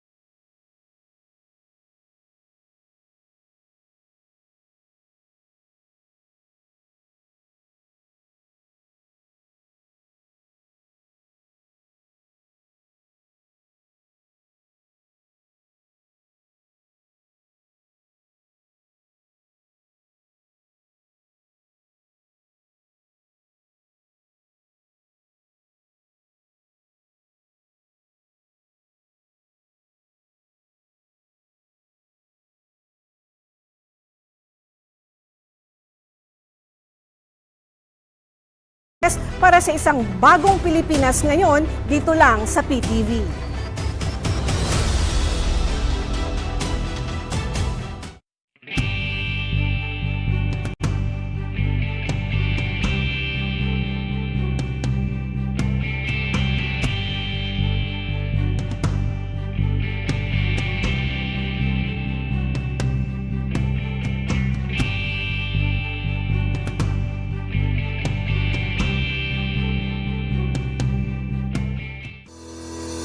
The biggest names in news wires, all under your People's Television, every hour, every week, to give what's breaking in the headlines and show thought-provoking documentaries. Only here at the People's Television. Bato-bato sa langit.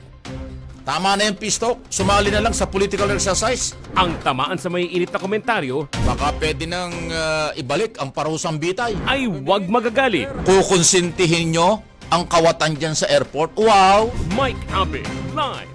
Balanse at walang prenong pagtatalakay sa mga pinakamaiinit na issue ng bayan. Lunes hanggang Biyernes, alas 9 ng umaga. Simulcast over Radyo Pilipinas. Mike Abe, live.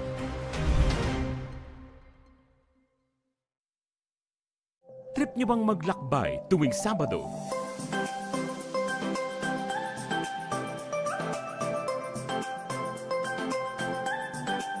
Mamangha sa kultura at kagandahan ng bawat bayan dito sa atin. Samahan si Angono Mayor Jerry May Calderon, BJ Tolitz Forbes, Colleen Grande at Angono Vice Mayor Jerry Calderon.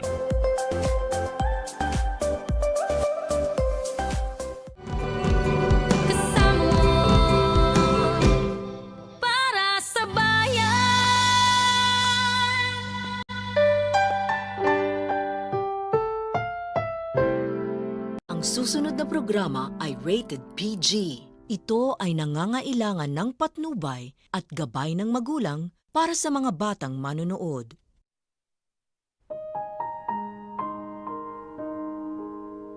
Aming Ama, sa pagsibol ng bagong umaga, kasabay rin ito ang pagsibol ng bagong pag-asa na ipinagkaloob ninyo sa amin.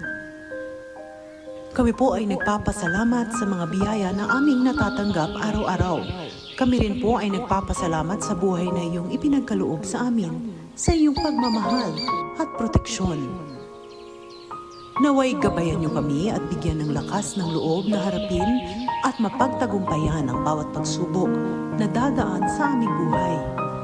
Aming dalangin na ang iyong mapagpalang mga kamay ay hipuin at magbigay lunas sa may sakit at naway bigyan mo ng katapangan, ng lakas ng katawan at pag-iisip ang bawat isa upang aming maipagpatuloy ang aming mga gawain sa araw-araw. Yan ay aming hinihiling at ipinagdarasal sa inyo, Ama. Amen.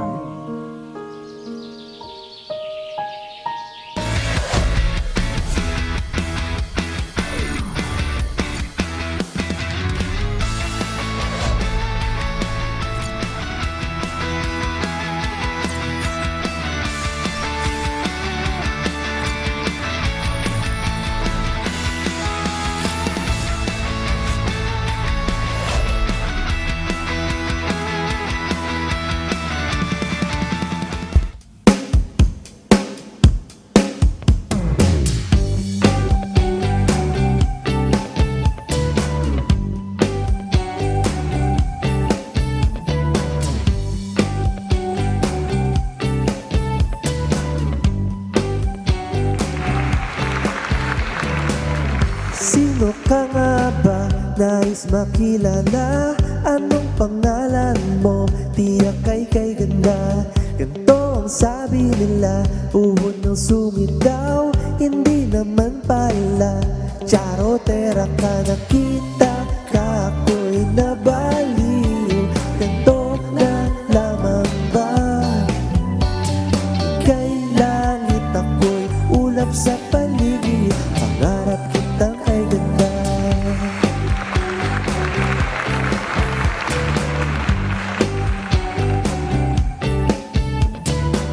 Kahit suplada ka, hindi malalayo. Lahat ng bagay ay gagawan ng paraan.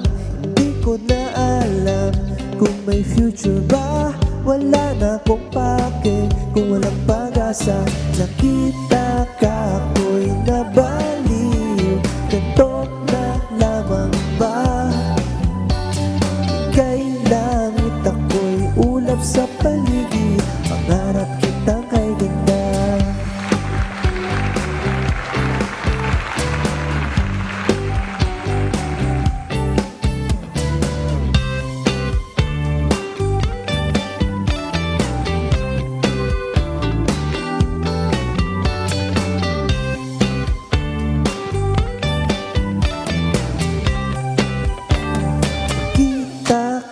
Ako'y nabaliw, ganito na lamang ba? Kay langit ako'y ulap sa paligid. Pangarap kitang kay ganda. Nakita ka ako'y nabaliw, ganito na lamang ba?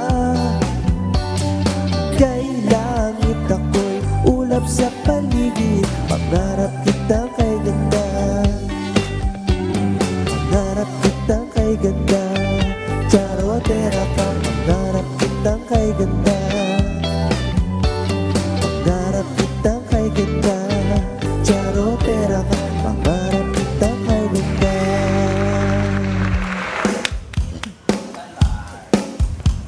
Rise and shine Pilipinas, magandang umaga Luzon, Visayas at Mindanao. Good morning po sa buong RSP Barkada. Good vibes at mga balita hatid po namin sa inyo ngayong Tuesday morning. Audrey, P, Chi, good morning. Magandang umaga, Dayan. Magandang umaga rin sa ating mga ka-RSP, sa mga bagong gising dyan. Kung kinakailangan nyo na po magtungo sa CR, abay galaw-galaw. Dahil ngayong Bladder Health Awareness Month ay pag-uusapan po natin mamaya sa Sinitok ang kalusugan ng ating mga pantog. Abangan nyo po yan mamaya. Chi, magandang umaga. Magandang umaga, Audrey. At mamaya may magkukwento sa atin na isang mommy ng kanyang inspiring weight loss journey. At later din sa My DIY ay magtuturo sa atin kung paano gawin ang isang patok na dekorasyon sa anumang okasyon. Yan ay ang giant flower set design. Alam mo, ang gaganda nga talaga nun. Mamaya po yan. Makakwento din po natin mamaya ating performer of the day na si Denin C. At itatampok po natin mamaya ang isang lechon, manok house and catering business sa negosyo tayo. At syempre, yata rin namin sa inyo mamaya ang daily dose ng showbiz chika sa Talkbiz. Pero ito, mga ka-RSP, pag-isipan nyo na ang isusulat ninyo sa inyong Christmas wishlist dahil 41 days na lang at Pasko na! 41 days. Malapit Pwede ba na. maghinay-hinay? Parang ang bilis eh. 41 days na kagad. Ang dami pa natin gagawin. Busy talaga, busy season talaga kapag ganitong Pasko, maraming gatherings, get-togethers, mga parties, tapos yung, siyempre magsha-shopping ka ng mga gifts mo, no? Saka yung traffic medyo, hindi pa naman ganun kasama, pero nag-uumpisa na. Sa amin medyo Sa hindi inyo, na okay. siguro depende kung Dati saan. pag lumabas ka sa amin ng 5 o'clock in the morning, konting-konti lang yung sasakyan. Ngayon, ang dami na, nakahinto na yung mga sasakyan, kaya adjust din. Sa inyo rin, sa Caloocan, ganun din, di ba? Oo, medyo kailangan na natin magbuno ng oras ng ating pagmamaneho at pagbiyahe dahil maraming mga truck lagi ang bumabiyahe lalo na sa gabi at madaling araw. Ingat po tayo mga kababayan sa may mga lakad pa ngayong umaga. Samantala, narito na ang detalye ng ating mga balita. Bumuhos ang suporta ng economic managers ni Pangulong Ferdinand R. Marcos Jr. sa inilabas na revised implementing rules and regulations ng Maharlika Investment Fund. Sa ilalim nito, may kapangyarihan ng Pangulo na i-reject o tanggapin ang mga nominado na magiging board ng MIC. Si Kenneth Pasyente sa detalye. Rise and shine, Kenneth. Matapos ilabas ng Office of the President ang revised implementing rules and regulations ng Maharlika Investment Fund o MIF, umani ito ng pagsuporta mula sa iba't ibang opisyal ng pamahalaan, kabilang na ang Department of Finance. Ayon kay Finance Secretary Benjamin Diokno, ang mga pagbabagong nakapaloob sa revised IRR ay legal at naglalayong makabuo ng matibay na istruktura ng pamamahala ng korporasyon. Partikular na binigyang diin ni Diokno ang layunin ng bagong IRR na makapagbigay ng kalayaan sa Board of Directors ng MIC na makabuo ng risk management bodies habang itinataguyod ang pinakamataas na pamantayan sa pamamahala ng pondo. Napapanahon din anya ang pagsasapinal ng IRR lalo't marami ng mga local at international investors ang nagpakita ng interes sa MIF. Patunay din ito ng kagustuhan ng kasalukuyang administrasyon na maipatupad ang MIF bago matapos ang taon na makapagsusulong sa tuloy-tuloy na paglago ng ekonomiya ng bansa. Sa ilalim ng bagong IRR ng MIF, inatasan ng advisory board na magsumite sa Office of the President ng listahan ng mga nominado para sa bakanteng posisyon, bagay na maaaring tanggapin o i-reject ng Pangulo at humingi pa ng karagdagang listahan ng mga nominado. Ayon kay Budget Secretary Amena Pangandaman, ang pagbabagong ito ay magsisilbing daan para magkaroon ng MIC Board ng kalayaan na gampanan ng mandato nito at makahanap ng mga investment na pakikinabangan ng bansa. Mapagtitibay din anya nito ang accountability sa pagpapatupad ng probisyon ng MIF. Tiwala ang kalihim na maipatutupad ng maayos ang bagong IRR at gagampanan ng mga Board of Director ng MIC ang kanilang responsibilidad para sa ikabubuti ng bansa. Ayon naman kay Rosalia De Leon na miyembro ng Monetary Board ng BSP at kabilang sa IRR Review Group, inalis ang kwalifikasyon para sa ilang posisyon ng MIC para hayaan ng board na tukuyin ang tiyak na kwalifikasyon ng mga opisyal nito para epektibong mapamahalaan ng MIF. Nais lamang din anya ng Pangulo na mailayo ang board mula sa political influence at bigyan ito ng panahon na magtakda ng mga kwalifikasyon sa pinakamaayos na paraang alam nila at nakabase sa ilalim ng kanilang karanasan at kadalubhasaan sa paghawak ng pondo. Ayon naman sa Presidential Advisor for Investment and Economic Affairs, binibigyan lamang din ang board sa pamamagitan ng revised IRR ng kakayahang pumili at magtakda ng mga kwalifikasyon ng mga magiging parte ng Audit Committee and Risk Management Committee ng MIC.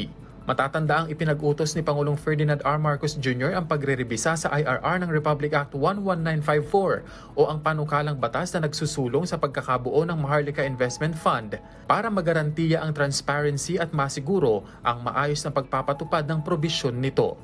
Kenneth Pasyente, para sa Morning Show ng Bayan, Rise and Shine, Pilipinas. Samantala, itinalaga ni Pangulong Ferdinand R. Marcos Jr. si Rafael Consing Jr. bilang President at Chief Executive Officer ng Maharlika Investment Corporation MIC. Si Consing ay ang kasalukuyang Executive Director ng Office of the Presidential Advisor for Investment and Economic Affairs. Siya ang naatasan sa investment projects at magbigay ng policy recommendations para sa economic agenda ng bansa. Ginawa ng Pangulo ang pagtatalaga kay Consing ilang araw matapos ilabas ang revised IRR ng Maharlika Investment Fund. Ayon sa PCO, inaasahang pagtitibayin ni Consing ang pagpapalakas ng strategy ng MIC para sa pagpapalago ng mga ekonomiya o pagpapalago ng ekonomiya ng bansa. Bilang PCEO, kabilang sa responsibilidad niya ang pagtatag ng portfolio ng local at international investment. Nagtapos si Consing sa De La Salle University at Stanford University Graduate School of Business. Bago ang pagpasok sa gobyerno, humawak na rin ng ilang matataas na posisyon si Consing sa mga pribadong korporasyon. Samantala, itinutulak ng isang mambabatas ang pag-airdrop ng supply sa mga sundalo sa Ayungin Shoal para hindi na maulit pa ang mapanganib na insidente sa West Philippine Sea sa pagitan ng mga tropa ng Pilipinas at China. Ayon kay Cagayan de Oro 2nd District Representative Rufus Rodriguez, mas ligtas ang ganitong paraan. Una ng kinundena ng mga mambabatas ang naiulat na water cannon incident ng China sa mga tropa ng Pilipinas sa West Philippine Sea. Kaya si House Speaker Martin Romualdez muling iginiit ang buong suporta ng Kamara sa defense sector.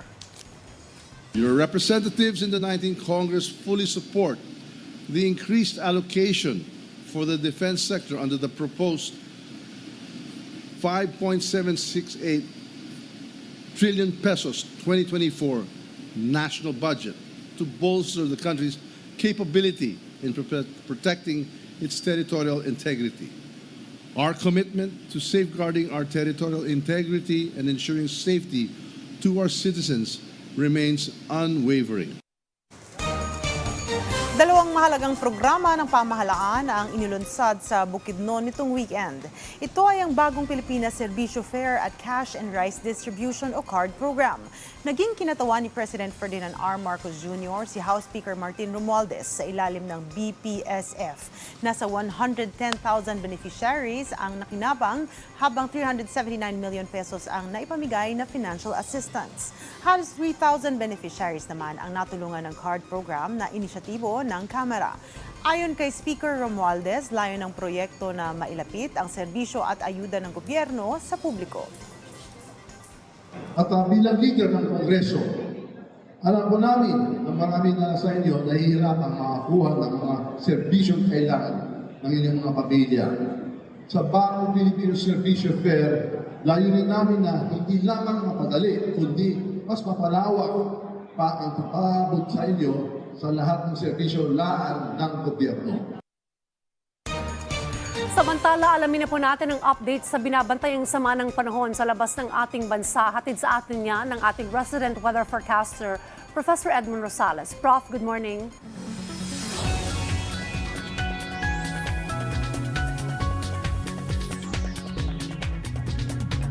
Salamat. Good morning, Daya. Good morning din po sa lahat ng ating mga ka-RSP. May good news po tayo. Kaninang alas 2 na madaling araw ay namataan itong tropical depression na ating binabantayan ay humina at isa na lang muling low pressure area mula sa pagiging tropical depression category nito kahapon sa labas lang ng PAR sa northeast of Mindanao dahil na rin sa malakas na amihan. Alamin na natin ang asahan nating lagay ng panahon ngayong araw ng Martes, November 14, 2023. Makita natin dito sa satellite image mula sa Pag-asa yung patuloy na pag-iral ng northeast monsoon o amihan na magdadala ng maulap na kalangitan na may kasamang mahinang pagulan sa Batanes, Cagayan, kasama ng Babuyan Islands, Ilocos Norte at Apayao. Habang bahagyang maulap na kalangitan na may kasamang kalat-kalat na pagulan naman ang epekto nito sa natitirang bahagi ng Ilocos Region, Cordillera at Central Luzon. Shear line naman ang magpapaulan sa Bicol Region, Quezon, Laguna, Rizal at Samar Provinces sa Visayas. Habang shear line at localized thunderstorms naman ang magdadala ng mga pagulan lalo na sa hapon dito sa Metro Manila at sa natitirang bahagi ng bansa. Good news po ito dahil as of 2 a.m. this morning ay humina at isa na lang muling low pressure area itong sama ng panahon na ating binabantayan. Matatagpuan nito ngayon sa layong 1,620 kilometers ng east of southeastern Mindanao.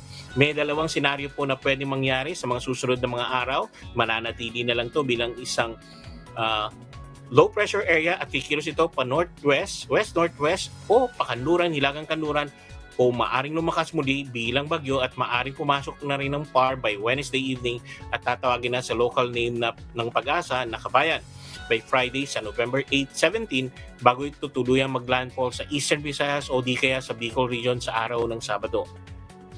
Maaari pang magbago ang forecast na ito dahil na rin sa maaaring magpagbabago at lakas ng kilos nito. Kung sakali ito na ang ikalabing isang bagyo ngayong taon at una sa buwan ng Nobyembre. Dito sa Luzon, umaga pa lang ay may mga pagulan na sa Bicol Region pati na rin sa Masbate, Quezon, Laguna at Rizal dala ng shear line na maaaring magtagal hanggang gabi. May mahinang pagulan din sa Cagayan Valley, Cordillera at Aurora dahil naman sa amihan. May mga panandaliang pagulan din sa umaga sa Marinduque, Romblon, Oriental Mindoro at sa ilang bahagi na rin ng Palawan. Habang dito sa Metro Manila, asahan ang bahagya hanggang sa maulap na panahon na may kasamang mahinang kalat-kalat na pagulan bago pa lang magtanghali. Sa Visayas, may mga malakas sa pagulan sa Eastern Visayas, lalo na sa Samar at Leyte provinces, pati na rin sa isla ng Panay sa umaga pa lang dala ng shear line. Uulanin din ang ilang bahagi ng Central at Western Visayas, lalo na sa Northern Cebu at Negros provinces, bago pa lang magtanghali dahil na rin sa pagbaba ng shear line. Sa hapon, may mga pagulan pa rin sa ilang bahagi ng isla ng Panay at sa ilang bahagi ng Kabisayaan. Sa Mindanao, umaga pa lang ay bahagyang maulap na may kasamang pagsikat ng araw sa malaking bahagi nito at bandang tanghali ay may aasahan ng mga pagulan sa Zamboanga Peninsula at Basilan. Sa hapon, may mga localized thunderstorms naman na magdudulot ng mga kalat-kalat na pagulan sa iba't ibang bahagi ng Mindanao na wala namang kinalaman sa papalapit na sama ng panahon. Dahil sa muling pagbugso ng amihan, naglabas ng gale warning ang Pag-asa sa karagatan ng extreme northern at northern Luzon. Kasama na dito ang Batanes, Cagayan, Babuyan Islands, Isabela, Ilocos Norte, Ilocos Sur at La Union. Kaya asahan ang mga suspensyon ng mga paglalayag ng mga maliliit na sasakyang pandagat. habang ligtas na makapaglalayag ang lahat ng uri ng mga sasakyang pandagat sa natitirang karagatang nakapaligid sa bansa. At yan ang inaasahan natin maging lagay nating panahon ngayong araw ng Martes. Balik sa inyo, Dayan. Maraming salamat sa iyo, Professor Edmund Rosales. Dako naman tayo sa latest traffic situation hatid sa atin ni Profi. Profi? Thank you, Dayan. Rise and shine sa lahat nating mga kababayan na babiyahe sa mga pangunahing kalsada sa Metro Manila. Silipin na po natin ngayon ang sitwasyon ng trapiko ngayon dyan sa Commonwealth Avenue. Para po doon sa ating mga kababayan na manggagaling na North Fairview, Novaliches, Bulacan at North Caloocan, asahan po ninyo na dito po sa area ng Litex sa Commonwealth Avenue westbound lane ay bagamat marami ng mga sasakyan bumabiyahe ngayon ay tuloy-tuloy pa naman ang inyong pagmamaneho. Pero bago makarating po dito, dyan sa Mergalado Highway, ay choke point na po ito ng mahabang mabagal na sitwasyon ng trapiko. Kaya magbuno na po ng inyong oras going to your point of destination kung kayo po ay papunta ng EDSA o ng C5. Pagdating niyo po dyan sa area ng Holy Spirit at maging dyan sa may Tandansora ay may pagsikip na rin po ng trapiko. Kaya magbuno na rin po ng oras going to your point of destination. Meron pong ipinatutupad na zipper lane ngayon para po doon sa mga nais kumaliwa.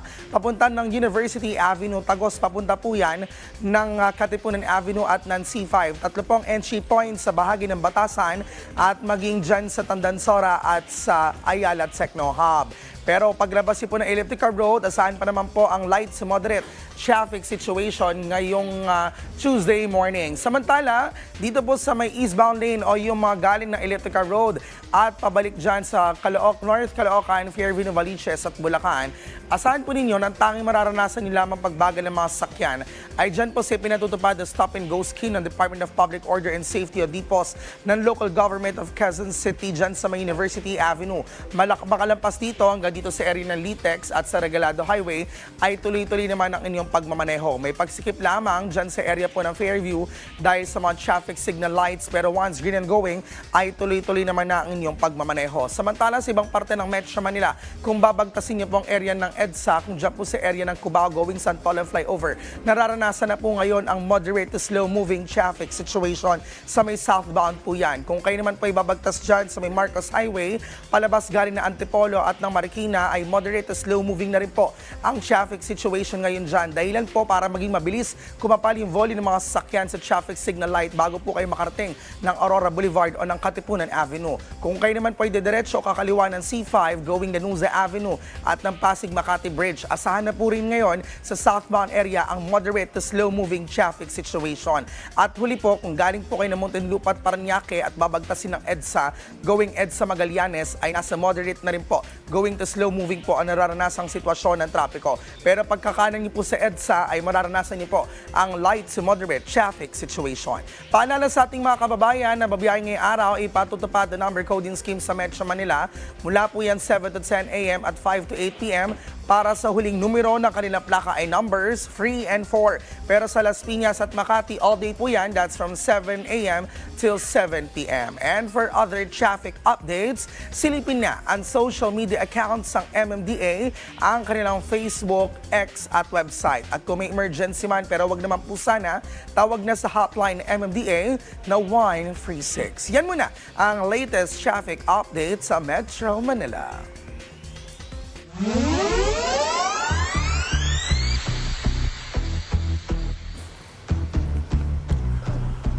Mga ka-RSP, taon-taon ay ating pong ipinagdiriwang tuwing buwan ng Nobyembre ang Bladder Health Awareness Month hanggang ditong mabigyan at mapagtuunan ng pansin ang kahalagahan ng ating mga bladder o yung pantog.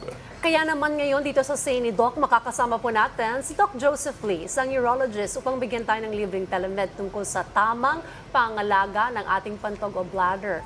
Doc Joseph, welcome back sa Rise and Shine Pilipinas. Morning, Doc. Yes, good morning, Diane and Audrey at sa ating mga nanonood at nakikinig sa RSP. Good morning po sa inyo lang. Ayan, Doc, para po sa kaalaman ng ating mga ka-RSP, ano po ba yung function ng bladder o pantog sa ating katawan at gaano ba ito kahalagang? Una sa lahat, Audrey, tama ka. No? Ngayon lang binigyan ng kahalagahan ngayon ang pantog. No? When you talk about urinary bladder, ito po ay isang reservoir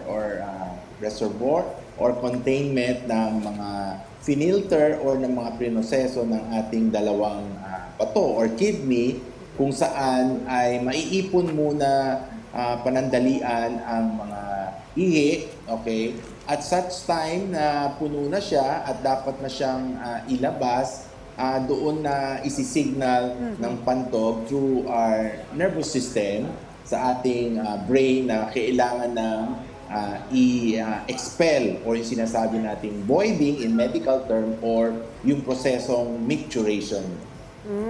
So Doc, yung kumbaga pagpigil natin, kuwari tayo ay naiihina, no? Minsan kasi pinipigilan natin, nakakasira ba ito ng pantog? Yes, Dayan, no? There's a certain curve na fina-follow yung pantog natin, no? Kasi minsan sinasabi, pag hindi pa naman sapat ang dami ng volume ng ihi, ay ina-allow yan ng ating pantog. There's a certain allowable volume, like up to 120 ml. Then, yung pantog natin, kagaya sinasabi mo, mag-urge yan, yung the feeling of the sensation na dapat ka ng umihi. Now, yung sinasabi mo, Dayan, na nagpipigil ka, ito ay hindi dapat gawin because it will cause problem later in the dynamics and the function of yung bladder natin o yung pantog. Kasi pinipwersa mong baguhin ang kanyang physiological function. Ano ibig sabihin? Kung dapat ka ng umihi, ay pinipigilan mo. Ngayon, later on, it will send signal to the brain at magkakaroon siya ng sariling self-function, meaning later on, hindi na siya makikinig o yung sa utos ng brain na, kailangan ka ng umihi, mag-void. Hindi na. Siya na lang sarili, magse-self-urinate na lang siya. That will cause problem later on in the future. So, ibig sabihin parang wala ka ng control kung maiihi ka o hindi. Medyo nakakahiya to kung sakasakali, no? Pero, Doc, minsan kasi sa sitwasyon, halimbawa, driver ka, may mga pasahero ka, ihi ka na, kailangan mong pigilan dahil hindi naman pwedeng abalahin mo yung biyahe ng mga nakasakay sa'yo, no? Yung mga ganung pagkakataon. Siguro dapat ba kontrolado rin ang pag-inom ng tubig, Doc? Tama ka dyan, Dayan, no? Yung control, hindi naman ibig sabihin na hindi ka naiinom ng fluid, di ba? Ibig sabihin, you know that for the fact that you will be traveling by land at medyo malayo, so yung pag-inom mo ng tubig ay medyo i-limit mo in such a way na hindi mapupuno agad yung iyong pantog. Okay. Doc, ano po ba yung mga palatandaan o sintomas na may sakit o may problema na pala ang isang pantog ng isang tao? Actually, Audrey, ang pantog kasi tolerant yan di ba? Pag sa tao, matagal ang pasensya, no? So, in such a time na binibigyan mo siya ng yung leeway, no? Yung panahon para ibigay lahat yung maging problem niya later on. Like ano ang mga simptomas that will be created? Balisawsaw, pag-ihi ng dugo, 'di ba? Yung pagbago ng kulay ng ihi mo, 'di ba? From clear to cloudy.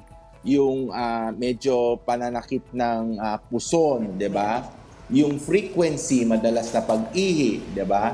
Yung irritation, minsan hindi mo alam kung medyo irritated ka o parang mag-UTI ka. Usually, yung mga kababayan natin sinasabi, parang feeling ko parang mag-UTI ako, pero hindi naman sila nag-UTI, no? Then, yung volume na linalabas mo na ihi, either minsan marami, konti, patak-patak, alam mo, hindi na siya nagiging maayos na regularly pagpunta natin sa comfort room, isang buhos na ganyan. So, there is a discrepancy with regards to the structure o yung figura ng yung urine mo and how the function of yung proseso ng pag-ihi mo. Okay, Doc, additional question lang tungkol pa rin dyan. May nakausap akong doktor, ang sinabi, posible daw magkaroon ng UTI kapag hindi mo nasasagad yung pag-ihi mo. Kumbaga nagmamadali ka, hindi ka patapos, may mga natitira. May mga natitira sa gallbladder mo, maaari daw po itong mag-cause ng UTI. Tama po ba, Doc?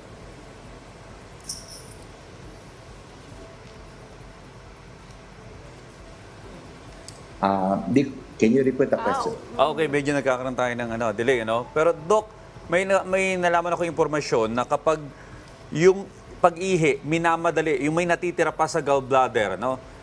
Pwede daw po itong mag-cause ng UTI? Okay.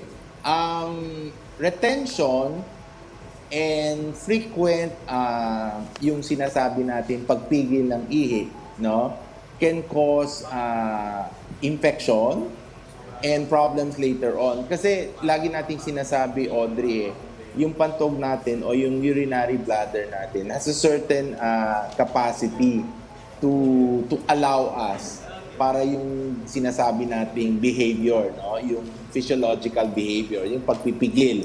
Now, in such time kasi, pag nasanay na yan, hindi na yan susunod at yung volume ng ihi maiiwan ay mas marami sa dapat na normal value. Then it creates more bacteria, and when there is more bacteria, there will be more colonization. Ibig sabihin colonization, dadami siya. Pag yung bacteria kasi, pag dumami, maghahanap rin niya ng pagkain. Kailangan din mabuhay. They become virulent. When they become virulent, pwede silang mag-incite ng infection. So that is the time that they will irritate the walls of the bladder. Pag na-irritate na nila yung walls of the bladder, doon mo na mararamdaman yung nabanggit natin mga simptomas kanina. Dok, eto, kapag ba sobrang dami naman ng fluid, may effect din ba ito sa bladder? Maganda yan, no, Dayan. You drink, you hydrate. Kasi that is the number one na how you protect and how you take care of your bladder. Pag inom ng tubig, di ba? Alam mo ba, Dayan, hindi lang tubig ang binibigyan natin na nourishment sa pantog, di ba? Even some foods can be very important, di ba? Peras, banana, sinasabi natin mga berries, they are very good. Some very green vegetables, di ba? Yung mga asparagus, peanuts, they are very good and they are likable to the bladder. So that is nutrients to the bladder.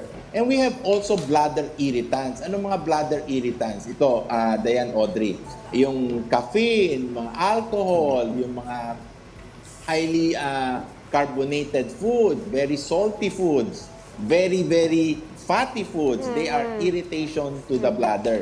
When I say very irritating to the bladder, later on, pag na-abuse ang pantog, lahat ng mababanggit natin na sakit pwede mangyari, di ba? Infection, the bladder infection, cystitis, pwede magkaroon ng bato, pwede magkaroon ng on and off UTI, yung mga ganon. So, ang nabanggit mo, Dayan, na tubig is very good. Wag lang to the level na intoxicating kasi meron tayong sinasabi na water intoxication. Apo. Dok, panghuli na lamang, ano po yung mga activities para po sa selebrasyon ng Bladder Health Awareness Month para po ma-invite niyo po yung ating po mga KARSP. Go ahead po. Thank you, Dayan and Audrey. By November 17, we'll be having our lay forum and yung sa general practitioner natin, okay?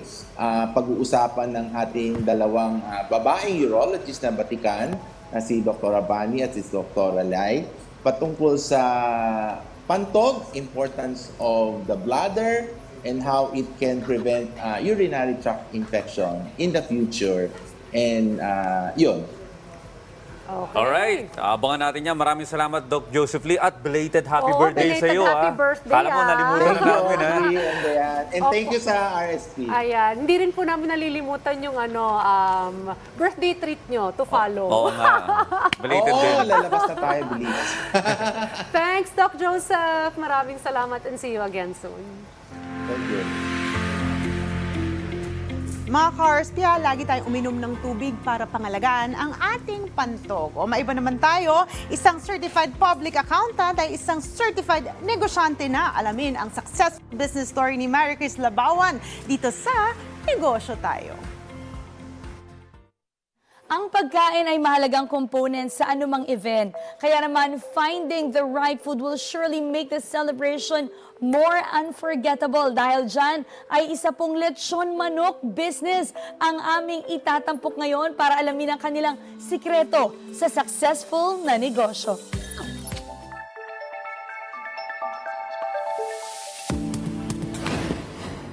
mga kanegosyo. With me is Miss Mary Chris Nabawan. Hi, Miss Mary Chris. Hi, nice to meet you.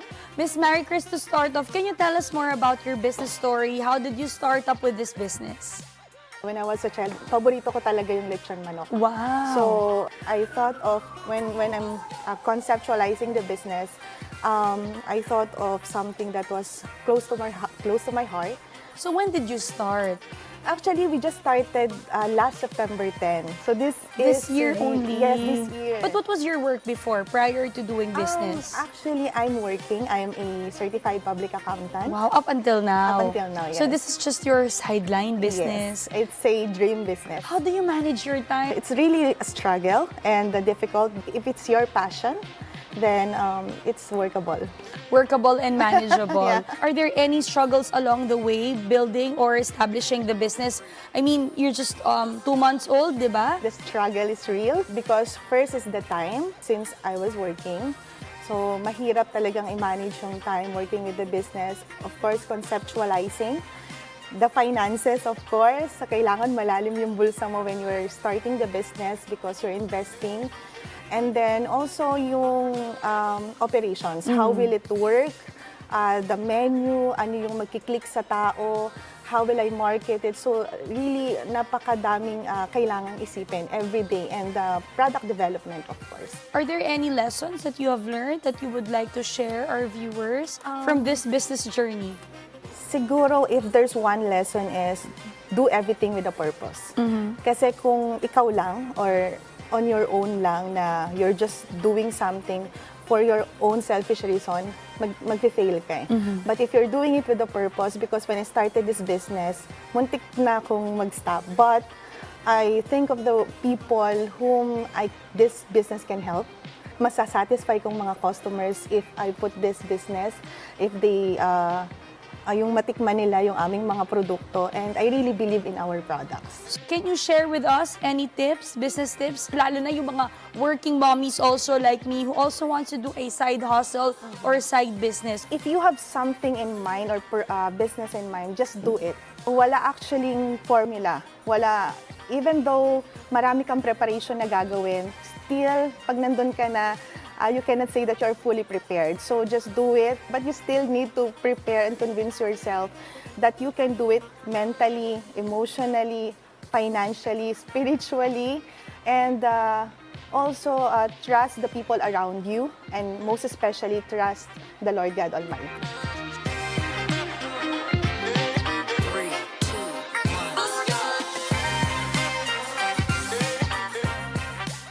Kahit gaano ka pa kahanda at kahit gaano pa karami ang iyong alam, failure is inevitable. Ang mahalaga po ay tingnan mo ito bilang isang aral, bilang isang opportunity to improve. Yan po ang aral na ibinahagi sa atin ni Mary Chris Labawan. Panibagong business story at business tips na naman ang pag-uusapan natin sa susunod nating pagkikita, mga kanegosyo. Kaya naman, tara, negosyo tayo!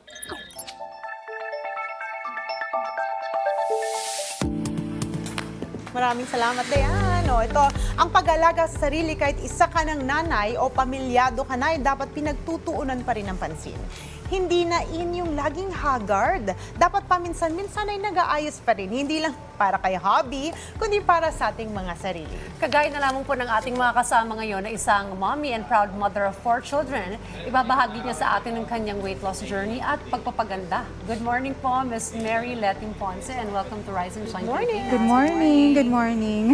Okay, before you gained weight, am I correct? Yes, yes. Anong dahilan ng pag-gain mo ng weight? And sa tingin mo ba, may kinalaman ito dahil naging hands-on mommy ka? Kasi ako personally, I also gained weight. Yes, actually, yung pag-gain ko is nung pandemic talaga.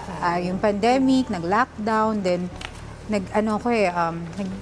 nag-stress eating ako kasi nung pandemic, close lahat ng business. Yung salon ko, close din. And walang events. You just gave birth then, am I correct? Kasi 2 years old. Hindi, yung after nun, ng pandemic, kasi tumaba ako nun, then sabi ko, nag-open ako ng 3rd branch ko. Syempre, marami akong celebrity guests and ganyan. So, I felt so insecure. Sabi ko, papayat na nga ako at tumaba ako nung pandemic So, nung sabi ko sa sarili ko, I need to lose weight. So, nag-detox ako, nag-jogging ako, and syempre, nabuntis ako. Kasi I became healthy again. Ganun kasi, di ba, pag nagdi-detox ka, nagki-cleanse ka, mabilis kang mabuntis. Then, yun, nabuntis ako sa 4th child ko. Wow! Then, nagtuloy-tuloy na. Siyempre, pagka bagong panganak tayo, we have to be hands-on on our child. So, ayun, siguro 4 months ako hindi nag-work. Then, ayun, nung last year, nag-makeup na ako, nagbalik ako ng work, I did makeup for Herlene sa binibini niya. Then, ang hirap na ako kasi talagang I was 82 kilos. 82 kilos. Then, I lost 35 kilos kasi ngayon 47 kilos na lang ako. Nakikita ko nga yung mga pictures, grabe ang transformation. Yeah. Amazing. Amazing. At saka talagang na-imagine natin yung discipline na pinut into work mo para magkaroon ka ng ganitong transformation. Actually, nung tumaba talaga ako, I was telling myself, I was praying na, Lord, give me that motivation again. Kasi I do, workout. Kasi talagang tumaba rin ako before, pumayat ako, then pag nabubuntis ako, I gain weight. Yun talaga yung problems ng mga mommies, talagang tumataba. Pero kasi ako nun, minsan nagtutuloy-tuloy, napapabayaan ko yung sarili ko. But then I realized na parang, I have to take care of myself. Kasi no one will naman, di ba? You have to love yourself. You have to make time for yourself kahit mommy ka na. Well, I can relate to that kasi ako rin nagigain ako ng malaking weight talaga every time na bubuntis ako. Pero for you, ano yung pinaka-effective weight loss strategy na ginawa mo? Para malaman ng ating mga ka-RSP, paano maging kasing sexy mo? Grabe, ang tindi talaga ng before and after. Actually, ako kasi kinat off ko talaga yung carbs, no rice, and mostly nagja-jogging talaga ako every day, kaya ng oras, cardio, jumping rope, then I do also intermittent fasting. I tried a lot, but yun ang pinaka-effective sa akin. Siyempre, meron din akong doctor na tumutulong sa akin ng mga, siyempre, onting science, yung mga RF, para we can wear two-piece, diba? Pagka may mga events din, para skin tightening, kasi yan din isang problem ng mga mommies, pagka pag tumataba, din pumapayat ulit, ganyan, di ba? Naglulus yung skin natin. Well, more than the aesthetics, sa loob, ano yung parang mga benefits nito? Ang benefit talaga, kasi hindi naman sa puro physical attributes, syempre yung sarili mo, parang nagkaroon ka ng confidence lalo, syempre healthy ka, and parang everyday is parang a new day, parang a celebration na parang, ito ako parang, I can do anything kasi napagdaanan ko na yung mga ganun. So, kaya kong pumayat, kaya ko kasi, di ba, sabi nga nila, it's mind over matter. Pag gusto mo, maraming paraan. Pagka ayaw mo, maraming dahilan. So, talagang kitang-kita natin dahil nakikita mo dun sa mga pictures talaga ng before and after. Yeah. Nakikita mo, success story siya na yan. Nakaka-inspire, Well, bukod sa pagiging hands-on mommy, ano pa yung mga pinagkakabalahan? Actually, I am a professional makeup artist, and I have 3 salons na.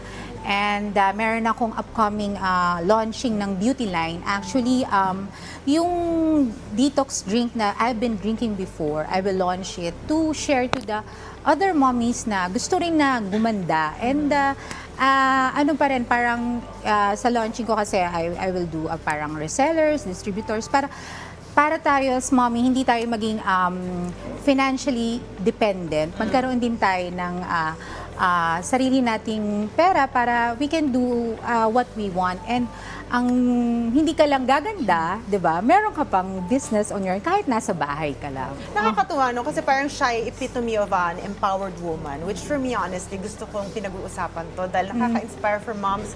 Well, pag sinasabi kasi na nanay, minsan naka-stereotype na nag-gain weight, nagpabaya, or hindi na natin itsura. Yung itsura natin bago natin na-meet yung ating asawa. Yes. Anong mensahe mo sa mga nanay na nanonood sa atin ngayon o maipapayo mo sa kanila para maging holistic ang approach nila when it comes to women empowerment? Dahil you actually live it.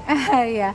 Alam mo, ang dami nga nagtatanong sa akin kung tawag dito. Paano ko nagagawa? I do business, nagvo-vlog din kasi ako, and nagme-makeup ako. Paano ko nababalance in everything pag-alaga. Kasi sa anak ko sa family ko, I make sure na I make time for them. Kahit anong bagay, every Sunday, we pray and And sa akin lang, as a mom, we have to take care of herself. Diba? Kung ako nga kaya ko, Diyos ko, kung makikita niyo yung mga pictures ko before, diba? Yung mga ibang mommies din, kaya din nila.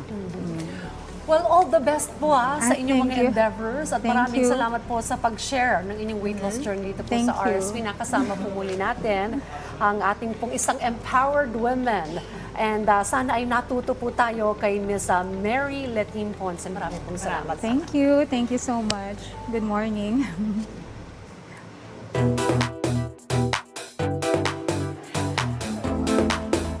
And we're back with the latest showbiz news and happenings this Tuesday morning. Una sa ating mga latest chika, RZ Muñoz, na biktima ng modus at nanakawan sa eroplano. The world is not a safe place. Ito na lang ang nasabi ni RC nang ikwento niya sa TikTok ang naging karanasan niya sa kanyang flight pabalik sa bansa mula sa kanyang bakasyon sa Japan. Ayon kay RC, natutulog siya sa eroplano nang makita niya isang lalaki nakatayo sa harap ng kanyang cubicle. Kinumpronta nila ang isa pang pasahero, ang nasabing lalaki, at tinanong kung bakit nito pinakialaman ang kanyang bag. Nagsumbong sila sa flight attendant pero tinanggi ng lalaki ang kanyang mga aksyon. Dahil connecting flight lang ang kanyang sinakyan, hindi na-prioritize ni RC ang nangyaring insidente. Dagdag pa niya, hindi napansin na may nawawala sa kanya at nagulat na lang siya na may gumagamit na sa kanyang credit card sa iba't ibang bansa. Pagkatapos ito, agad niyang tinawagan ang kanyang bangko at ang Korean Air na siyang airlines kung saan kabilang ang nasabing flight. Paalala ni RC, huwag magiging kampante kahit nasa business class pa at laging maging alisto at maingat para maiwasan ang katulad na nangyari sa kanya. Passenger at Ed Sheeran nag-collab para sa re-recorded version ng kantang Let Her Go. Kamakailan lang inirelease ng English indie folk singer-songwriter na si Mark Rosenberg o mas kilala bilang Passenger ang anniversary edition ng kanyang album na All the Little Lights na unang inilabas noong 2012. Sa nasabing edition, nakipag-collab siya sa iba't ibang singer at isa na nga rito ay ang kanyang kaibigan at tourmate na si Ed na nakaduet niya sa re-recorded version ng kanyang hit song na Let Her Go. Ayon sa singer, malaki ang koneksyon ni Ed Sheeran sa pagsikat ng nasabing kanta dahil una itong sumikat nang i-perform niya ito bilang opening act sa concert ni Ed. Samantala, ikinatuwa naman ng fans ang nasabing collab ng pagitan ng dalawang singer. Reply 1988 stars na si Ryu Junyol at Yeri hiwalay na. Kinumpirma ng agency ni Yeri at Ryu Junyol na tinapos na ng dalawa ang kanilang 7-year relationship. It is true that Ryu Junyol and Yeri have broken up. Itong maikling joint statement na ibinahagi ng agency ng dalawa sa media outlet na Newsen.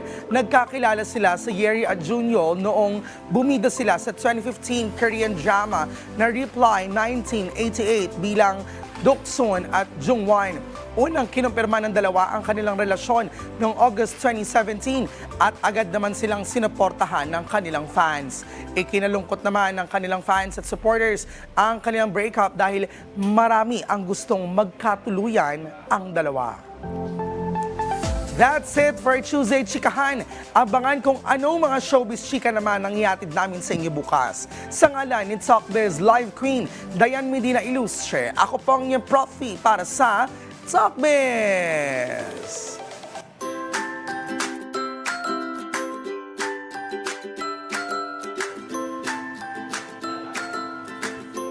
Ito mga ka-RSP at to make a celebration or event more unforgettable, isa sa mga pinagtutuunan ng pansin ay ang disenyo o dekorasyon ng venue. Dahil dyan, isang kakaibang decor idea ang naisip ng ating kasama ngayon na si Jean Abela at ipapakita niya sa atin dito sa My DIY kung paano ito gawin. Welcome sa Rise and Shine Pilipinas. Hi Jean, paano mo naisip itong gumawa ng giant flower, grabe for event decor? Kasi for sure, I know may mga naging inspirasyon ka o basta na lang ba pumasok sa isipan mong gawin to? Siyempre po, dati kasi uso na yung giant flowers Tapos, nakikita ko na siya na ginagawa ng iba. So, gaya-gaya ka pala, Hindi, gusto ko yung parang mas totoo ba siya. Oo naman. Yung hindi lang siya yung gawa sa cartolina, tapos yung medyo matigas siya, medyo stiff. So, gusto ko yung parang totoo siyang tingnan. Oo, tsaka mas may longevity gamit yung mga materyales. Well, anyway, ginawa mo na talagang business ito. Yes Kumusta po. naman so far yung takbo ng iyong negosyo? So far, marami-rami na din naman po yung mga nagre-renta sa amin. And binibenta din namin po siya. It's also available for sale. So meron na din mga bumibili all around the Philippines. Ayan. Sige, let's start. Pero bago po ang lahat, ano ba yung mga gagamitin natin? At ano yung mga kakailanganin natin mga materials? Okay. So syempre, yung kailangan nating materials is, pinakakailangan natin yung glue gun. Glue gun. Of course. Kasi kailangan natin idikit yan. So andito yung glue stick natin. Okay. Gunting. Wire cutter, ang ating wire, tapos pipe, then andito din yung styro ball natin para sa base ng ating gagawing bulaklak, which is the daisy. Ayun. So andito din yung papel natin na gagamitin para sa paggawa ng bulaklak. Okay, crepe paper ang tawag dito, Yes no? po, Okay, crepe so paper. sige, let's start with our step-by-step procedure. Paano ba natin sisimulan Okay, yan? so kailangan muna natin gawin itong base ng daisy natin. Okay, yung pinakabilog. So, like this. So para magawa to, kailangan natin yung pipe. Okay. Tapos ito. Ayun. Itutusok lang natin to dito siya sa loob. Parang ayan, okay. ganyan. Binubutas natin ngayon. Butasin natin yan. Tapos itusok natin lang siya ng parang ganyan. Then Ayan. kung okay na yan, pwede na nating i-glue.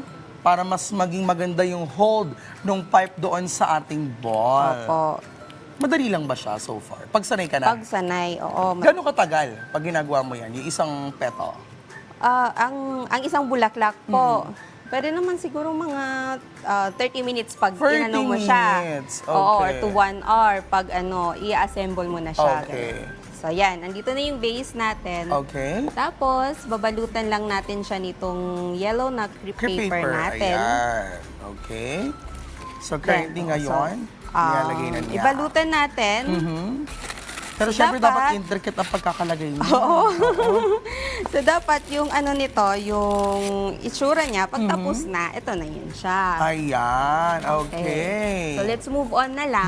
Glue stick at Dito glue na gun lang. din ang gamit natin pandikit siya. Opo, okay. oo. So yun na, ilagay na natin siya. Ito na yung magiging itsura ng base natin. Ayan. So we will now move on na sa ating petals. Okay. So yung daisy natin, kailangan natin ng 16 na petals dito. So to Okay. make petal, kuha tayo nitong ano natin. White crepe paper. Crepe paper. Then, ano lang natin to, i-cut natin diagonally. Okay.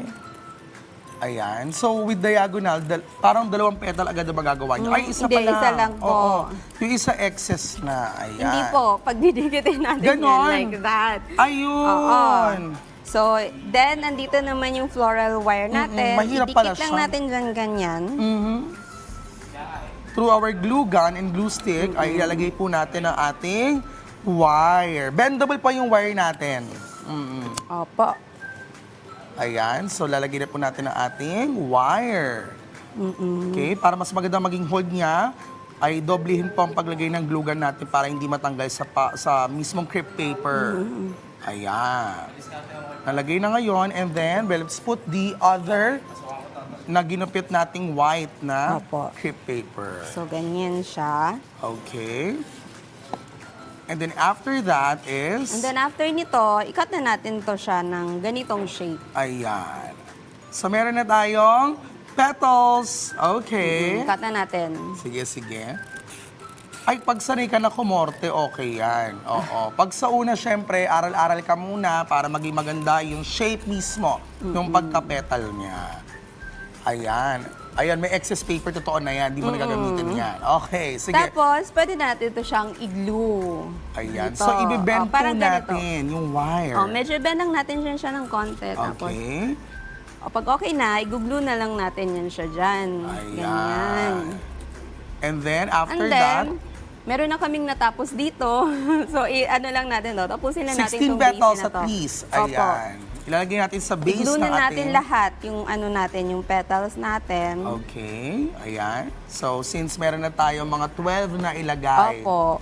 So, kailangan pa niya ng 4 para makumpleto at walang uwang. Kompleto talaga. Yes. Ayan. So, patry nga ako. Sige po. Sige, so from dito... medyo i-bend nyo lang ng konti. Yan. I-bend ko yung to. dulo lang yan, ganyan. Naku, pag application na pala, hindi siya basta madali, ha? Eto, dito ko ilalagay, no? Yes, oo. Ayan. So, syempre, ilalagay niyo pa yung glue gun kung saan niyo, syempre, ididikit ito going to your base. Ayan. Okay. Alam mo, pinakayokong subject dati, TLE. Pero ngayon, sige, sinusubukan mo ako. Ayan. Tama ba? Dito? Yes po. Ayan. Diyan sa may awang na niya na ano, portion. Ayan. So, nakapaglagay na po tayo ng isa pang petal. Dalawa na lang. Okay. Ayan. Kasi 14 na po yung ano natin, petals natin. We need 16. Kaya pansin niyo mga ka-RSP, meron pang dalawa dyan. But pag inalagay po natin itong dalawa, magiging 14 plus 2 equals, ano, ilan? Ayan. Very good. Kamusta? Alam mo ba ang math dati? Sakto lang. Ayan. Ako kaya ako nag-mascom kasi ayoko ng math. Ayan, eto na. Ayan, okay. Yan na yun siya.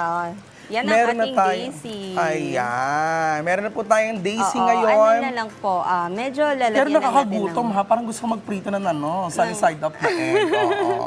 Bebend lang natin yan konti yung mga petals Nasa niya. yung bandang baba. Oo, Okay. depende na sa inyo po kung ano yung gusto nyong design. Okay. Gusto nyong pa-bend siya pababa or gusto nyong bend ng taas. Okay Pero lang paano usually, syempre we have this one, yung pinaka-stem niya. What do we usually do? Or, eto na siya. Ready na natin siya. Pwede na yan siyang ilagay natin dito sa itutusok stem. na lang natin siya. Tusok na lang Ayun. natin yan. Okay. Ito, tapos na siya. Eto mga ka-RSP, ilalagay na po natin yung ating ginawang flower dito. ganyan. Meron na po tayong ilalagay na parang, ano tawag dito? Sa parang tape ba to? Oo, tape. Meron tayong green tape na ilalagay dito sa may mismong pipe natin. So it would look like a flower at hindi makita parang kinonstruct lang siya. Wow! So meron na po tayong ay mabigat siya in fairness ha. Kailangan ng hawak po ninyo dito sa baba. Ayan. Ayan. Ang laki niya oh. So example, ako ay 5'8", ito ay ilan siya? Nasa 6 plus siya. Ito yung inaasam ko na magiging partner ko, ganito yung height. Okay. Pupunta ako ng US, oo. Pero dahil dyan, okay, so meron na tayo giant flower. Palakpakan naman natin si Miss Jean sa kanyang bonggang-bonggang ginawa na ating flower for today. Well, anyway, saan ba kayo pwede ma-reach ng ating mga ka-RSP? Do you have any social media accounts? Yes po. Flower 3PH, Giant Flower Decor. Sa Facebook po and Instagram. Tapos, nasa Quezon City lang din po kami, 267 Road 1, Bagong Pag-asa, Quezon City. Ayun. Usually magkano yung pag magre-renta ako magkano? For example, I have an event with 100 packs. Per set po yung Per renta set. So for namin. example, this one, magkano Oo. po? This is 750 yung rental ko sa isang set na yan. Okay. Tapos ito naman, ito yung long stem namin. Okay. Then, This one? ito yung short stem namin. Pag maliit daw? Oo, 650 naman. Ang rental namin sa isang set na yan. Ganyan. Ayun. Tatlong flowers. Inclusive siya. of 3 flowers na yan. Oo, tapos Oo. pwede kayong pumili ng anong design yung gusto nyo or kunwari gusto nyo lahat pink lang, gusto nyo lahat white lang, gano'n. Available lahat yan. Eh kung bibili ako? Per purchase, pwede naman po siya. Price starts at 3,000 pesos. Oh, okay. 3,000 na, pero imagine, medyo mura din yung mga equipment natin, no? Actually, ano to mga imported din yung materials. Imported din. O, sorry na. Hanap lang kami dyan si John lang. Well, anyway, maraming salamat sa pagtuturo sa amin kung paano gumawa ng isang giant flower decor. Again, thank you, Ginabella, and stay safe sa'yo. Thank you po. Ito mga ka-RSP. Latest sa balita naman ang hihatid namin sa inyo. Yan ay sa pagbabalik ng morning show ng bayan. Ito ang Rise and Shine Pilipinas. I can buy myself flowers, write my name in the sand, talk to myself for hours, say things you don't understand. I can take myself. Huwag tayo maging dayuhan sa sarili nating bayan. Karamihan sa amin ay nag-asawa na lang, walang pinag-aralan, hindi po kami educated. Bakit ipinanganak ako na IP ako na parang walang mga opportunity na para sa amin. Nagbabaon kami, kanin lang, ang ulam, bagoong, gano'n. Talagang wala nang kaya ang magulang ko. Hango sa kwento ng mga totoong tao.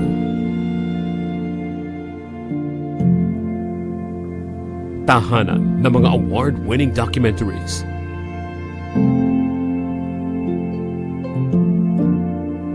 Public Eye sa PTV.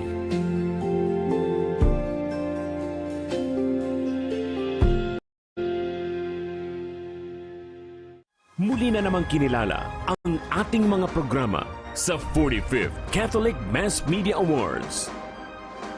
Public Eye Special Citation for Best Public Service Program. Schoolmates Special Citation for Best News Magazine. Kadiwa ng Pasko Special Citation for Best Special Event Coverage. At Rise and Shine Pilipinas Special Citation for Best News Program. Maraming salamat po sa CMMA. Karangalan namin ang maghandog ng mga dekalidad na programa para sa bayan.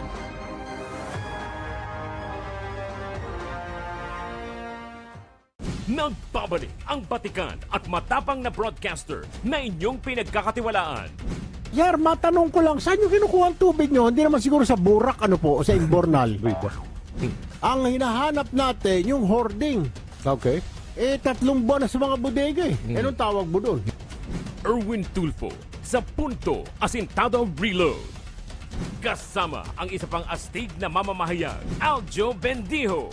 Talaga walang sa itong oil deregulation. Dapat i-regulate na ng pamahalaan. Tiniwangwang na lang, ha? Yun ng developer. Bayad na ito. Mga iring, mga pusang iring. Punto Asintado Reload. Lunes hanggang Biyernes, alas 10 ng umaga. Simulcast over Radyo Pilipinas. At mapapanood dito lang sa inyong People's Television. PTV Consumer Watch, bantay presyo sa gasolina.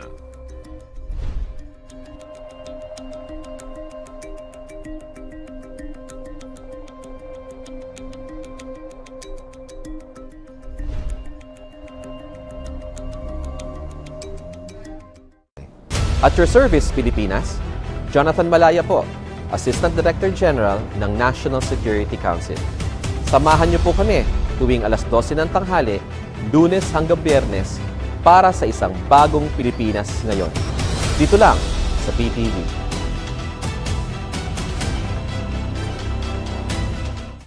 PTV Crime Watch, mga paalala laban sa human trafficking. Ang Anti-Trafficking in Persons Act ay batas na ipinasa upang wakasan ang human trafficking sa bansa. Layunin nitong protektahan ang mga biktima, lalo na ang mga kababaihan at kabataan. Sa ilalim ng batas, bawal ang pagre-recruit, pagkulong at pagbabiyahe ng mga tao patungo o palabas ng bansa, gamit ang pagbabanta, panlilinlang, pamimilit at pag-aabuso ng kapangyarihan para sila ay ipasok sa prostitusyon, sa pilitang pagtatrabaho, pangaalipin, pagbebenta ng human organs at iba pang uri ng pananamantala. Kumilos laban sa human trafficking. Alamin ang inyong mga karapatan at makipag-ugnayan sa mga organisasyon at ahensya ng pamahalaan na maaaring magbigay proteksyon. Huwag basta maniwala sa mga nag-aalok ng trabaho, lalo na sa text at social media, at i-report ang anumang gawaing kahina-hinala.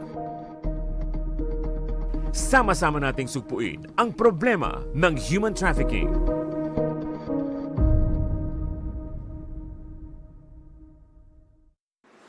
Diskarteng pangkabuhayan ba ang hanap mo? Magnegosyo na sa agrikultura gamit ang makabagong kaalaman.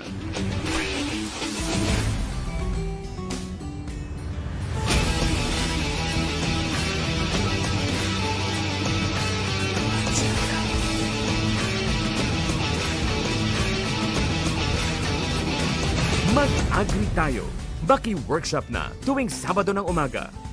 Dito sa katuwang nyo sa paghahanap buhay. PTV. ang pinakabago at napapanahong balita sa bawat sulok ng Pilipinas. Mabilis na nakalusot sa komite ng Kamara ang panukalang Apektado ng pagbaha at malalakas na pag-ulan ang ilang bahagi. Mapapanood oras-oras mula sa Luzon, Taytay ti pananagnukan ti may sa senior citizen. Visayas, Dulaan sa 700,000 ka mga plaka. hanggang Mindanao. Nagpasidian karon ang Food and Drug Administration kung FDA Ang multilingual hourly news break ng Bayan. Nakapantay at laging rumoronda sa PTV Balita ngayon. Dito lang sa inyong pambansang TV.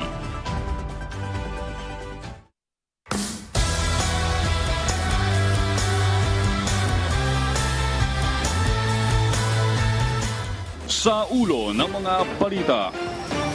Deliberasyon sa Senado tungkol sa panukalang 2024 national budget ng Presidential Communications Office at attached agencies tapos na. PCO tiniyak ang pagtugon laban sa fake news. Ilang senador suportado na madagdagan ang budget ng People's Television Network. Dagdag na pondo gagamitin para mas mapaganda ang kagamitan, pasilidad at performance ng network. Malakihang rollback sa presyo ng mga produktong petrolyo, epektibo na ngayong araw. 3 pisong tapya sa diesel, nagsimula na. Reaksyon ng mga motorista, alamin. Dating Senador Laila de Lima, pinayagang makapagpiansa ng Muntinlupa RTC. At sa police report, lalaki patay matapos makaladkad ng isang closed van sa Malabon City. Nagpapalik ang morning show ng Bayan, Rise and Shine Pilipinas sa detalye ng ating mga balita. Muling tiniyak ng Presidential Communications Office ang patuloy na paglaban sa fake news. Sa budget deliberation ng Senado, ilang mambabatas rin ang sumuporta na dagdagan ang pondo ng People's Television Network para higit na makapagbigay ng mas maayos na serbisyo para sa bayan. Narito ang report. Tapos na ang deliberasyon sa Senado ng panukalang 2024 national budget ng Presidential Communications Office at attached agencies. Isa sa tiniyak ng PCO ay ang pagtugon laban sa fake news. Nakumpirma yan sa budget deliberation sa pamamagitan ng budget sponsor na si Senator J.V. Ejercito. Dito, inisa-isa rin ng senador ang mga programa ng PCO para labanan ng fake news. Number 1 is Media Information Literary Program, Literacy Programs. National Information Summit, Campus Community Caravans, Unified Communications or Unicom Project, Your Honor. So these are the programs that they have to combat fake news and misinformation. The PCO launched the Media Information Literacy Campaign together with the relevant agencies, the private sector and civil society to equip citizens with the skills to become discerning consumers of information. Ilang senador din ang tumayo para suportahan at isulong na matagdagan ng budget ng People's Television Network. Ayon kay Senator Raffy Tulfo, kinakailangan ng karagdagang pondo ng PTNI para mas mapaganda ang kagamitan, pasilidad at performance ng network. Gayong inaasinta ng PTV na maging isa sa top network sa buong bansa. Mr. President, yung 200 million sapat na raw, yan ang conservative amount na hinihingi para maging maayos ang pamamalakad takbo sa PTV4. Magkaroon tayo ng quality broadcasting dyan sa PTV4, isang government station na siyang nagpapakita ng imahen ng ating gobyerno, pinapakita yung mga activities ng ating gobyerno, ano pong ginagawa ng ating Pangulo, etc. etc. So therefore, I hereby appeal to my colleagues in the Senate and Mr. President na sana mapagbigyan po natin na mabigyan man lang nitong may bigay lang itong 200 million, Your Honor, Mr. President. Likewise, NTC. Kasi sa ngayon, siniro ang capital outlay nila. Nagpasalamat naman ang PCO sa suporta ng mga senador. Natutuwa ang PCO, buong PCO dahil nakita ng Senado ang kahalagaan ng ginagawa ng PCO in terms of education, information dissemination, finding fake news. Kaya naman kami natutuwa dahil nadagdagan, mayroong promise of additional budget para sa PTV4, sa IBC 13. Malaki pasasalamat namin. Siyempre, doon sa aming sponsor na si Senator JV and of course the leadership of the Senate na siyempre na pinangungunahan ni Senate President Miguel Zubin. Naniniwala ang isang eksperto na nasa mabuting kamay ang Maharlika Investment Corporation kasunod ng pagkakatalaga kay Rafael Consing Jr. bilang President at Chief Executive Officer ng MIC. Ito'y dahil na rin sa lawak ng kanyang karanasan. Si Rod Lagusad sa detalye. Mahalagang dumaan sa fine-tuning o revisyon ng implementing rules and regulations ng Maharlika Investment Fund ayon sa isang eksperto. Sa panayam sa Bagong Pilipinas ngayon, ipinaliwanag ni Michael Ricafort, Chief Economist ng RCBC, na mahalaga ito upang mas epektibong maipatupad ang mandato ng MIF. Anya, bago pa man magkaroon ng batas, layon na malaki ang kitain mula sa MIF. Wala rin nakikitang problema si Ricafort sa kapangyarihan ng Pangulo na mag-reject sa mga inirekomendang appointees. May prerogative talaga yung siyempre kung sino ba yung binigyan ng kapangyarihan ng batas ng konstitusyon. So yung presidente, di ba, kung sino yung hinalal ng mga tao, no? Yung appointment, nagagaling po sa executive. Pero pagkatapos po nun, pag magpa-function na sila, independent sila. So nandoon naman po yung check and balances na tinatawag. Naniniwala naman si Ricafort na nasa mabuting kamay ang Maharlika Investment Corporation sa pagkakatalaga kay Rafael Consing Jr. bilang President at Chief Executive Officer. Ito'y dahil sa lawak ng karanasan ni Consing bilang dating international banker. Dati rin itong Chief Finance Officer ng International Container Terminal Services Incorporated, ang pinakamalaking port operator sa buong mundo. Bukod dito, nagsilbi rin bilang treasurer sa Aboitiz Group si Consing. Sa revised IRR ng MIF, hindi na specific na nakasaad ang functions at membership ng Audit Committee. Hindi na rin particular na nakalagay ang responsibilidad ng Risk Management Committee, kung saan ang board na ang parehong tutukoy dito. Kasi ang importante, bine-benchmark din yan kung ano yung mga best practices when it comes to yun, pati sa lahat din sa lahat ng aspeto, no, yung organization, kung ano yung ginagawa ng yung mga naging matagumpay na fund managers sa buong mundo, no? Kasi dapat yung talagang dapat swak din yung there's a perfect fit. Binigyan din niya na special skill ang kinakailangan sa pamamahala ng MIF. Para kay Ricafort, hindi rin sapat ang educational requirement tulad ng master's degree dahil kinakailangan ang naaangkop na expertise para sa MIF. Rod Lagusad, para sa Morning Show ng Bayan, Rise and Shine Pilipinas. Tiwala ang mga mambabatas na maganda ang magiging resulta ng mga patakarang itinakda ng pamahalaan para sa Maharlika Investment Fund. Naniniwala naman ang mga kongresista na sa pagdalo ni Pangulong Ferdinand R. Marcos Jr. sa APEC Summit sa Amerika, mahihikayat siya roon o makakahikayat siya roon ng mga mamumuhunan para sa MIF. Si Mela Lesmora sa detalye. Rise and Shine, Mela. Pinuri ni House Speaker Martin Romualdez ang pinal na bersyon ng Implementing Rules and Regulations ng Maharlika Investment Fund Act. Sa ilalim nito, mas malaya nang makapagpapasya ang Board of Directors ng Maharlika Investment Corporation at binigyan ng kalayaan ng Pangulo na pumili ng mga opisyal ng board bilang bahagi ng kanyang responsibilidad. I think it's already done. The IRR is already done. So I think they're right now organizing the board. So I think that's a very, very great step forward. Para kay House Committee on Banks and Financial Intermediaries Chair Erwin Ching, malaking tulong sa integridad at epektibong pagpapasya ng MIC Board ang bagong patakaran sa IRR. Habang para naman kay House Senior Deputy Speaker Dong Gonzales, sa kabuuan dahil aprobado na ng Pangulo ang IRR ng MIF, kumpiyansa siyang maganda ang ibubunga nito. Si House Ways and Means Committee Chair Joey Salceda naman, pinuri ang pagkakatalaga kay Rafael Consing Jr. bilang Presidente at Chief Executive Officer ng MIC. I'm sure na siya po may sapat na experience at kilala sa buong mundo. 32 countries po ang ICTSI, siya po ang CFO. Ang dami niya pong award sa pagiging Chief Financial Officer. Ngayong biyaheng Amerika rin si Pangulong Ferdinand R. Marcos Jr. para sa Asia-Pacific Economic Cooperation o APEC Summit, malaking tulong anya nakasado na ngayon ang IRR ng MIF dahil tiyak na makakaengganyo ito ng mga mamumuhunan mula sa iba't ibang bansa. Siyempre, kailangan may ibenta kayo. So, ang APEC ay napakalaki, pinakamalaking bloke po ng ekonomiya sa buong mundo. At both sides of the Pacific, nandun po lahat ang mga trading partners natin. Samantala, tuloy-tuloy naman ang mga pagdinig sa Kamara, gayon din ang pagtalakay sa iba't ibang panukala sa plenaryo.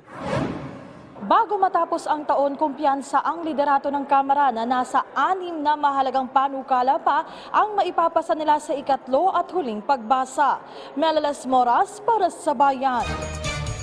Nanindigan si House Speaker Martin Romualdez na solid pa rin ang unity team sa Kamara sa kabila ng mga isyu ngayon sa kanilang institusyon. Ayon pa sa House Leader, ang direktiba palagi ni Pangulong Ferdinand R. Marcos Jr. ay dapat na nagkakaisa silang lahat, kaya't ito ang kanilang ginagawa. Naniniwala rin si Romualdez na magiging maayos ang samahan ng Kamara at pamilya Duterte kahit pa binatikos kamakailan ni dating Pangulong Rodrigo Duterte ang Kamara na nasundan pa ng balasahan sa ilang posisyon sa mababang kapulungan. Bukod naman dito, pinuri rin ni Speaker Romualdez ang naging pasya ni Vice President Sara Duterte na wag nang humiling pa ng confidential funds para sa susunod na taon. Well, we always work together. It's still a unity. The President always wants us to work together, not just in Congress, with the executive, but as a country. So we will always strive for that. As they always say, there will always be differences, but we will always work towards resolving those differences for the service of the people. That is our primordial concern. That we will band together and unite as one for the service of the people. Suportado ni Senador Raffy Tulfo ang panukalang budget ng judiciary. Giit ng mababatas na dapat sumabay sa digitalization ng korte para mas mapabilis ang serbisyo. Ang detalye sa report ni Daniel Manarestas. Rise and shine, Daniel. Sa pagsalang sa budget deliberation sa Senado ng panukalang budget ng judiciary, ilan sa isyong tinanong ng ilang senador ay ang issue sa pharmacy, kaugnay sa pag-cite in contempt sa ilang resource person ng kasagsagan nagsasagawa ng investigasyon ng Senado. May inanunsyo ang budget sponsor ng judiciary na si Senator Sani Angara kaugnay dyan. Sometimes we are quick to fire the trigger, to pull the trigger in this particular cases. So we'd like to be guided accordingly. They will say, no, we did not do that, even if there were 5 other witnesses pointing them that they did it. Sa simpleng salita, hindi nila hindi kune-question nung hukom ang ating kapangyarihan dito sa Senado, yung contempt power natin, sapagkat nasa saligang batas ho yan. Pero yung paraan po nung pag-exercise nito, pag nagdeklara ho tayo ng isang witness in contempt, kailangan may due process ho. Bigyan ho siya ng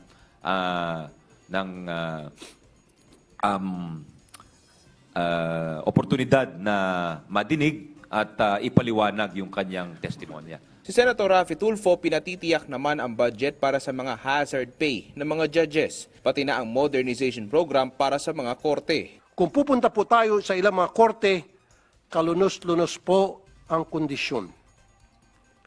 I would like to also give my full support for the modernization plan or the innovation plan of the Supreme Court for our lower courts.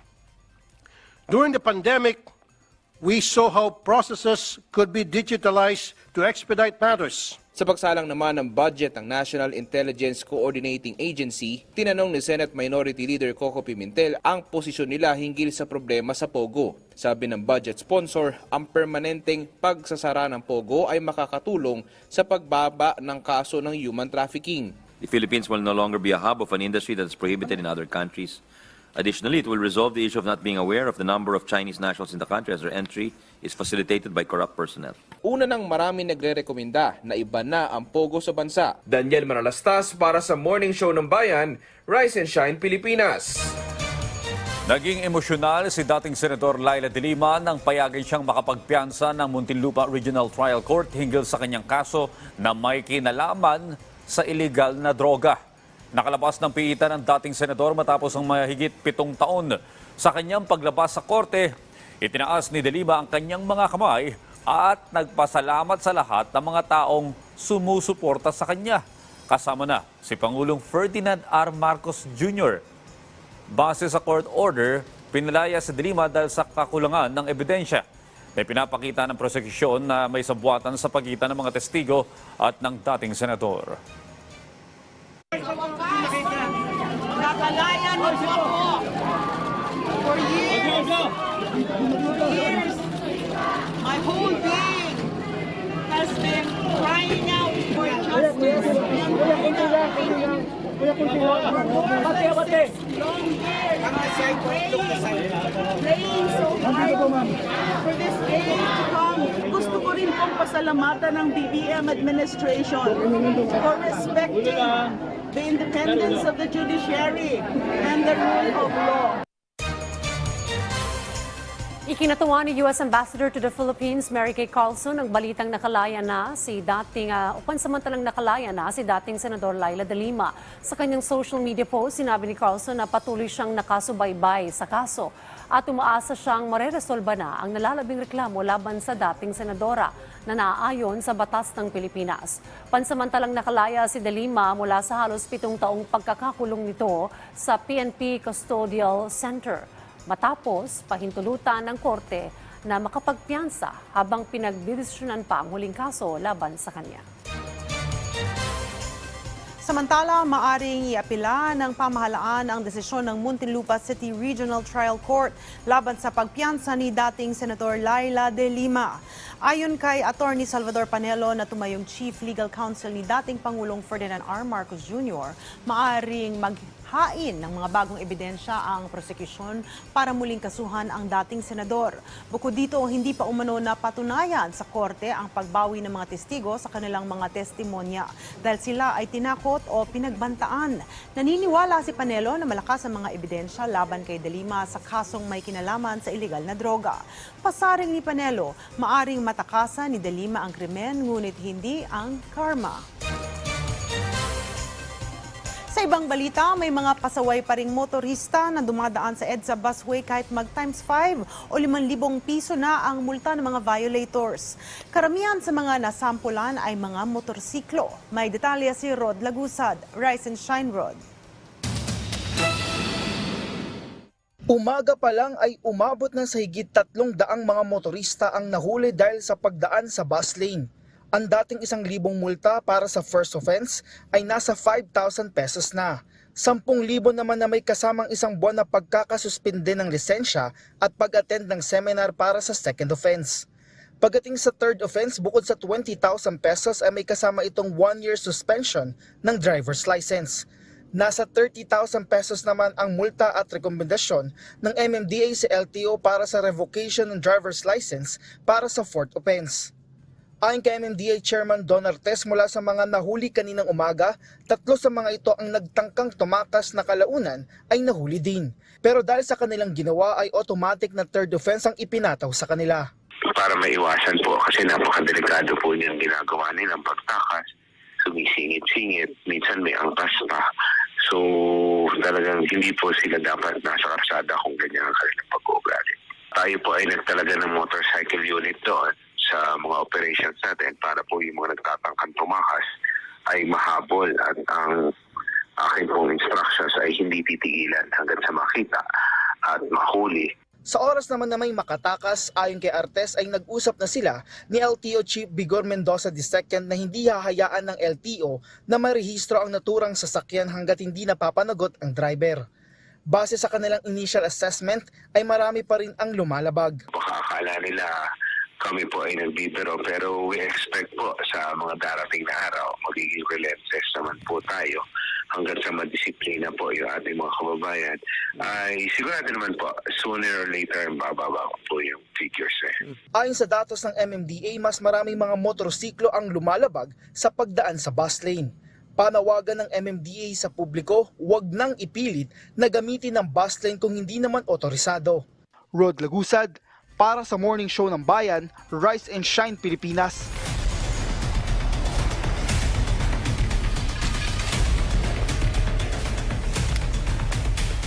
Itinanggi ni Israeli President Isaac Herzog na inatake nila ang pinakamalaking hospital sa Gaza.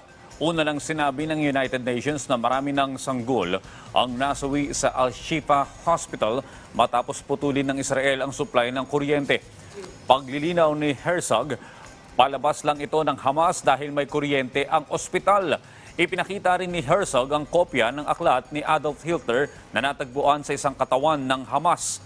Patunay anya ang aklat ni Hitler na pinag-aaralan ng Hamas ang ideolohiya ni Hitler laban sa mga Hudyo. Sa huling tala, mahigit na sa 1 milyon ang nawalan ng tahanan sa Gaza dahil sa bakbakan. Mahigit naman sa 11,000 katao na ang nasawi. Panibagong batch ng mga overseas Filipino workers sa OFW mula sa Israel ang dumating sa bansa kahapon. Pasado alas 3 ng hapon, kahapon lumapag sa NAIA Terminal 3 ang flight EY424. Lula nito ang nasa 39 o 39 na mga OFW. Sinabi ng Department of Migrant Workers na ang bagong batch ng mga OFW ay kinabibilangan ng 29 na caregivers, 10 hotel workers at 2 bata. Kabilang sa ikapitong batch na umuwi sina Ruby at Ryan. Si Ryan, 8 buwan pa lang na nagtatrabaho sa Israel bilang hotel worker, kung kaya't aminadong malaki ang panghinayang sa iniwan niyang trabaho. Si Ruby naman ay 14 o 14 years nang nagtatrabaho bilang caregiver at dahil sa takot sa gera ay napilitan na ring isuko ang trabahong bumubuhay sa kanyang pamilya dito sa Pilipinas. Nangyari ngayon, talagang nakakatakot na po kasi hindi mo pa alam kung may makakasalubong ka na terrorist, ganun po. Kaya nung namatay po nung alaga ko, nag-decide na po ako talagang mag-for goods po, sir. Actually, wala naman po talaga sa isip ko na umuwi kasi ang goal ko po ay magtrabaho para sa pamilya. Pero habang tumatagal, pinasok na rin po ako ng kaba kasi life and death na po eh. Hindi mo masabi kung kailan papasok yung missile. Iba't ibang grupo nakatakdang magmarcha sa harap ng Embahada ng Estados Unidos sa Maynila ngayong araw. Layo nitong ipanawagan sa Estados Unidos na tigilan na ang pagsuporta at pagpapadala ng malalaking kagamitang pandigma sa Gaza at ang umano'y paglikha ng hindi pagkakaintindihan sa mga bansa sa Asya. Isa sa gawang naturang kilos protesta na tinawag na From Palestine to the Philippines, Stop the U.S. War Machine.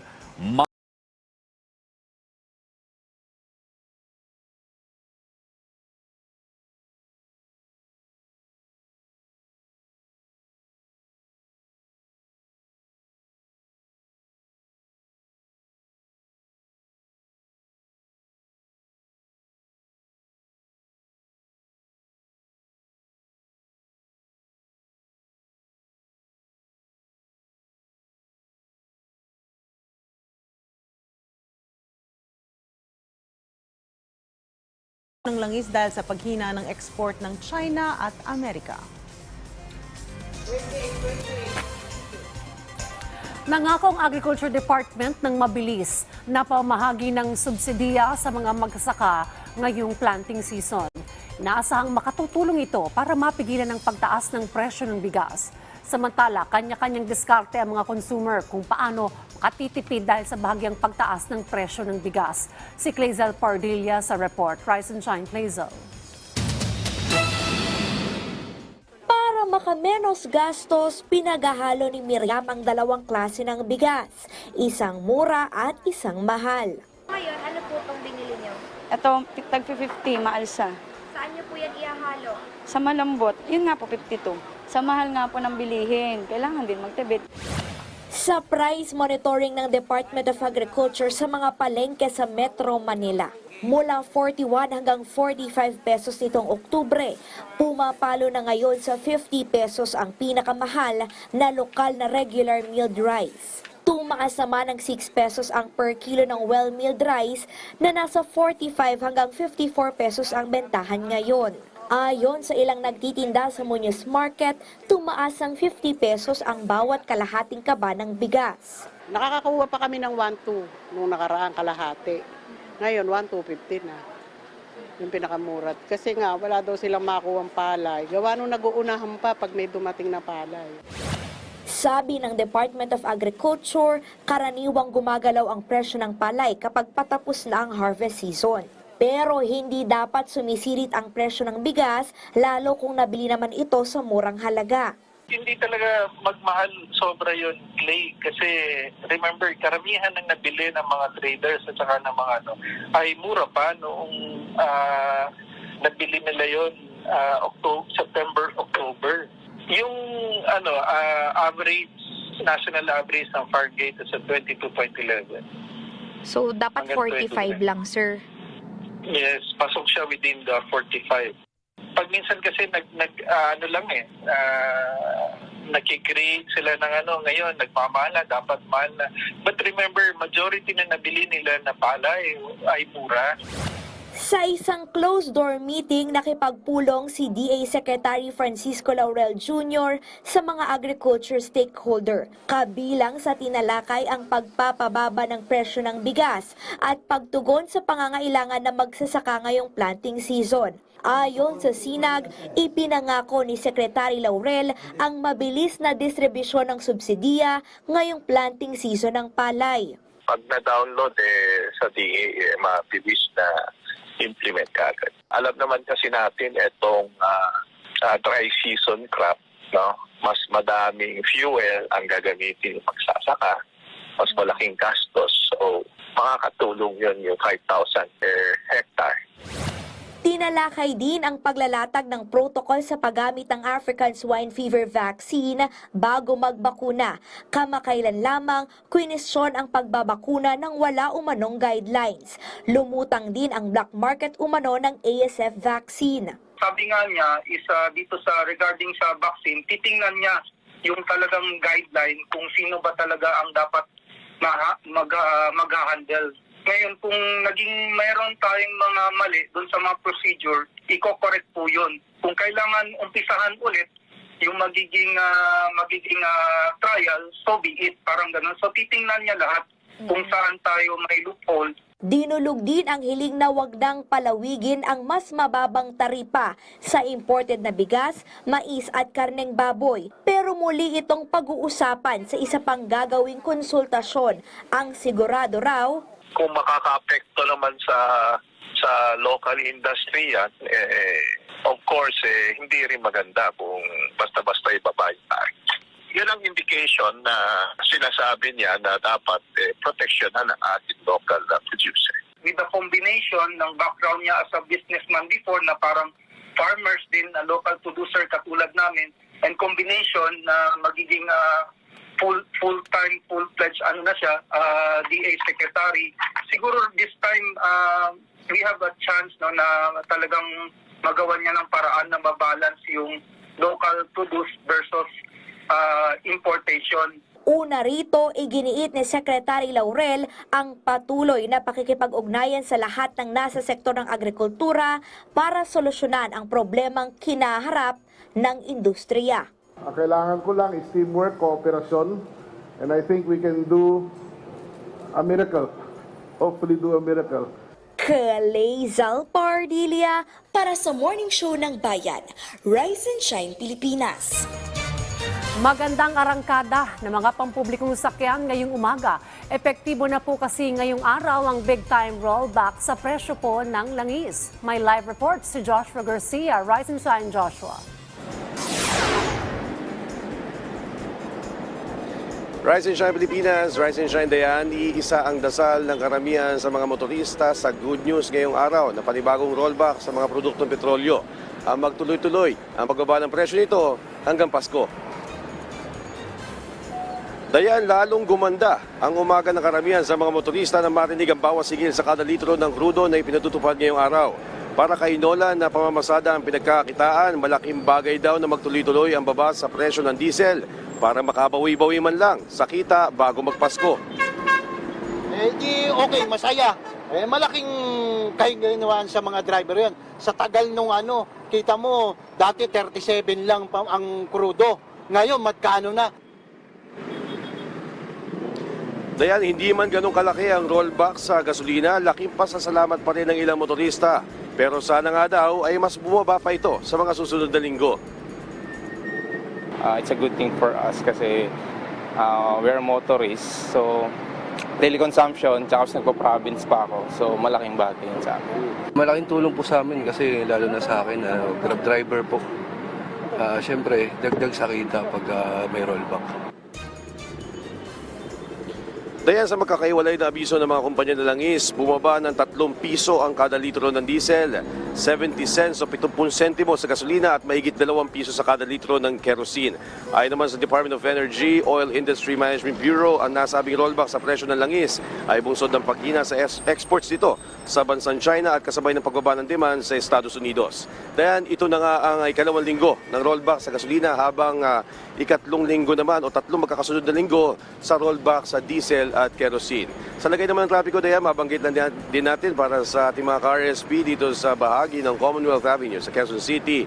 Dito sa may bunga at papasok ng Quezon City Memorial Circle ay may bahagyan ng build-up dahil sa volume ng sasakyan na dumadaan ngayong rush hour. Gayon din sa kabilang kalsada, papunta Novaliches at Fairview. At yan mo ng latest, balik sa iyo dyan diyan. Maraming salamat sa iyo, Joshua Garcia.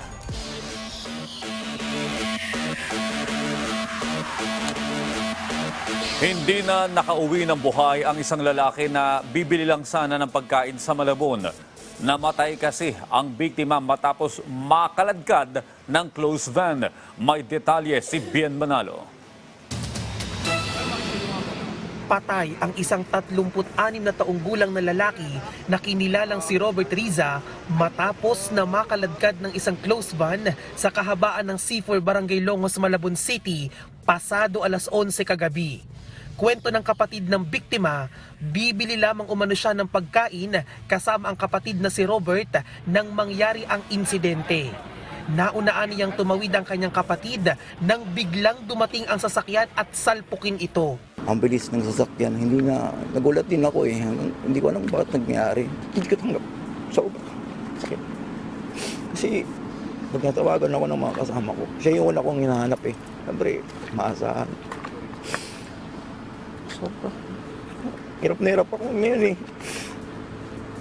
Pero katanggap. Napuruhan sa ulo, tuhod at paa si Robert.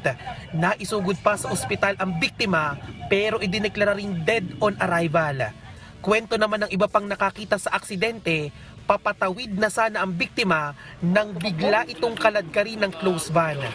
Madalas na rin umano ang aksidente sa lugar. Bali, dilaw humabol sa pula. Sakto umiihi yung tao. Paglabas ng tao, parating yung truck, inabot. Bali, tumama mismo sa harapan. Nung pagpreno, di may sumigaw, tao. Nabantihan pa. Siguro sa kita na rin madilim. Yung siguro yung tumatawid, nakaitim, hindi rin napansin ng driver. Depensa naman ng sospek. Nakago-signal yung traffic light. Tuloy-tuloy ako. Tapos tumawid yung tao. Tumawid yung tao. Hindi ko na siya maprenuhan. Kasi malapit na masyado eh. Hindi ko na po na masyadong napansin kasi yung salamin ko nabasag na po.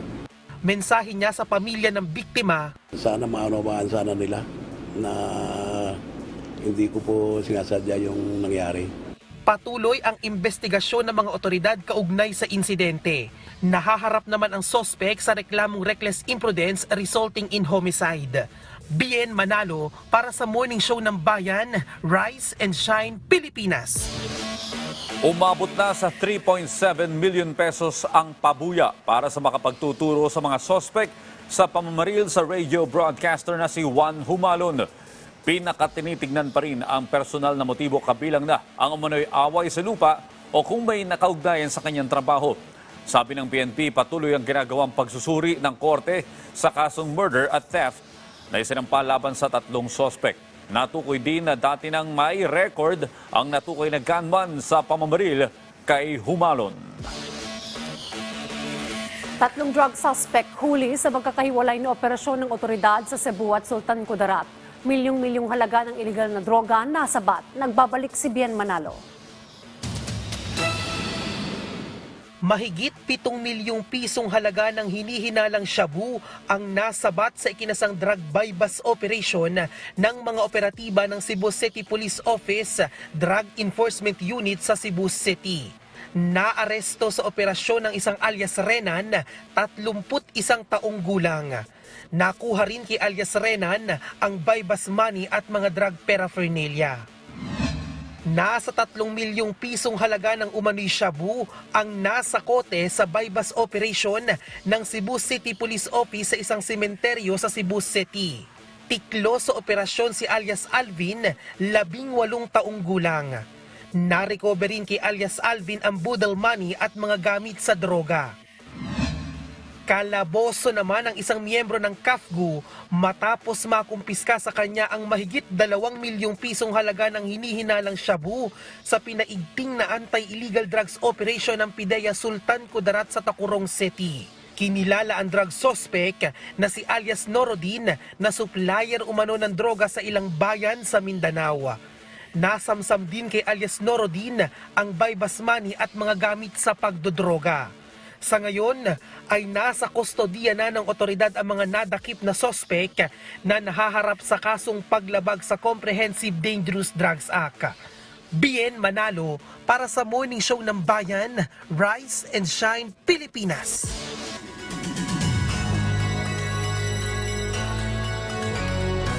Balita sa labas ng bansa, kasado ang face-to-face meeting ni US President Joe Biden at Chinese President Xi Jinping bukas, November 15 sa San Francisco, California.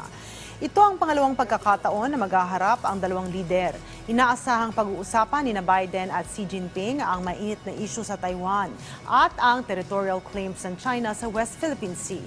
Posible ring pag-uusapan ng dalawang lider ang Israel-Hamas war at ang bakbakan ng Russia at Ukraine. Nais ding malaman ng China ang US restrictions sa teknolohiya ng mga iniluluwas nilang mga produkto.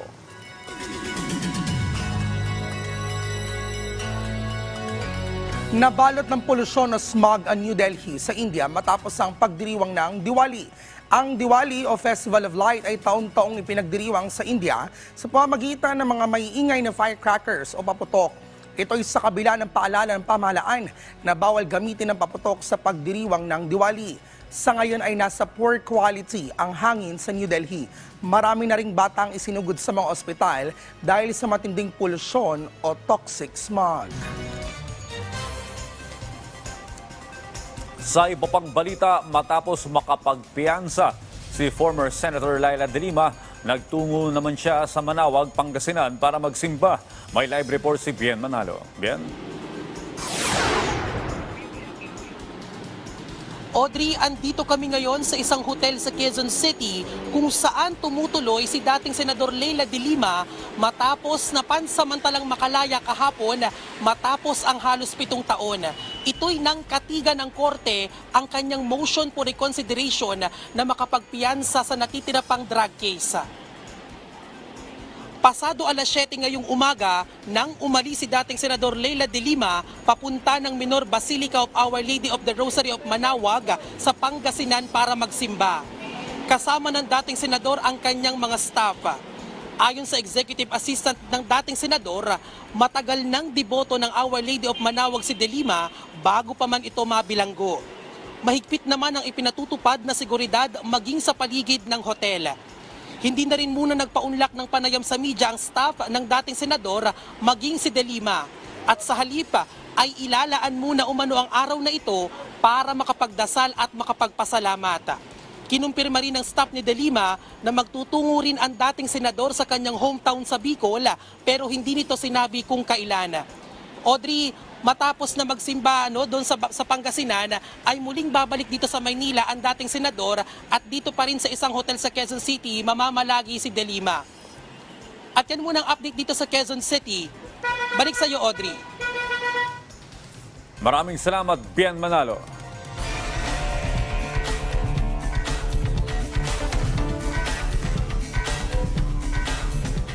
Sa balitang sports, katulad ng kanyang anak na si EJ, nagpakitang gilas din ang Philippine team coach na si Emerson Obiena sa men's pole vault event 55 to 59 years old. Yan ay sa katatapos lamang na 22nd Asia Masters Athletics Championship sa New Clark City Stadium sa Capas, Tarlac. Nanalo ng ginto ang nakatatandang Obiena sa men's pole vault sa 3.60 meters na pinakabagong Asia Masters record. Nagwagi naman ng pilak ang kanyang kapatid na si Edward Obiena sa parehong age group matapos makapagtala ng 2.70 meters. Nagtapos ang Pilipinas sa ikatlong pwesto sa 22nd AMAC dala ang kabuang 118 medals na binubuo ng 42 golds, 41 silvers at 35 bronze. Guest of honor si Philippine Sports Commission Chairman Richard Dicky Bachman sa taunang PBA Awards Night na idinaraos sa Novotel, Manila sa November 20. Si Bachman ang keynote speaker ng nasabing pagdiriwang kung saan pararangalan ang mga pinakamahusay na mga manlalaro sa 47th season ng PBA. 10 awards ang ipamimigay sa event kabilang ang Virgilio Baby Dalupan Coach of the Year Trophy. Bukod dyan, magkakaalaman din dito kung sino-sino ang makatatanggap ng Danny Floro Executive of the Year, Defensive Player of the Year, President's Award, William Boggs Adornado Comeback Player of the Year, Mr. Quality Minutes, All-Rookie Team, Scoring Champion, Order of Merit at Game of the Season. Matatanda ang nagsilbi bilang Board of Governor at Team Manager si Bachman ng Alaska franchise kung saan din siya naglaro mula 1993 hanggang 1999. Bumida sa isang gabi ng musika at sayawan ng ilan sa mga pinakamahuhusay na national athletes sa bansa nitong linggo sa isang sikat na mall sa Pasay City. Si Rafael Bandayrel sa detalye. Rise and shine, Rafael. Isang maagang pamasko ang handog ng mga pinakamahuhusay na skaters ng bansa dito sa Carols on Ice, a fundraising ice show sa SM Skating Mall of Asia. Isa itong inisyatibo ng Philippine Skating Union upang mabigyan ng suporta ang lokal na skaters at lalo pang dumami ang tumatangkilik sa eksena ng winter sport sa bansa. Nakahahangang performances ang pinakita ni na two-time Winter Olympian Michael Martinez, Pinay figure skaters na sina Sofia Frank at Sofia Guido, at ang dynamic duo ni na Isabela Gamez at Alexander Corovin. I'm really happy that this is happening, this fundraising event. It really helps, but hopefully more. It's always good to perform in front of a home crowd and really raise awareness to figure skating in the Philippines. I think just, like not having to stress about competing and just having fun and playing with the audience. Honestly, it gives me inspiration that it looks like there's more people that came, that more people are supporting our sport. So it's really heartwarming and very motivational for our skaters because we really feel the support. So it's an honor to be here again. Samantala, taus-pusong pasasalamat naman ang ipinahatid ni PHSU President Nikki Cheng sa mga sumuporta sa event, lalo na sa Philippine Sports Commission. Well, we invited the Philippine Sports Commission here and hindi man sila mag-donate dito but we know they support us after. So they support us in competitions and trainings of our athletes. So that's why it's important for us na nandito sila, na nakikita na nila yung mga atleta namin. Ito na ang ikalawang edisyon ng Carols on Ice matapos ang maiden event nito noong 2022. Nangako rin ng PHSU na magbabalik ang event sa susunod na taon. Rafael Bandayrel para sa Bayan. Wagi ang Los Angeles Lakers kontra Portland Trail Blazers kahit hindi nakapaglaro ang kanilang star forward na si LeBron James. Gumawa ng 30 points at 13 rebounds si Anthony Davis para manalo kontra Portland sa score na 116-110. Hindi nakapaglaro si LeBron dahil sa left calf contusion na nakuha niya nang hindi sinasadyang mabunggo ang tuhod kay Kevin Durant sa kanilang game kontra Phoenix Suns noong Sabado. Sa kabila nito, nakapagtala pa rin si LeBron ng double-double performance na 32 points at 11 rebounds kontra Suns. Nominado ang ilang shows ng People's Television sa sikat na Asian Television Awards. Kasama rito ang PTV News Tonight na nominated para sa Best News Program category. Nominado rin ang anchor na si Charms Espina at former anchor na si Joey Gilas bilang Best News Presenter. Nominated din bilang Best Talk Show Host si Gabayan ng Schoolmates. Lalaban din sa kategorya ng Best Children's Program ang Beast of Asia 2. Ang 28th Asian TV Awards na malaking entertainment award ay gaganapin sa Vietnam sa Enero.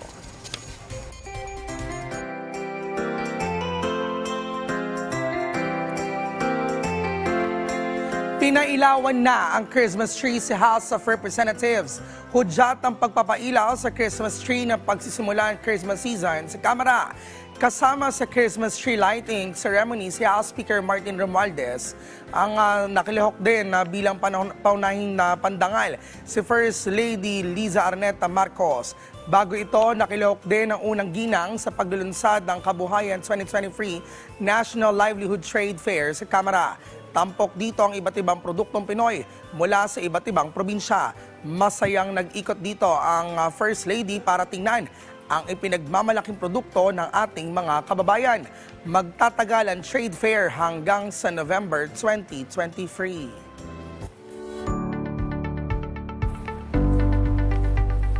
Sa ating government at work, medical at dental mission umarangkada sa isang barangay sa Quezon City. At Muntinlupa LGU patuloy sa pagbibigay ng libreng flu vaccine. Si AM Francisco sa detalye, Rise and Shine AM. Isang medical at dental mission umarangkada sa Barangay Talipapa sa Quezon City. Layon ng lokal na pamahalaan na maitaguyod ang malasakit sa kalusugan ng komunidad. Pero bukod sa libreng serbisyong medical at dental, may alok din na libreng gupit, hair spa at facial para sa mga residente. Tuloy-tuloy naman ang pagbibigay ng Muntinlupa LGU ng libreng flu vaccine para ito sa kanilang mga mamamayang edad 18 pataas, mga buntis at mga senior citizen. Hinihimok ang mga residente na i-avail ang libreng bakuna kung saan kailangan lang nilang magdala ng ID na mayroong birthday at address na magpapatunay na sila ay residente ng Muntinlupa. Magtatagal ang pagbibigay ng libreng flu vaccine hanggang sa Biyernes, November 17. AM Francisco para sa Morning Show ng Bayan, Rise and Shine, Pilipinas. Yan, he's a singer, composer, a vlogger, and also an architect. Welcome dito sa Rise and Shine, Pilipinas, Denin C. Magandang umaga sa iyo, Denin. Hello sa mga nanonood ng RSP. Medyo bububiyan manalo ng look eh. Since 2010 pa lang, nag-release ka na ng original songs mo. Anong dahilan na tumagal ka ng more than a decade sa music industry? Siguro ito kasi yung pangarap ko, tsaka I believe in the advocacy na make your passion your profession. Yeah. So meron ka ring sariling YouTube channel at naglalabas ka ng iba't ibang content. May mga parodies ka, song covers at iba pa. Can you tell us more about that? Yung talaga ako seryosong singer-songwriter ako. Pero naisipan ko mag-start gumawa ng parody nung nag-start yung pandemic. Ginawa ko yung mga parodies para makaaliw tayo, especially ng mga kababayan tsaka ng mga frontliners. Tapos, from time to time kasi, nagkakaroon ako ng projects ng mga commercial jingles. So, yun, gumagawa na rin ako ng mga original songs since 2006. So, yun. I'm very, very lucky na noong 2010, na-release na yung mga nagawa kong songs. Eto na, bagit mo nga na isa kayong architect. Paano mo na pagsasabay-sabay lahat? Siyempre, paniguradong you still have a plan in the future na mag-release pa ng original songs. Minsan, hindi rin ako makapaniwala na nagagawa ko lahat. Pero siguro, tamang time management, tsaka pagmamahal sa trabaho, dyan talaga tayo tatagal. Okay, ito please invite yung ating mga ka-RSP sa yung upcoming events and also invite them sa mga social media accounts mo. Ayan, I'm very, very thankful sa dito sa RSP, tsaka sa PTV4, tsaka yan kay DJ Miles, sa kay Miss Vivian for this wonderful opportunity. And I'm inviting you to stream my current single entitled Charotera. Yan. It's already available in Spotify and all media platforms. Tsaka, I hope you can like and follow my Facebook page. It's facebook.com/DeninCOfficial. Tapos, Instagram.com/DeninCOfficial. You can watch my music videos sa youtube.com/DeninC. And please follow me on TikTok.com/DeninCOfficial. Yan. Maraming salamat mga ka-RSP. Alright, maraming salamat Denin C for sharing to us your talent at syempre kakantahan mo pa kami ulit mamaya Pero bago yan, Audrey. At dito na nga po nagtatapos ang ating kwentuhan at balitaan this Tuesday morning. Enjoy the rest of the day mga ka-RSP. After Rise and Shine Pilipinas every Tuesday, mapapanood po ninyo ang DOST report. Tumutok po kayo mamaya. Every Saturday naman, mapapanood ninyo aksyon laban sa kahirapan ng National Anti-Poverty Commission at 5:15 p.m. Abangan niyo po yan. Kita-kits bukas sa mga ka-RSP dito pa rin sa morning show ng bayan. Ito ang Rise and Shine Pilipinas! Take it away, Denin!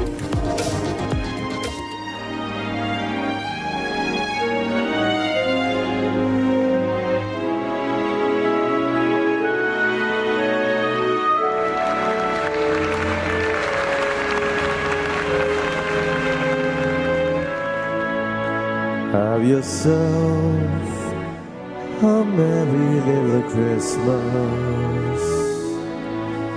Let your heart be light. From now on, our troubles will be out of sight.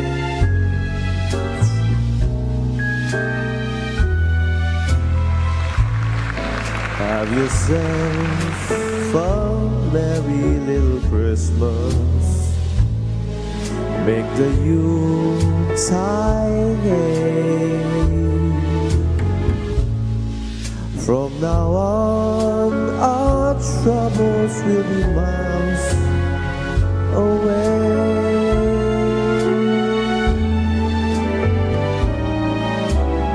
Here we are on the olden days, happy golden days of yore. Faithful friends who are dear to us, gather near to us once more. Through the years we all will be together. Faith allows. Hang the shining star above the highest bough,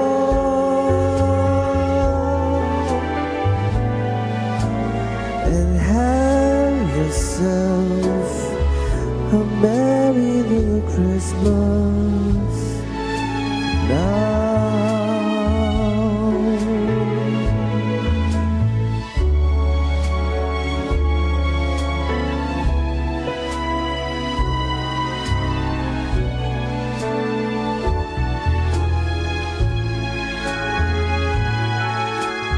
Faithful friends who are dear to us, gather near to us once more. Through the years we all will be together, if the faith allows. The shining star above the highest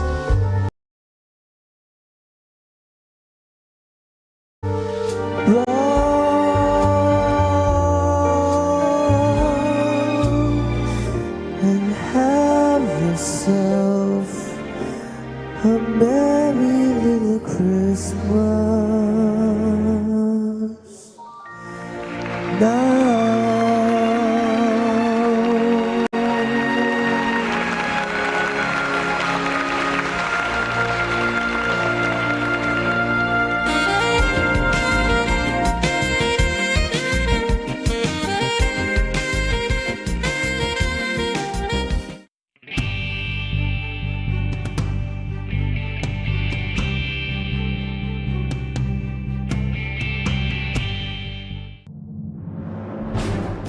Sa mabilis na takbo ng panahon, mahalaga sa amin ang maihatid sa inyo ang pinakabago at makabulahang impormasyon. Mula rito sa Malacanang, Kinilala ni Pangulong Ferdinand inihayag ni Remulla ngayong araw 150 billion pesos worth of investment pledges. Kasama ang mga tapat nating tagapaghatid balita. Kahit saan, kahit kailan, Kasama nyo ang PTV para sa bayan. Pato-pato sa langit. Tama na yung pisto. Sumali na lang sa political exercise. Ang tamaan sa may init na komentaryo. Baka pwede nang ibalik ang parusang bitay. Ay huwag magagalit. Kukonsintihin nyo ang kawatan dyan sa airport. Wow! Mike Abe, live. Balanse at walang prenong pagtatalakay sa mga pinakamaiinit na issue ng bayan. Lunes hanggang Biyernes, alas 9 ng umaga. Simulcast over Radyo Pilipinas. Mike Abe, live.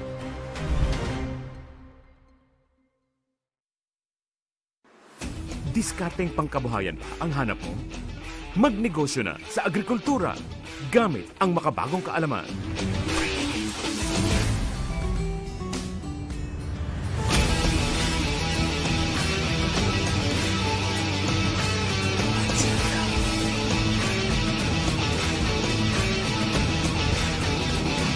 Mag-agri tayo. Baki Workshop na tuwing Sabado ng umaga. Dito sa katuwang nyo sa paghahanap buhay. PTV. At your service, Pilipinas, Jonathan Malaya po, Assistant Director General ng National Security Council. Samahan niyo po kami tuwing alas 12 ng tanghali, Lunes hanggang Biyernes, para sa isang bagong Pilipinas ngayon. Dito lang sa PTV.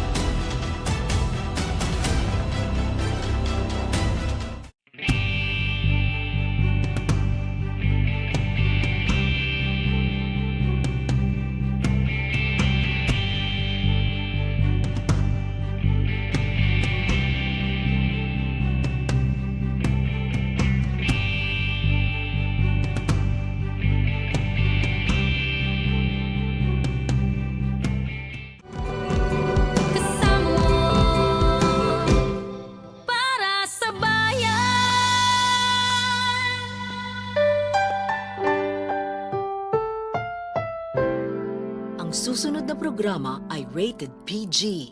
Ito ay nangangailangan ng patnubay at gabay ng magulang para sa mga batang manonood.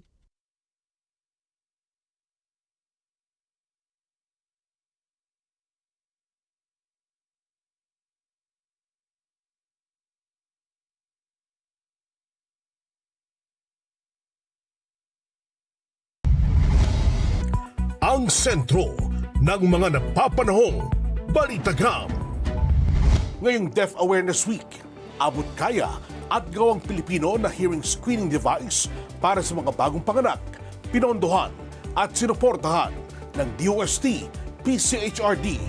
Kooperatiba sa La Union at sakahan sa Samar, sinanay ng kani-kanilang DOST Regional Offices para mapayaman ang industriya ng pangingisda.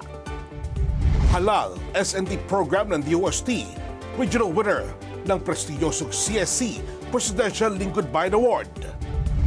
At ngayong kasagsaga ng pagtataas ng presyo ng mga pangunahing bilihin, isang programa ng DOST ang magbabalik para tulungan kayong gumawa ng abot kaya pero masusustansyang mga recipe para sa nalalapit na holiday season.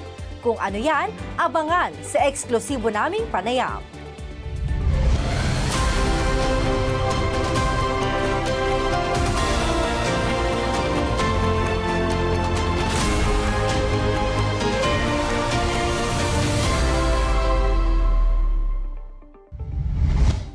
Magandang agham Pilipinas, ngayon ay araw ng Martes, ika-14 sa buwan ng Nobyembre, taong 2023. Welcome sa pinakabagong programa ng siyensya na kasalo ninyo tuwing umaga, ang DOST Report. Magandang umaga, Jel. Kamusta? Mabuti at excited dahil panibagong araw, panibagong Martes at panibagong mga balitagham na naman ang mga nakalinya sa araw na ito para punuin ng good vibes ang umaga ng ating mga manonood. Tama, at ngayon ng linggo ito, ipinagdiriwang natin ang Deaf Awareness Week. Maipaalala sana nito sa atin na ang kapansanan ay hindi kakulangan. Tama ka dyan, partner, dahil lahat tayo may obligasyon na suportahan at mahalin sila dahil bawat mamamayan, may kapansanan man o wala, ay mahalaga sa pag-asenso at pag-unlad ng isang bayan. Kaya naman po sa mga manonood namin na may hearing impairment, kami ay laging nandito para sa inyo at mahal namin kayo. And speaking of pagmamahal, sa deaf community, isang proyektong sinuportahan ng DOST, PCHRD para makabuo ng lokal at abot-kayang hearing screening device. Ang research na yan, pinangunahan ni Dr. Luis G. Sison ng University of the Philippines, Diliman Electrical and Electronics Engineering Institute. Para sa proyektong yan, kinalap at sinuri nila ang auditory brainstem response ng higit 1,000 tenga mula sa ear unit records ng Philippine General Hospital. Ang iba pang detalye tutukan sa Balitagham ni DOSTV correspondent Lourdes Nadonga. Sa ilalim ng Republic Act 9709, required na magkaroon ng access sa hearing screening ang mga newborn o bagong panganak. Yan ay upang maagang ma-diagnose, maagapan at agad na mabigyan ng interbensyon ang newborns na may congenital hearing loss o mga ipinanganak na walang pandinig. Kapag late kasi itong na-detect, magdudulot ito ng delays o pagkaantala sa development ng isang bata. Halimbawa na lang, sa aspeto ng speech at language development, maaari